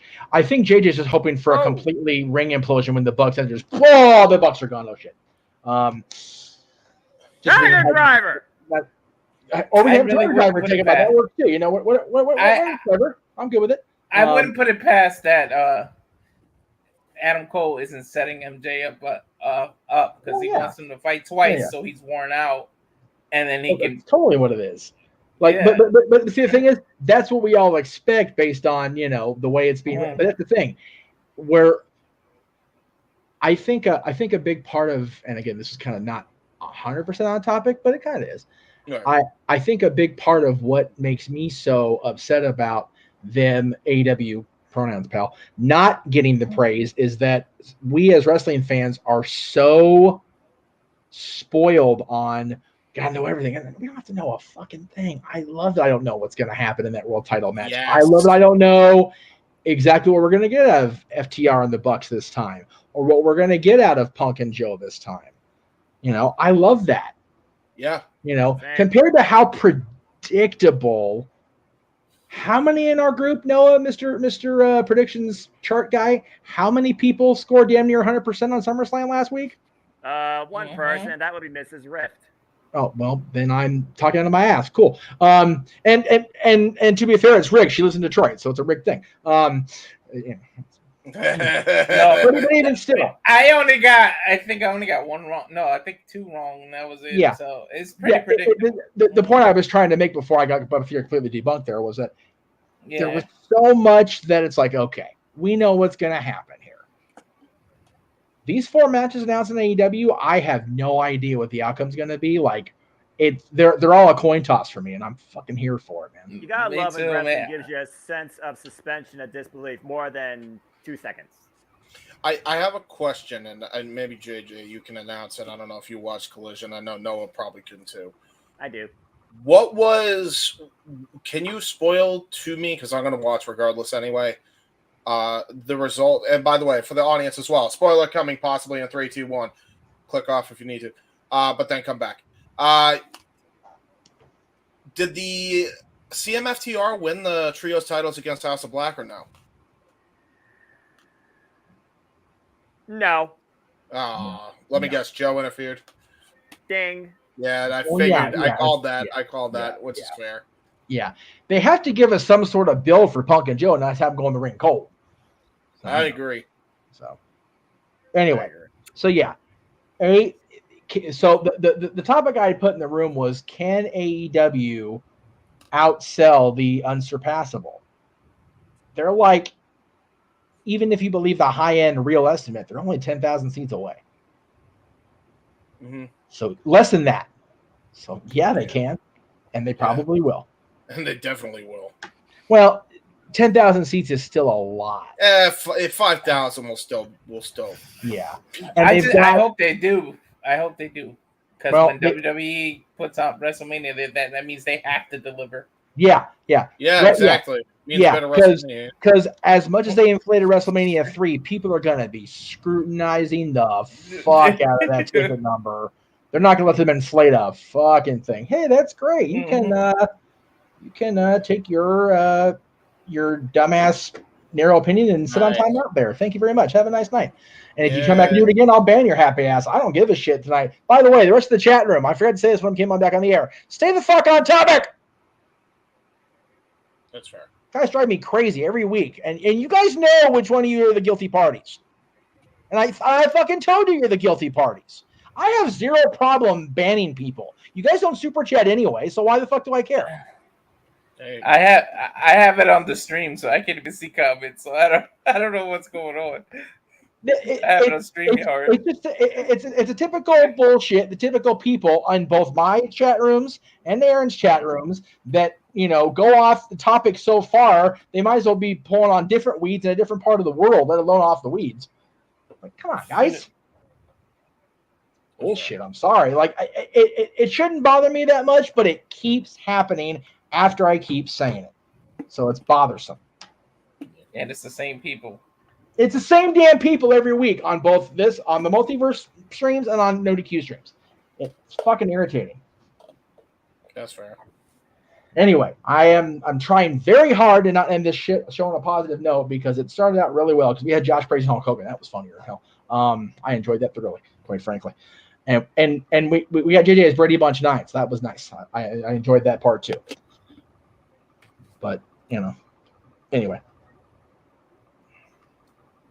Oh, that's cool. Yay. What happened? This thing popped up. I don't know. Oh. Yeah, sorry. But when I'm on the computer, it lags like a muckerfucker, so I do appreciate everybody, and I know JJ and I know the channel heads all appreciate the fact that we've got people watching on every single channel. That's wonderful. But to JJ's point, super chats are few and far between, and you guys just don't stay on topic, and it's kind of shitty. True. That's true. Alrighty, JJ, please rein us back in, my friend. Please. I thought we kind of were. Yeah, we were pretty good. If there's nothing else to be said about this topic, then we can just move into the shills. All right. Sound good to me. I'm happy. We're happy that AEW succeeded. Well, that's cool. We got the actual show part of it. We have before the show's ended before midnight, which was not exactly the goal, but And that's what people need to try and realize. There's more than one company, two companies, three companies, in the industry. Just be happy when wrestling succeeds, damn it. Yeah, agreed, man. For real. Moral of the story. For real. What are the matches announced so far? Let's see. That would be Young Bucks versus FTR for the AEW Tag Team Championships. Yeah, third match you in have news. Swerve Adam Strickland Cole. and AR Fox versus One guy, Young in a coffin match. You have MJF versus Adam Cole for the AEW World Championship, and you have a fatal four-way for the AEW Women's World Championship right now with Toni Storm, winner of Diamondbacker DMD versus the Bunny, this coming Wednesday, and Hikaru Shida and Saraya, who qualified this past Friday, being scheduled on Rampage. And also just announced for the 0 Hour, you have Ozzy Open defending the Ring of Honor Tag Team Championships against Adam Cole and MJF. Okay. Yeah, and they other rumored matches that have been reported, especially now that Ospreay's out of the G1, they're looking to do Ospreay versus Omega 3 on that card also. They're looking to stack this thing. Don't talk about rumors unless it's official, man. Rumors is just I'm just words. saying rumor. It is rumor. Big rumor. And we thank Noah Foster for challenging the Spirit Excalibur during that show for the matches. We appreciate that, Mr. Foster, so we can get through this shit quickly. Thank you. There you go. Exactly. I mean, Shills. At least you got to stand Noah. That's true. Yeah. I don't know where damn stupid mask of his on. Anyway. That's fair. He's a Hall of Famer, though. Don't pick on him. Fuck him.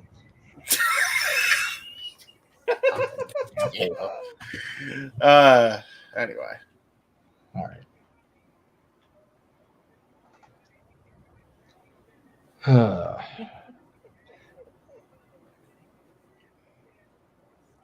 JJ, Shills? Oh, we're back? Yeah. Why Okay. were you off the air? No. Okay.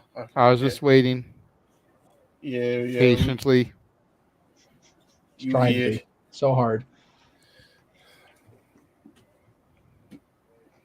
So shills. That's what we're doing, right? Yes. So I guess we'll start at the top here. Yeah.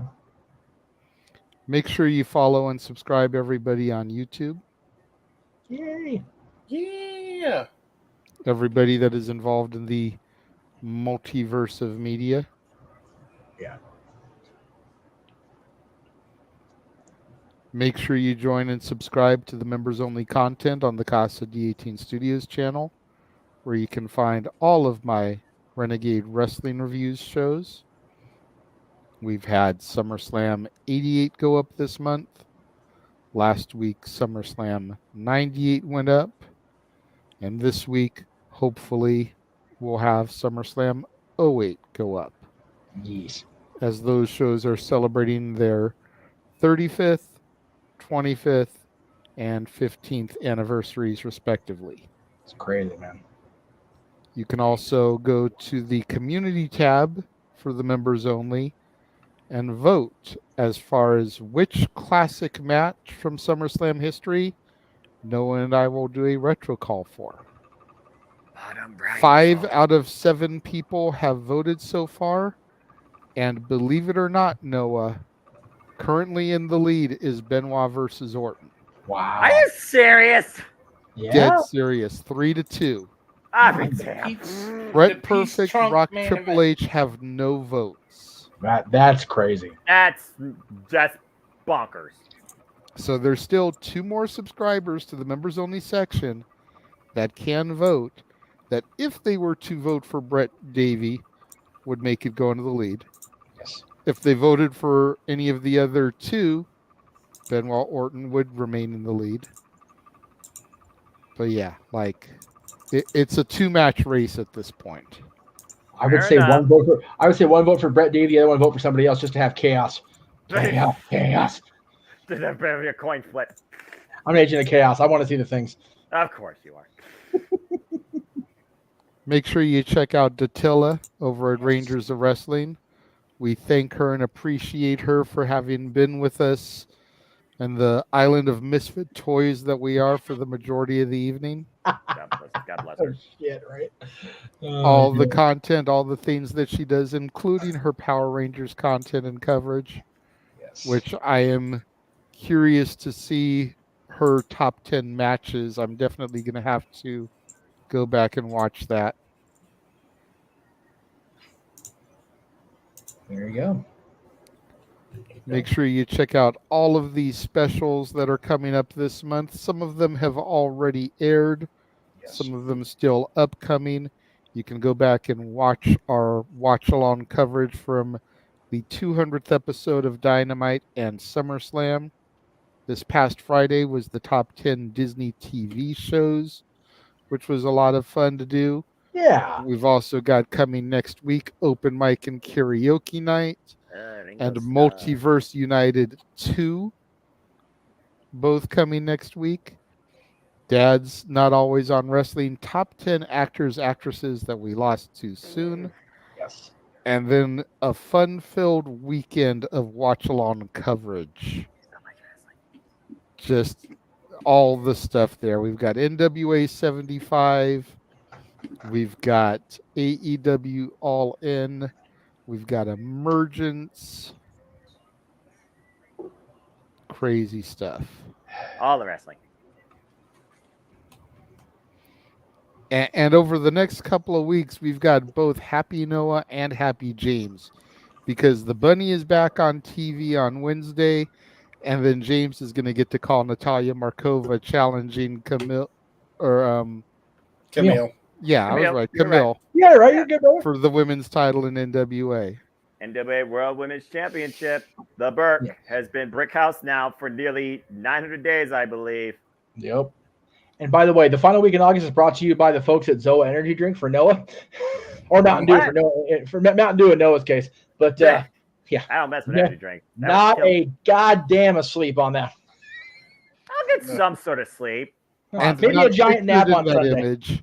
Not pictured in that image is going to be our coverage of NXT Heat Wave. Oh yeah. Yes.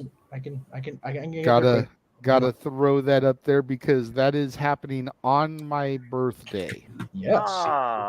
That is the main reason we're gonna go ahead and do it. I know we don't normally do the TV specials, but the fact that this is my NXT, damn it. That's right. And they are doing a special on my birthday. Oh, did you? Okay.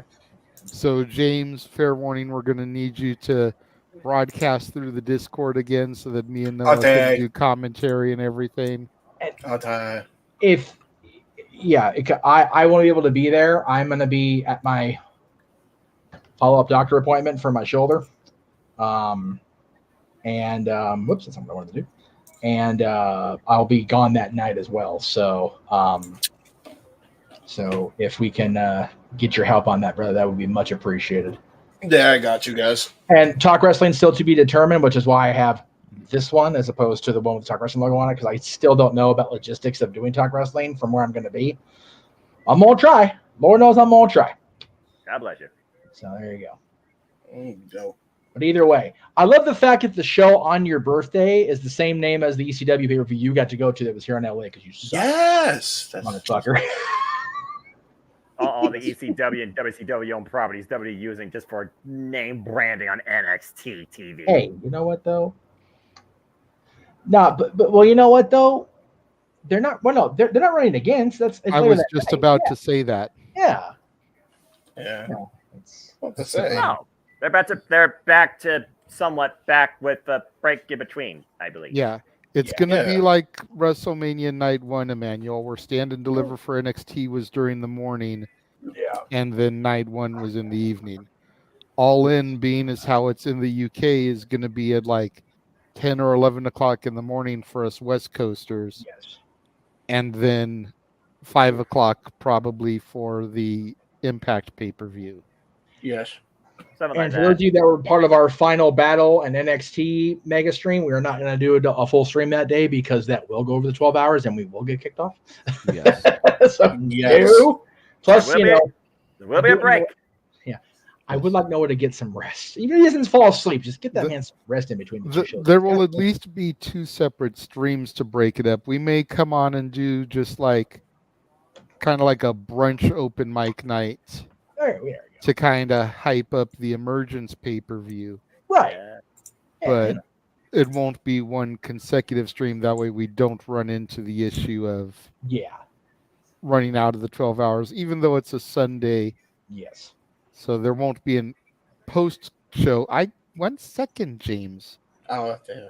So there won't be a post-show open mic night because it's a Sunday. So go ahead, James. It's just very distracting when you're like, sorry, I'm trying to do the spiels. Yeah, I had a joke I wanted to say about open mic night brunch. If it's brunch, can I eat chicken and waffles on the air? Sure, and I'll have mimosas. Champagne brunch. Why not? Why not? Ooh, man, what a clothesline. There's one for you. There's one for you. There you go. There we go. There's one for you. All right. Oh yeah, it's my turn. Yay. Okay. So talk wrestling. Let's see this. What's this week? What's Tuesday date? 14, 15. Yeah, I'll be on the air on Tuesday. Just still a punch. All in Sunday. Tuesday, 10:05 Eastern after the NXT East Coast broadcast. The usual hour of shenanigans from good old JM. About 45 minutes if I'm trying to keep it real because I don't want to go past 45 minutes if I can help it. Just Q&A. But again, same people come in, no super chat. So, why bother? But, please come and try anyway. And, maybe if you guys send in better stuff, we can keep these shows going. There you go. If I'm going to shill, I might as well shill. Anyway. Carry on. The Greg Cherry Show. So yes, we had a cool 3-year anniversary celebration for Greg Cherry Show this past week. He'll be back on the air Wednesday, which will be the 16th. So I should be there for that as well. If not, Maddie and him will do their thing and have the Greg Cherry Show at 7 o'clock Eastern, 4 Pacific, just prior to AEW Dynamite. And of course, Aaron will be recapping that show as well as Raw and SmackDown. And if Collision's live, he'll recap that too. Yes, because that's what Aaron do. Yes, and we'll go ahead and we'll put it out there in an effort to promote Greg's show. Yes. If you missed his 3rd anniversary show, yes, and you are a fan of Sean Ross Sapp and Fightful.com, definitely go back and watch it because Sean did make an appearance on Greg's show for about a good half hour. I was going to say, he was there for a good chunk of the show. So if you're fans of Sean Ross Sapp and Fightful, then go and check out last week's episode of the Greg Cherry Show. Absolutely. He stayed for way If you are long. not a fan of his, then tune in this week and don't worry about last week's show. Yeah.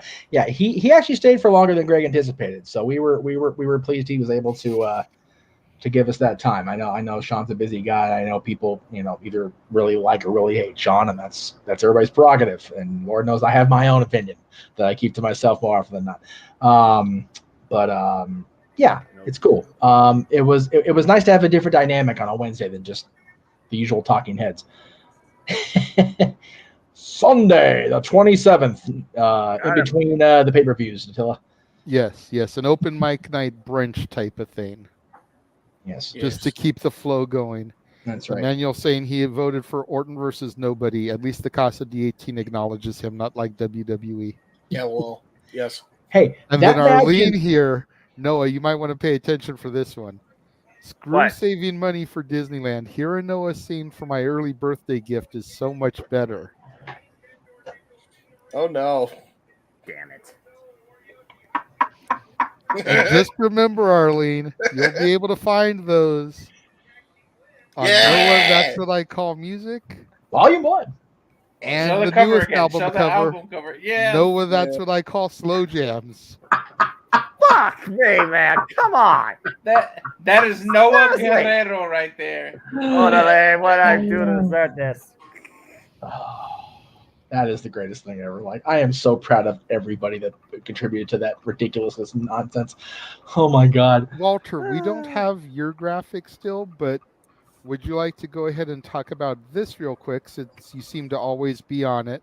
Yes. And then tell them where they can find you on social media. Yeah, of course, every Sunday you can tune in on Aaron's channel, where Virtue's the moderator on No DQ Review on Sundays at 8 Eastern, 5 p.m. Pacific on the West Typically Coast. at 5 o'clock on the West Coast. Yeah, exactly. And then for the X, I'm at Walter Alex Cruz, and on Instagram, business-wise, I am at Cal Fire Farms, and that's it for me. And that's FYRE, right? Yes. Correct. Gosh. There you go. Is that all the shows we need to get through? No. Well, besides Noah and James, because God damn it, these poor Jonas fucks can't catch a break, man. I swear. No, Mr.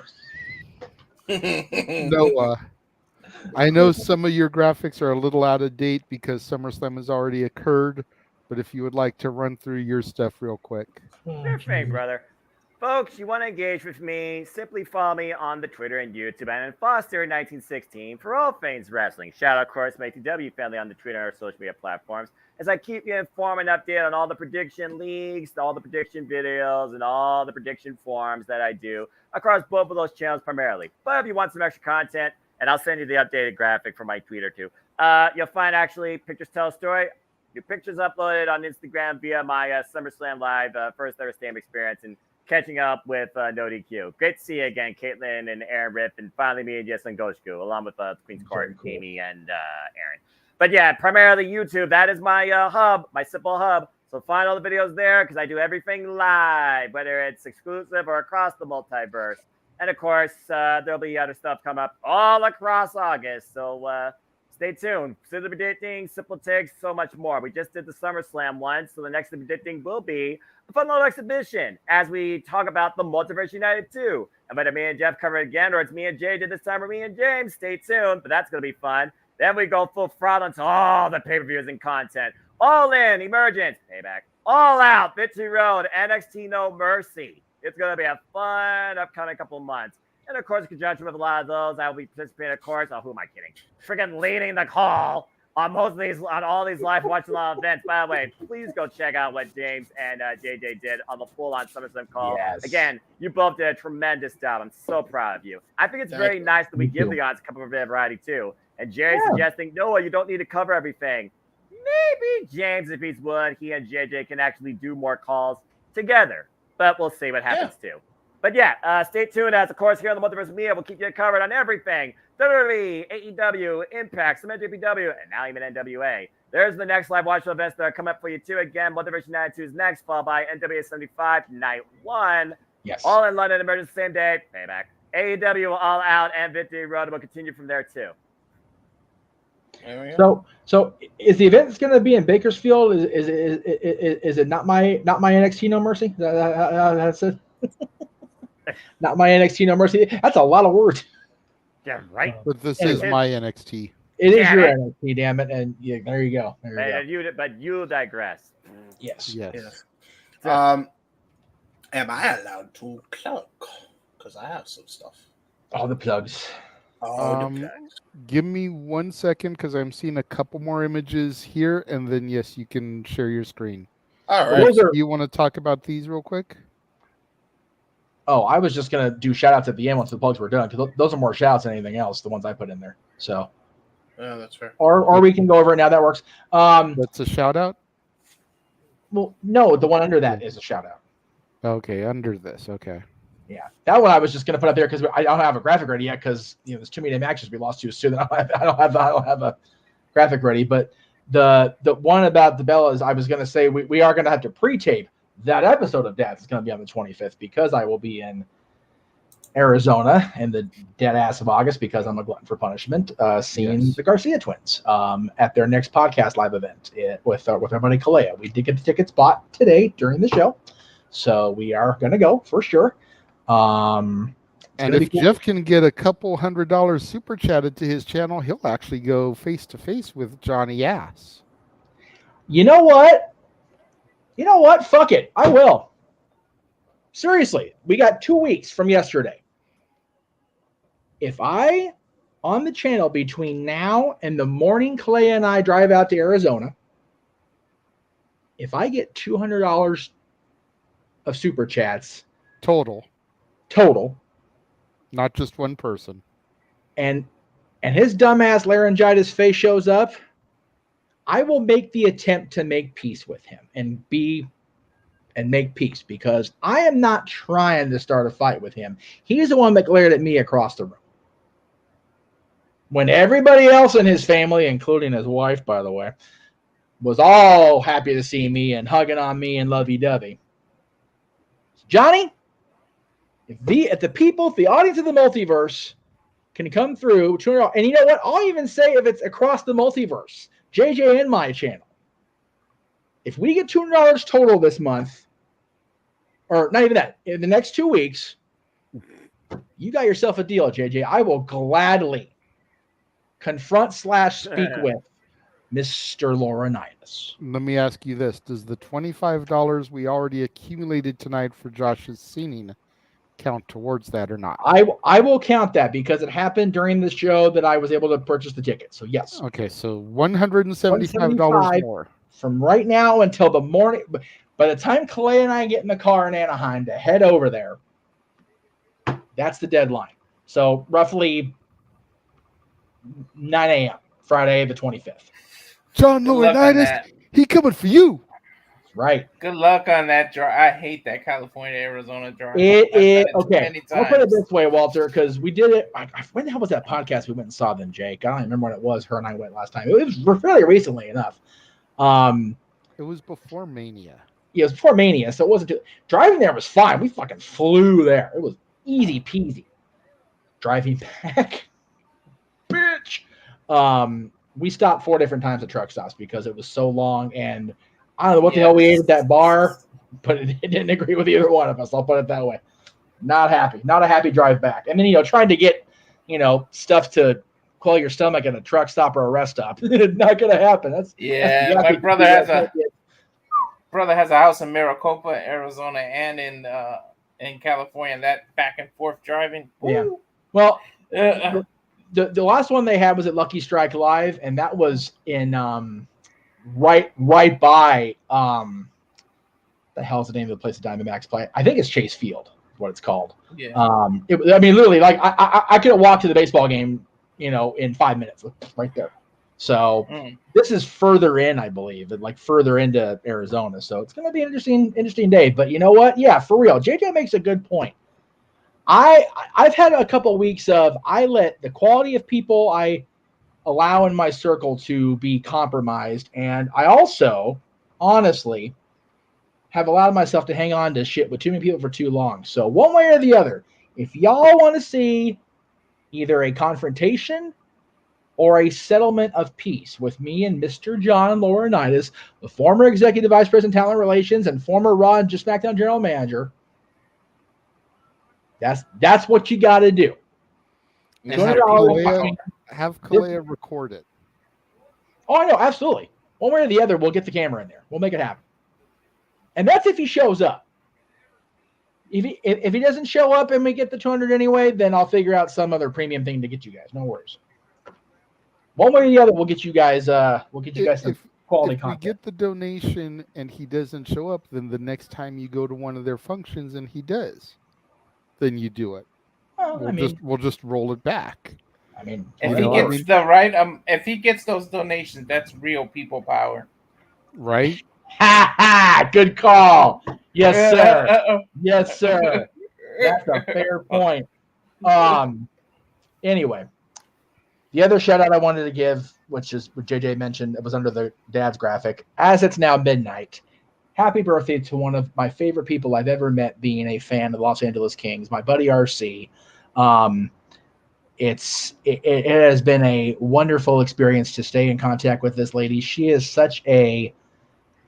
she's a beacon of positivity. She has nothing but positive influence and positive energy to put out there, even when shit gets far too real for a lot of people, including herself in her circle. And I just love her for that. So, Ars, happy birthday. I love you, my friend. Can't wait to find out how all the barbecues and things went today, and all the what she requested for her birthday was all the ridiculous memes and videos of just hilarity in her DMs. So yeah, I can't wait to hear how it all goes for her, because she's gonna be chucking it up tonight, and that's what she does best, is laugh hysterically at her own stupid self.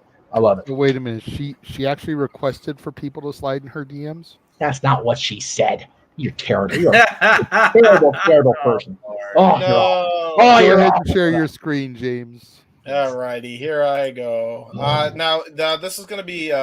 Did you air the most recent one that I sent you? Yes. Okay, so the number 16. Yes, but James has probably had about 3 updates since he sent me that. No, there's only actually surprisingly only one. And it's all on my channel for a change. Well, actually 2. I just realized because retros and shit. we'll get to that when we come to it. But you can check on my channel right now that hasn't already been promoted. Right here, Jay Hubert's Side of Things, episode 5. I actually talk about a host of bullshit. Talk about Will Smith, talk about Ronda Rousey leaving, talk about McJuggernuggets, talk about Smosh, talk about other shit. There's cat videos at the end. It's a hodgepodge of fucking weird. If you're interested, go ahead, check it out. Well, you're interested in my side of things, you can. I might just make it like that. Debuting on this channel, new show called Character Select, where we will be doing AI simulated tournaments of video game characters and having them beat the piss out of each other for your entertainment and having a good time. So there's that. And then watch parties, as I said earlier on, for Fighter Fest in the Go Home Week to All In, and also for the Go Home Week of All Out or a Go.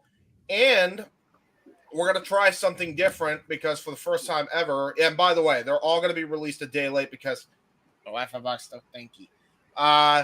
We are actually going to do every we're going to try this for this one for All In and for All Out a day after the watch-along events, or maybe a few days after. We're going to try All In and All Out watch parties as well. So I won't be on camera for that because I'll be here with the boys. I don't necessarily need to be on camera for that. It'll either be Zero or Casey or Mike or Owen, one of the 4. More than likely than not Casey, but somebody's going to be on camera, and they'll be, presenting the festivities of all the fun. Because we're all going to be using Discord for that anyway and having a good time. So hopefully everybody enjoys that. And then on Wrestling Fortune 44, which by the way you can find at, and I'll just type it in right here since I'm sharing my screen. You can find his YouTube channel via that. You can check out the recent editions of a bunch of WWE Aftershocks and AEW Sparks, where they cover everything WWE and AEW on Spark and Aftershock. Well, we also have a bunch of retros in the can. SummerSlam 05 retro coming. Raw from London, I believe 06 coming. The Wrestle Kingdom 12 retro in hype of All In. That's coming up. And All Out 2021 retro we're doing. And I believe there's one more I'm forgetting. Heatwave 98 in hype for NXT TakeOver. Or I'm sorry, should be NXT TakeOver. It's not. NXT Heatwave, the special that's airing. So, yeah, it's all happening there. We got a lot of retros coming up, so be on the lookout. It's all going to be on the video tab. So go check that out. And yeah, that was pretty much it. I just wanted to kind of plug that because it just kind of popped in my memory. And then other than that, on my channel, right here, which I just showed on my screen, Indie Force, episode 27, 3 weeks ago, because we do them every month now, and they're fun, It was a good time. We talked about all sorts of shit, including update on Women's Youth Wrestling. So that was the ending topic. If you want to know what happened on what's going on with the progress of WYW, just know 52 weeks of TV have been recorded.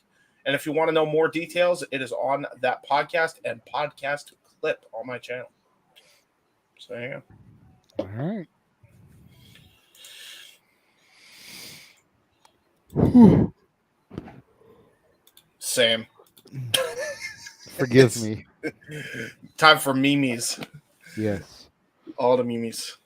We want to thank everybody for tuning in this evening. We want to thank the 10 of you that are still riding with us.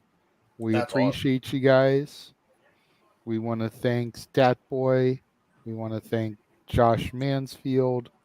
We want to thank Big Baller G and Datilla for coming on earlier and bowing out so gracefully when each of them had to tap out. Walter, thank you for joining us again. It's great to have you here. For having me. Until next week, I will do this, and then Noah, take us out of here as you always do. So for the He-Man, James Hebert, for the simple man with the spectacular voice, Noah Foster, for the man whose name is not on the marquee, Jeff motherfucking Meacham, I am the Renegade J.J. Williams. Take us out of here, Noah. No matter what, guys, always a pleasure. As I leave you simply with this, because you don't know me by now, know this, because what I am is what I am. For I am but a simple man and a lifelong fan of professional wrestling. Damn, what a moonsault cover! Hook of the ring, no! Yes! So find me, as always, doing that type of stuff in and out of the multiverse too. But as always, I'd like to conclude, there are no winners, there are no losers, there are no betters. Just fans with opinions for this passion we all share. At the end of the day, folks, support one another, respect each other, protect your mentality too. Treasure your families and just enjoy life and enjoy professional wrestling. It's as simple as that. There you go. Have a good night, everybody. We will see you next week. Have a good night, He is folks. what he is, and that's all that